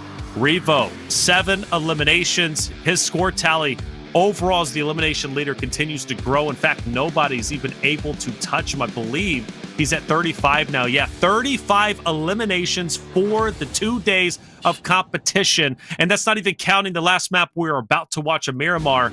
Padrino just behind him in second place at 20. Guys, he is leading by 15 eliminations, even over the top Slayer. 7, that's incredible. Can you say he wants that MVP? Can you feel it? Because that's exactly how I felt yesterday after that 24 elimination performance just in 1 day. But I mean, 26 points total for this team. Being able to just improve, continuing to improve on their performances. They weren't able to catch up to what Intense Game was able to do yesterday in regards to eliminations with their A team, but boy, did they get close, and they just played that out so well. I'm gonna continue just pushing this storyline with Alpha 7. I'm loving the way that they're setting up. Yes, they are trusting their teammates. They're trusting Squash, even though he is, in a way, a new player to this squad, but they're always there to just back each other up and there for the trade, and it's working out wonders. Well, working out wonders indeed, man. Revo is just so incredible. Great player, star-studded. Alpha 7, happy to have him. And let's not forget Squash as well. Squash has been instrumental in their success. McGrellin was there for so long, then transferred over to iNCO Gaming. They add in Squash, and Alpha 7 hasn't gotten any worse. In fact, I feel they've only gotten better. 136 over that of Intense Game, who's sitting at 104. Comfortable to say Alpha 7 will secure first place for today unless something just crazy happens, like it did yesterday in our final game on Miramar. In fact, we don't have any movers and shakers for our top 4, but for Royals of War, second place Enigma on Miramar with 5 eliminations will jump them up above iNCO Gaming, RIP NA, but plenty of time to catch up. One more game remaining. Yeah, and for Royals of War, we can't ignore the fact that 4th place is only 1 point away from them. Obviously, the top 3 is a bit of a jump, but for them to be able to reach into contention against Loops, who in my mind, I felt today, they're getting their typical eliminations, those 4 or 5 each game. Maybe not as many placement points, but today it seems especially Royals of War 7. I know you were hyping up this team a lot today about this momentum and stuff like that. They're coming back into this Miramar on the same map after having such a good performance. I only expect them to perform well. Yeah, and I'm hoping that they continue on this performance, especially with that performance that we just saw out of them. And for this team, when we went to yesterday's Miramar matches, I mean, they didn't do that bad. They did end up with at least a 4th place finish with 5 eliminations. So for them to be able to back it up here with another good performance, a 2nd place finish, 5 eliminations as well. And the beautiful thing too is that that team played it out perfectly. They didn't have to fight anybody. They had also the terrain working with them. They waited for the right moment and they tried to position themselves in a good position with everything that was going on between 9Z, between Team Liquid. And if it wasn't because of Ro, I feel like Remix would have been able to get that 3rd player, and Remix, you would have gotten your clip that you can share on Instagram. Without a doubt, he would have got that clip easy, and especially if he had a DPS. Nick, but you called that out, man. Yeah. He has a DPS there, cleans up all 3 just like that. But I still give him credit and give him his flowers. That was a wonderfully executed play, and I did appreciate that 9Z, as soon as Remix gets 2 players down, 9Z wastes no time. They get out of the crates, they capitalize on the attack on Team Liquid, and ultimately take Team Liquid down and finish off in a higher placing, securing 3rd. And I'm happy for that, because going into map 5, I highlighted 9Z's had just a bad day, man. They've struggled today. Yep. But that last map, especially yesterday, usual suspects, we were talking about them. Success from yesterday to today. 9Z was one of them I wanted to highlight. They find success in map 5, Miramar. But the good news is we have one more map still remaining for today. Another Miramar to close out the day. An intense game did it yesterday with 18 eliminations. Can they do the same here and potentially close out in 1st place? Well, we'll find out all that and more when we come back from the break.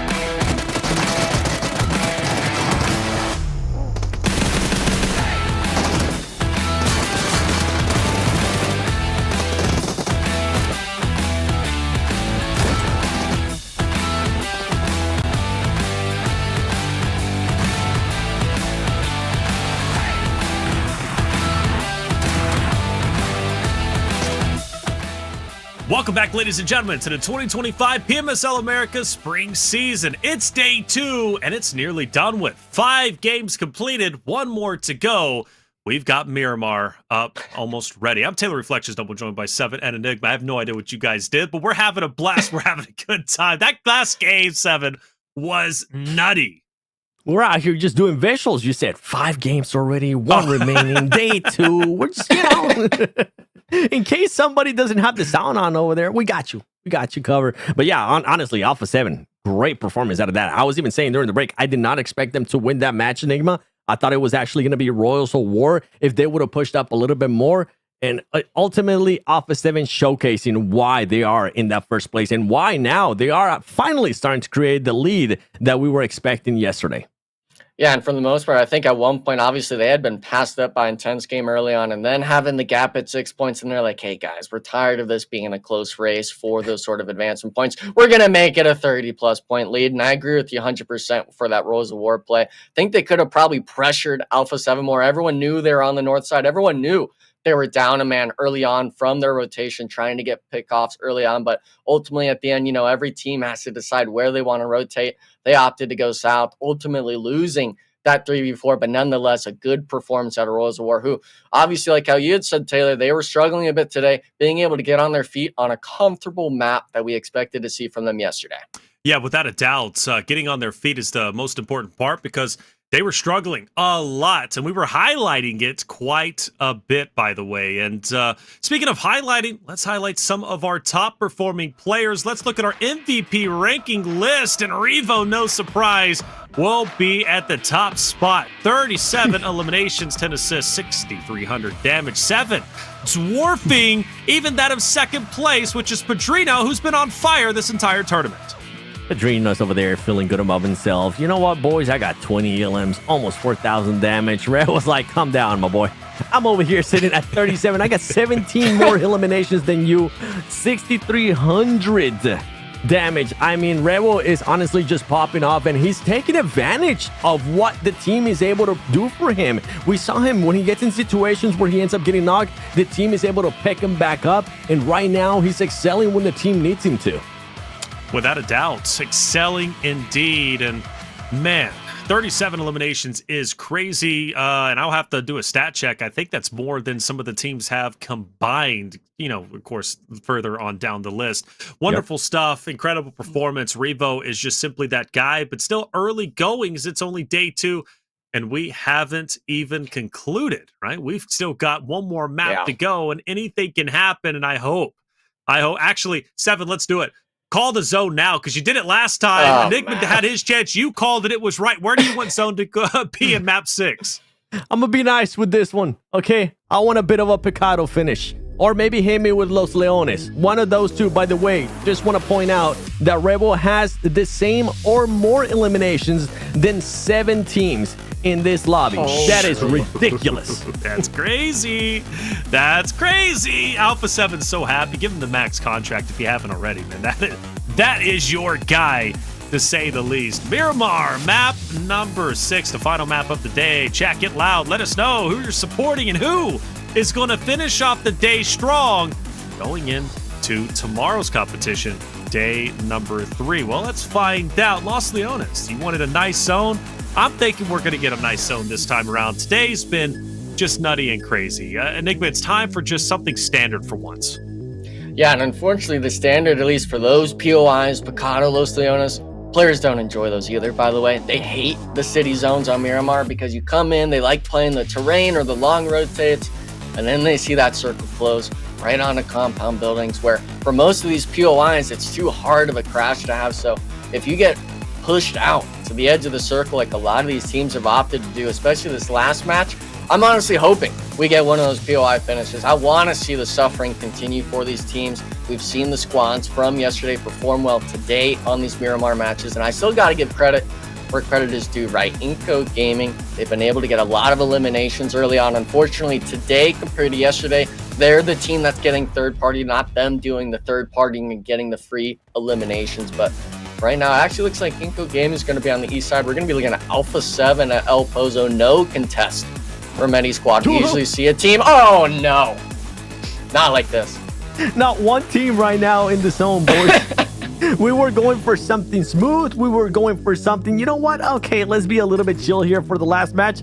Yeah, that's not going to be the case. The PUBG Mobile Gods of Americas doesn't want that to be the case, as we're going to get Valle del Mar, Partona's in there too, Minas del Valle, Chumacera. I mean, if we can get any of those POIs. You were talking about it, Enigma. Those POIs are even more incredibly hard to get into because of that terrain, that awful terrain, especially by like Minas del Valle. Yikes. Yeah, and I think Wolves is actually going to be pretty ecstatic about it. They're the team that drops Monty. The only other squad next to them is going to be 9Z, but unfortunately, this fight's going to be all the way off on the other side. Nowhere close to zone. 3,000 meters out. VIP clearing out United 4 Gaming 1-by-1. Unfortunately, losing one player, but Hate, he's taking the 1v1 with Brady. The Tommy gun, limited on ammo. Getting the shots down by the mini of all guns, trying to hit the pistol swap. Not going to be the case. VIP 3-1 now, trying to find this last player, but the Winchester Taylor, I'm not sure if that's the gun of choice I want to have out here. Understanding Joko is on the outside here, but you still got to be careful. The 249 in his hands could definitely get all 3 players here. Oh, yeah. What's he shoot? Okay. All right. Okay. Hey, he's saying, come my way. Come on, what the smoke, baby. And he's shooting the opposite weapon, too. So he's kind of giving false hope. Oh, that's all he's got. Okay, cool. Pushing out. That's what. Hold up. He's cooking. My boy Joko, United for Gaming, is cooking through the door. Jiggle peek. Boom, boom. He's dead, man. But I tell you what, Joko, I was feeling him in that moment. He hit that first shot, and it was looking good. And some body shots. Okay.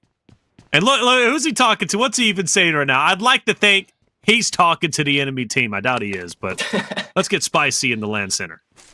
I'll translate what he's saying. He's saying, ¿Qué estamos haciendo? Which means, what are we doing here, boys? Why are we pushing 1-by-1? Why are we giving them a chance even with one player there? Jeez, I love the player cams, by the way. I love being able to see the reactions there when players do end up talking that smack. One player that we haven't seen much of, and it's going to be one of the iNCO players, is Bruno. Boy, that guy can definitely talk smack. Don't let him get hot. Don't let him get confident in this lobby. If not, you're going to be seeing him getting off the seat and just pointing at players and screaming at them. One scenario, just to point it out to everybody, since we're currently not really seeing much with some of the teams rotating around and trying to figure out what they're going to be doing within this circle, is during PMGC, Bruno, when he was part of the Vicious, he stood up from his seat. He looked down at Bigatron, a Luxy, and he was at Suxy actually, and he was like, "What are you gonna do about it?" After they hot drop him, after they eliminated him, it was toxic, and I absolutely loved it. Listen, we call that aura. And by the way, you said that it's Bruno's in we gotta watch for. Taylor, you wanted Stars last year to be here. He's not the case. Bruno's gonna fill those shoes for you, okay? We're gonna have to monitor the player cams. And I know, obviously, we've got someone on the back end maybe looking at that. If we could get any sort of clip of that man standing up and going crazy, we gotta make it a GIF. We gotta make it happen, baby. Because we gotta show emotion here, guys. The NA players, yeah, they're comfortable and collected like Fate, but I need to see some real emotion out here, Taylor. Yeah, dude, come on, it's LAN. The whole point of LAN is to talk smack, to be there facing your opponents. When you take them down, you let them know, like in this case. Doran onto Carrillo, Alpha 7. This team's been breaking up, making these split pushes, and we've been calling it out. You know, it's a bit disrespectful to the lobby. They don't respect the lobby per se, and in this case, it was much the same. But unfortunately for them, Carrillo bit off more than he can chew, and Doran takes him down. Alpha 7 now has to finish up the game with just 3 players. Yeah, and if I'm not mistaken, this team has just been hugging each other pretty much throughout the whole day. That is the third engagement that we see between Alpha 7 Esports and Wolves Esports. I'm not sure if maybe Wolf went back to that drawing board trying to see what Alpha 7 tends to do, trying to see if they can maybe cut him off or whatever the case might be, because yesterday during Miramar as well, Wolves was able to stop 2 players of Alpha 7 in that last match. They just didn't end up working out for them ultimately. But once again, Wolves being able to catch Carrillo on the pretty much on the off angle with that rotation and losing 1 player there for Alpha 7. Not what you want to see, but I mean, for a team that was just able to get a win, has been dominant throughout the day, they're able to afford some mulligans here and there. And why not? Give them to NA. NA needs those points, boys. We do. Hey, listen, this is an interesting thought. Aaron Gell Wolves Esports targets Team Liquid every single bridge. Is it on Miramar now? They turn their sights at the other dominating team, Alpha 7. Because it's like you said yesterday, that final match, they caught 2 players off. That was what we noted immediately from the elimination feed, is Wolves is going out of their way in these early parts. Obviously, there was more so a scouting issue maybe with Creo, but they're wanting to take these fights. They're not afraid to go against the top dogs in the lobby. And yeah, we question them and maybe say, hey, this is something that maybe you don't want to do. But with it being only the second day of competition, you got to be comfortable going against these teams. And I enjoy now that Juancho interview kind of really speaking volumes of this team needing to play aggressive. They need to not be nervous. And for Doran especially to hit those shots, it speaks volumes as a team as well about what these matches today have meant for them. You know what? Talking about these 2 teams fighting each other, I'm wondering if Starpatch, if you are listening to us by any chance, please go up to Alpha 7 and see if they have noticed that Wolves has been able to engage with them multiple times. Because with them having a coach with the support system that Alpha 7 does have, I wouldn't be surprised if they even end up fixing some little things here and there on the rotations so they can stop that from happening, especially when you have one player by themselves like Rio trying to scout and getting just caught off guard by a team like Wolves. Fight underway. Juancho firing some shots up on a team just above him. He'll disengage for the time being, join the rest of his roster, who's going to be down low. But good for him for taking that engagement and then feeling confident enough to back away instead of sticking it and getting overly zealous, overly greedy. More often than not, I do notice North American teams tend to do that. They'll want to just finish a fight. They want to get scrappy because they just are all hot air. And it's like, hey, sometimes the best course of action is just to break away. And that's what they did. They're still relatively split as they look to be going more towards the southern portion of the zone, which is now going to collapse onto them. They'll be on the edge. And if they can all, bunch up where Doran is currently at, I think they're going to be in a solid spot. Or maybe even join Juancho, because right now the top of that hill is all them if they decide to take it. You got Alpha 7 and Loops, who's relatively close. You got AGG moving in, but yeah, actually, I take it back. I'm going where Baton and Juancho are currently at. That's where I want to be. I like the idea there, Taylor, but for some of these teams, I think they really opt to just play that shoreline, especially on the southern part of the map. Maybe you're figuring a team like AGG or S2S rotates into you carelessly, because a lot of these squads are going to opt to say, hey, with these hard shifts, with this hard pull, you're going to expect squads not to be in front of you. It's going to be a lot of open terrain, and now we're seeing it as well with Juancho's rotate. Wolves, they opted to go towards the south side. I would have loved to have seen them play the warehouse that they were at, but I think this play opens them up more to that rotation. Anywhere that it goes to the north here, 7 allows them to at least fight their way into the circle instead of being surrounded. That's right. I mean, with Wolves, this situation right here, this positioning that they're going to be getting, at least now you're going to have not only some vehicles to your name, right? You're going to have some opportunities to maybe split around a little bit. They're currently scouting, making sure that there's nobody nearby, securing that buggy later on. That's a smart play as well for them if they do decide to stay within this building and just not really having to worry about a lot of people. And for them, if for some reason the circle does end up shifting their wave, that is going to be massive, because all those players towards the north, I mentioned it earlier, with the terrain towards Minas del Valle, it's absolutely horrible. Even if you have a buggy, even if you have a vehicle, it's just a terrain that you don't really want to be part of. A team that has slowed down a bit, but is still maintaining themselves there within the top 6. iNCO Gaming representing North America. McGrellin, I mean, this player, I can't wait. I actually want to look up and see how many eliminations he has, because if I'm not mistaken, every single time we go towards them, he has been able to put up elims, a bit of a contrast of what we saw whenever he was playing with Alpha 7. Yeah, McGrellin sitting at 10 eliminations currently, at least for the 11 maps we've seen completed so far. So currently at 10. But we know he's capable of so much more. So much more. And, you obviously, if we can compare that to his previous stats, right, in the fall season, that would be a great comparison without question. But regardless of his individual performance, iNCO has had incredible success. For them to be top 6 is very impressive. I feel we've highlighted them a ton of times. And look, 67 points to 73. That's not a lot and very doable. They can jump up the top 4 if they find success in this game, which they have history of that. Let's go back to yesterday. iNCO Gaming, second place 2 times in a row on Miramar. It's within their wheelhouse. to obviously have a deep run. And but we're going to have a bit of a shift. And I wanted to say Shoot to Survive was making a bit of a play towards Los Egos, and now they're going to have to go all the way over towards the bridge and work their way up. But Enigma, I kind of like that. Even though it was unintentional, that part of the zone is currently dead, which gives them free real estate if they can get there quick enough.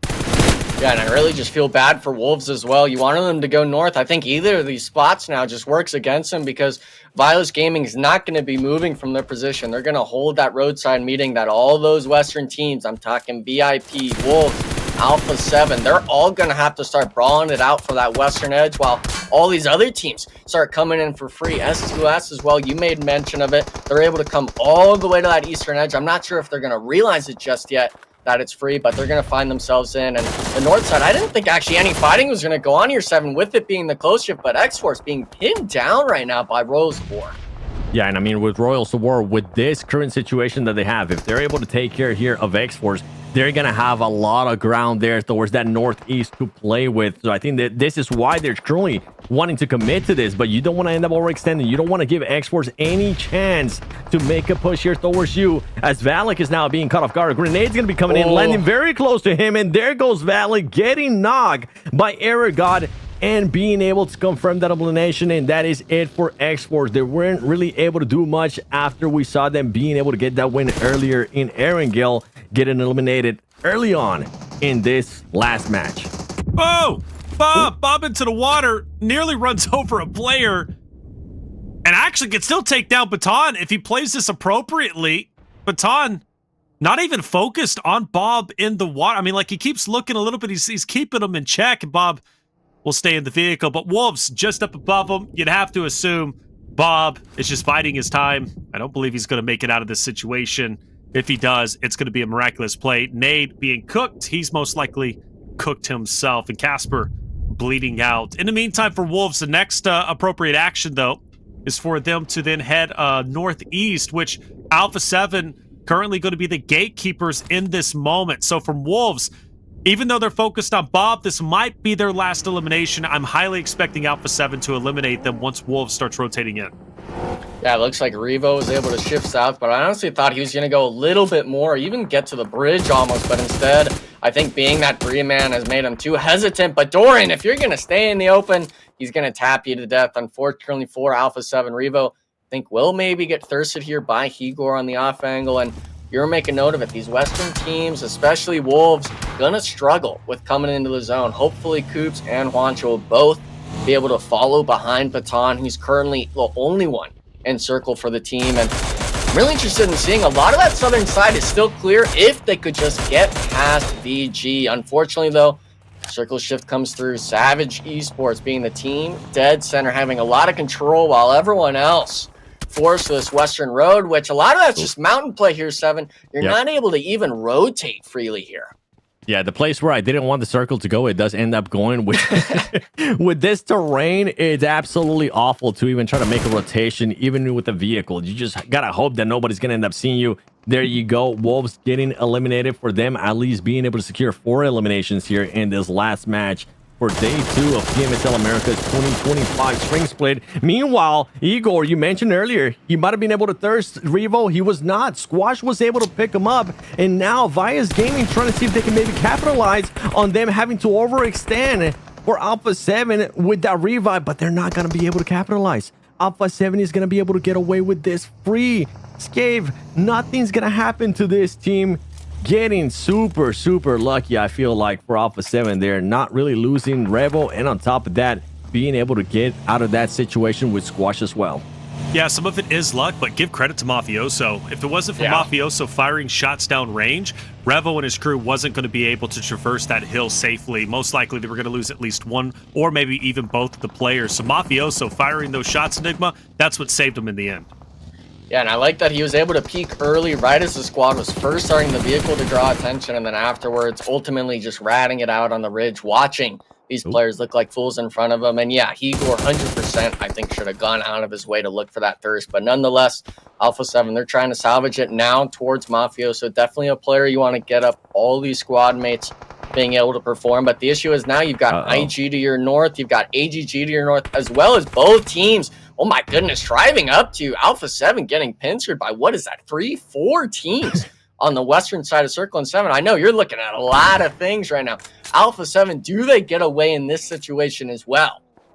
I think they might. I think both of the teams ended up getting scared by each other, with Loops pushing up, with none other than VIOUS Gaming pushing up as well. They both ended up backing up. One team that is not going to be backing down from this fight is going to be iNCO Gaming versus Influence Rage. Influence Rage currently having 2 players knocked from iNCO Gaming. iNCO Gaming trying to see if they can maybe recover from this. But Influence Rage as well is going to have all the players alive. Now starting to drive around. Then it's going to end up backfiring as Diego ends up getting knocked and ends up getting eliminated. 7. And the rest of the squad now having to worry as IG is going to be making the push, surprising them. And IG is just going to be making them easy clear up here. As now they're going to have to focus on Influence Rage. And Influence Rage being forced to back up a little bit, create some distance between themselves and Intense Game.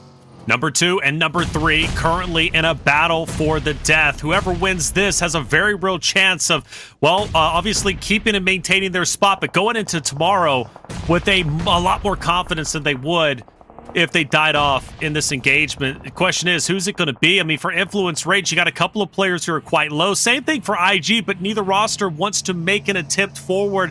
Lorenzen is going to be the one who has to try and go big wall, dodging a car, hops out, can't get the elimination. Influence Rage will lose their lives. An intense game, almost reminiscent of what they did yesterday in Game 6 Miramar, finishing off with 18 eliminations. Naturally, they don't have as many here, but they're at 5.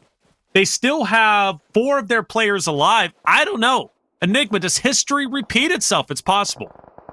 Hey, listen, this is enlightening to say the least. It can strike twice in the same sort of situations. And unfortunately for Influence Rage, they were probably expecting Rose of War to help with the third party, but ultimately just playing passive on the mountaintop, allowing IG to just full send with the Murado in their face. And Silence, I believe, got all 3 of the Influence Rage players there. So really a player that's stepping up in the final match of the day. And with that circle shift, we see a bit of it going down south. Alpha 7, Team Liquid, that might be a dynamic we see, but all these other squads in the north, IG, actually Rose of War already making the rotation. This is opening up a little bit here, Taylor. A lot of these teams are able to, I can picture it, weaseling their way into this next circle shift again.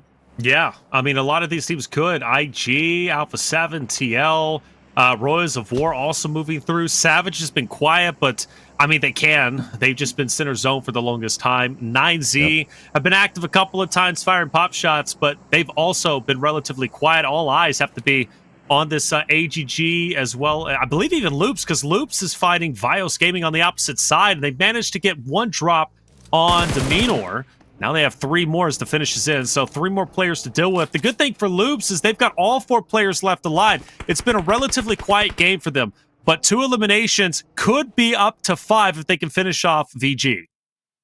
That's right, VG now having to back off there from that situation between Loops Esports. And you guys were talking about teams that might be able to edge their way into the circle. One team that is currently trying to do that, it's going to be IG, as they're going to more than likely have to fight there with Alpha 7. They did end up losing 1 player already to Alpha 7, or at least it's currently knocked. There you go, Kogo's actually going to be able to get some more players from IG. Meanwhile, Loops keeping an eye on everything going on towards the north, trying to make sure they make life even harder for Alpha 7. All the teams are currently focusing on Alpha 7, making sure that they eliminate them so they can make their game a little bit easier. Mafioso being the last player alive, currently with 0 eliminations and having to figure out how he's going to make this push in. He has Team Liquid close by to his north, just holding him down. On top of that, IG, you mentioned it, Enigma, one of the teams that might be able to weasel the way into the circle. IG is one of them.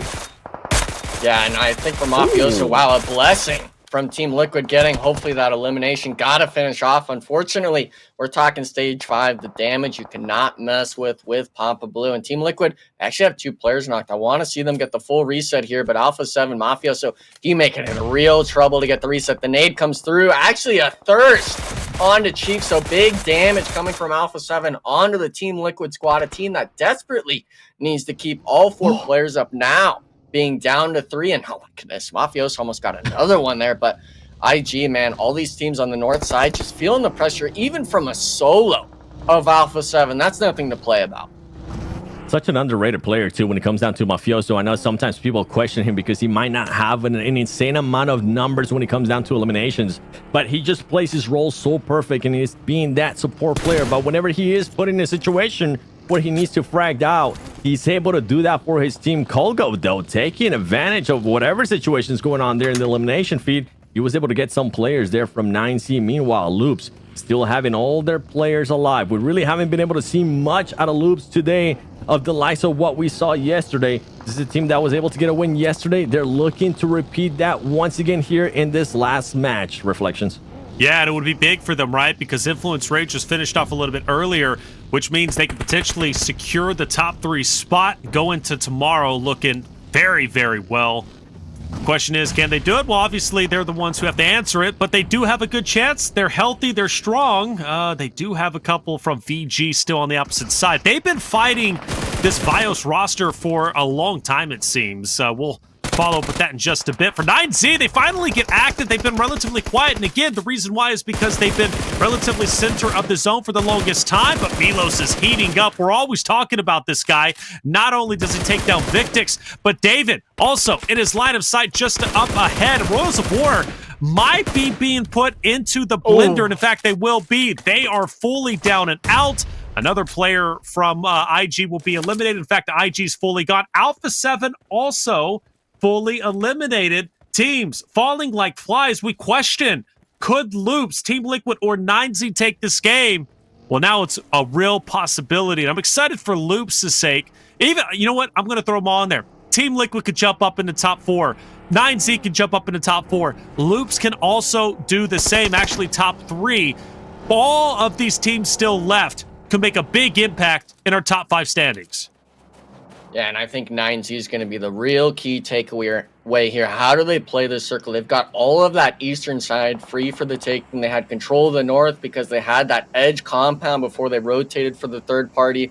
My question mark is going to be, how does Loops play this? Do you go for the center play? Do you send it into VIOUS Gaming that you already got an elimination on because they were the squad that made him a 3-man? You understand that you have the man advantage here, or do you choose to play the circle? And unfortunately, a squad that is down to a solo, no Savage Esports. They were a team that had so much control on this southern side, ultimately just getting a little bit too greedy on that fight with Royals War on the east, taking the most casualties without being eliminated. So these squads right now, obviously there's the 3 key takeaways here. I'm more interested in seeing how these left squads, these western teams here, are able to maneuver around this hillside. Yeah, it's going to be hard for some of those teams, especially with 9C. I mean, towards the east, so much room to work with. On top of that, they have buildings too. They need to go and fall back on that. I like that they're currently not there because they would just be putting themselves in just such a bad situation. And there you go. Thank you for pulling up that map, as we're going to be seeing what the next circle is going to be doing. 9C, there's so much room. I would say, honestly, if they wanted to, they could work with 50% of this circle right here. But just keep it this way, 9C. Let's not be too aggressive, and let's not end up doing what HG ended up doing in that last match. There you go. With the new circle popping up, 9C will definitely be able to position themselves there perfectly in this circle. And what is Loops going to do? Because Loops, more than likely, they're going to have to end up fighting Team Liquid. Team Liquid needs to find an opening within this circle. And hopefully with the terrain that they have to work with, they might be able to. And on top of that, Reflections, they have an airdrop close by as well. That's right. They definitely do. I think that airdrop, I don't know how worth it is to risk your life to try and go get it. For Team Liquid, it's a little bit more in their path, right? Because they're the team that kind of has to push forward. If I'm Loops, I want to keep 9Z in check, but focus and put my attention on Team Liquid up ahead. That's what I want to do. And it seems like with them dropping low, with Vitten, who might get a bit active in Abete as well, there's a chance they do go on the attack on Team Liquid. VG is another worry, though, that I have, because they've been kind of hiding in the shadows, staying relatively quiet. They've gotten active a couple of times. We've saw Loops and VG, have a skirmish here and there occasionally, but that fight has never concluded. But Loops, Team Liquid finally underway. Rafina onto Cardozan. The drop potentially looking to be picked up from Cardozan's perspective. But again, it's just not worth it. You've got Loops on the overhang, and Cardozan's going to pay for it. Rafina will get the pick of Ayala.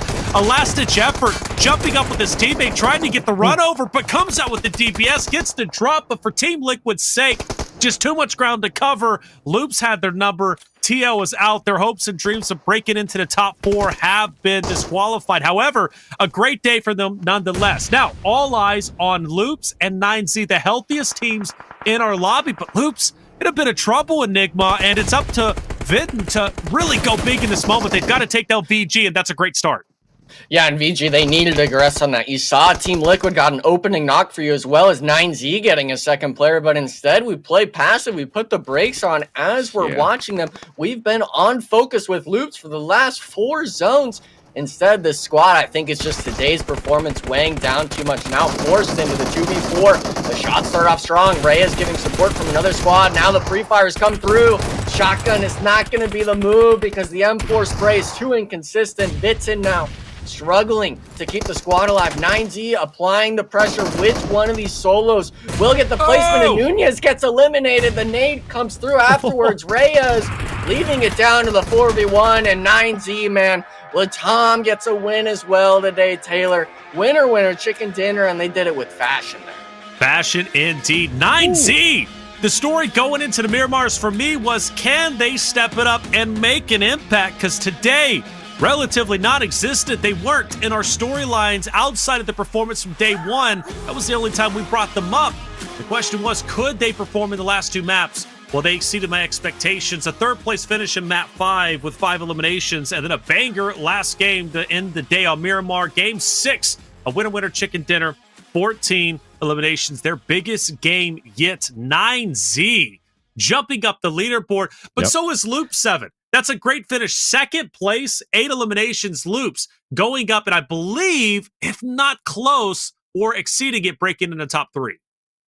That's what this team wants to see, right? Especially after this kind of they didn't really have pop-up performances that we saw yesterday. And for Loops to be able to take care of Team Liquid there towards the end, that's perfect play out of that team. And I'm surprised. I'm with you, Enigma. With VIOUS Gaming, I thought VIOUS Gaming was going to just go full on. They decided to slow down. Yes, I know Vitin did have that angle on them. He did try to slow down, but I felt like with the manpower that they had, especially with how many players were knocked there from Loops, they could have overrun them. They waited a little bit too long, ultimately gave 9C the opening that they were looking for. And honestly, with that circle, with the positioning that 9C had, Enigma, it was theirs to lose. Yeah, and I mean, for 9Z, it's always a matter of just keeping true to yourself. That's a squad that worked as a team and stuff like that. But unfortunately, it's just all those Western teams, especially VIOUS' positioning. They held that Western edge of the zone for what seemed to be 3 or 4 circle shifts. We saw Loops, Alpha 7 having to rotate north. We saw even Wolves dealing with the struggle of getting into it, which ultimately allowed that whole southeastern edge to be completely free for what seemed to be the whole match. These squads were having a real trouble with those circle shifts, and for VIOUS, they really should have just had more eliminations that match, but good stuff, of course, from 9Z. They didn't sit still. They went out of their way to take that engagement, and I think wiping Worlds of War, a squad that was definitely in the running next to you, it's a big confidence boost. Yeah, without a doubt, huge confidence boost, and this is the ultimate confidence boost for 9Z. Globant, their first win throughout the 2025 PMSL America spring season. They've gotten close multiple times, but this is the first time they've got over the hump and got their win. It was a day of first. Xforce for North America getting the win on Erangel Map 4.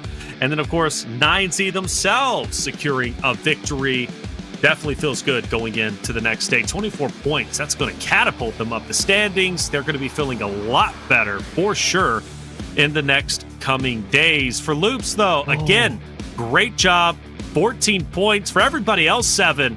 Not really walking away with much. Yeah, I'm going to be looking at number 3, VIOUS Gaming. I mean, this is why we were kind of hoping they will be a little bit more aggressive there when they have Loops pretty much up against the zone. They had 2 players knocked down. That team ends up just being able to get the placement points. Not really what you want to see, especially in a situation like that. But I guess it has a lot to do with the terrain that they had to work with too. Vitin, honestly, if I'm Loops Esports, I'm being so happy to Vitin. Even though they ended up losing, he was able to just showcase that he can hold up a team and allow his team to try to revive the rest. And the overall, Alpha 7 Esports on top by 30 points. Whoa, yes, 30 points. Big story there. Intense game, holding on to second. I was hyping up Loops. Thought Loops is going to break into top 3. Not the case. 9Z jumps way up into third place, albeit just by 1 point over Influence Rage and Loops, but I wasn't expecting this by the end of the day, Enigma. Yeah, and for 9Z, it's just being able to finish the day, going to that last day of Phase 1 tomorrow, being able to see yourself in contention for those top 3 advancement points for the finals. It's a big momentum shift for your team. You're going to go into that VOD review tonight and really be theory crafting and understanding what maybe not even mistakes you made today, but different choices you could to propel yourself even more forward. And unfortunately, I really kind of suck to see Influence Rage here. 3 winner chicken dinners, tied with Loops, who only has 1, and allowing 9Z to pass you. The win column is so strong, but it just shows for Influence Rage, at least, they don't get the wins. It's like Seven said, they really underperform. That is a fact. Man, I am so shocked at how close this is. You know, yesterday, Seven, we were talking about how close the top 4 were, and everybody else were just kind of existing, right? Now look at it from 3rd place on down even to, honestly, even to 9th place. That's one good game. You're going over all of them, and you're now in the top 3 just like that. Yeah, that's right. I mean, even with Wolves Esports, they position themselves in such a massive way, and I know we got a chance to see him being able to perform well, but I got to give, once again, props to Coops. He showed up when the team needed him to show up, and I felt like that was just such a turning point for this team, as well with iNCO Gaming. I mean, iNCO Gaming being able to do certain situations here and there. I'm with you, Enigma. That's another team. If they can go back to the drawing board, if they can just go back and look at that VOD review tonight and just pick out little things here and there, that's a team that can maintain themselves there within the top 5 and figure out when we go to Phase 2 what it takes to actually try to make it to a top 3 situation when we go to the grand finals and make it to PMWC. And I think for iNCO as well, your whole goal tomorrow is to try to at least either cauterize the damage if you're underperforming, or at least try to propel yourself forward, because you're playing tomorrow for those advancement points. You're not playing for anything else but that. You want to make sure that you're getting yourself as many points as possible. And for the squads near the bottom of the leaderboard, maybe below even Wolves Esports, you're looking for the experience. You're looking to iron out the kinks that you have to try to get into Phase 2 to get yourself to success, because everyone below Wolves, I struggle seeing making that first page. Wolves is the only one in my eyes where they have the caliber and they have the consistency when it comes to taking some of these engagements and fights to be able to win a game like someone like Alpha 7, where you get those double-digit elimination points. You get yourself the consistency, but obviously we know time will tell tomorrow. They've got 6 games left, and we know any team can crumble. Well, one thing is for certain, based off of these 2 days, I can happily say this iteration of PMSL has a variety of teams that are fighting for gold, and it's highly competitive, and a stark difference from the 2024 spring season, which we had our front runners, and that was it. Nobody else was able to catch up. Remember spring season, it was top 2. I think it was Alpha 7 Team Liquid for many weeks. They just stayed in first place, second place. Nobody was able to touch them all the way to the very end. This time around, a much different story, and I think a large reason is because we got rid of the bonus points. I'm loving this format so far. It's been incredible. A great day, number 2. The tournament will continue tomorrow at 4 Eastern. Before we get out of here, let's get your final words, Enigma. Let's start with you. Oh, I mean, for the most part, I'm expecting tomorrow these squads show up and they try to leave it all out on the table. I want to see Wolves. I want to see iNCO Gaming. You're the teams I'm looking at to represent NA and say, hey, we're going to be shooting for that top 5. We were so close to it. It seemed like today coming into, at least for iNCO, it's definitely in the realm of possibility. And for the other squads, I hope you're able to get the experience you need to be able to be essentially woken up for Phase 2 after tomorrow. Enigma, always a pleasure to cast with. You wake me up every single cast we do, baby. You always bring the energy and the insight. It's always a pleasure. 7, always great working with you, man. It's been wonderful these past 2 days. What's your final words as we get out of here? I think for me, it's going to have to be Influence Rage. They're going to have to figure out what's going to happen between this team, especially if they don't end up getting a win. It was my biggest worry coming into today. They still continue to get those wins. They only ended up getting 1. But besides those wins, if you take away the wins, they only have 3 placement points, and that's just not going to be cutting it in regards to consistency. They need to be able to narrow down, being a little bit more consistent when they don't get a win when it comes down to placement points. Well, there it is. That concludes day number 2. Always a pleasure to have each and every one of you, not only in the desk, but also you out there in the chat. Make sure you hit that sub button if you haven't already, because look, there's still plenty of more days of competition for our 2025 PMSL America spring season. This was just day 2. Many more to come, and it's going to be happening right here on this channel at 4 Eastern time. For myself, Taylor Reflections, Noble 7, Enigma, our production crew, and you in chat, thank you so much for being here. Be back tomorrow, same time, 4 Eastern. We would love to have you. Just instantly rotated, but unfortunately, M2M, he's going to have to try to get at least maybe one elimination under his belt. Luckily, the rest of the squad here is able to cover, but getting knocked. Lox, who found himself under the roof, might be getting a cheek. Yeah. What you want to see out of this game is you want to be able to back it up. Side Chief is desperately crawling. Do you stick the res? Do you go for this game? Remaining consistent from day 1 to day 2. Grenade switching it out. Is he going to be able to knock anybody here from Esports Gaming? He is going to be able to connect with one king turn around. And I wonder if they're just so confident. They're really not expecting it. The grenade going to be coming. Gun to their advantage. And here you go. Adrian just going for it. 2v2 fight, and we see it now. Great overhead. Snacks actually getting an off angle. Ronson notices too late. Snacks will trade to duo for what seemed to be those last 3 or 4 circle shifts. Winning out. At least now Red was going to end up getting one. Wow.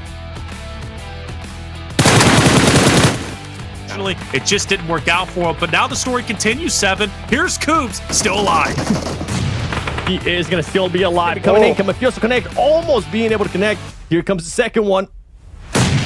Saying, yeah, I know people have been down on me, but I'm still able to get those eliminations. All eyes on Fran as some damage is already going through. VIOUS is taking it.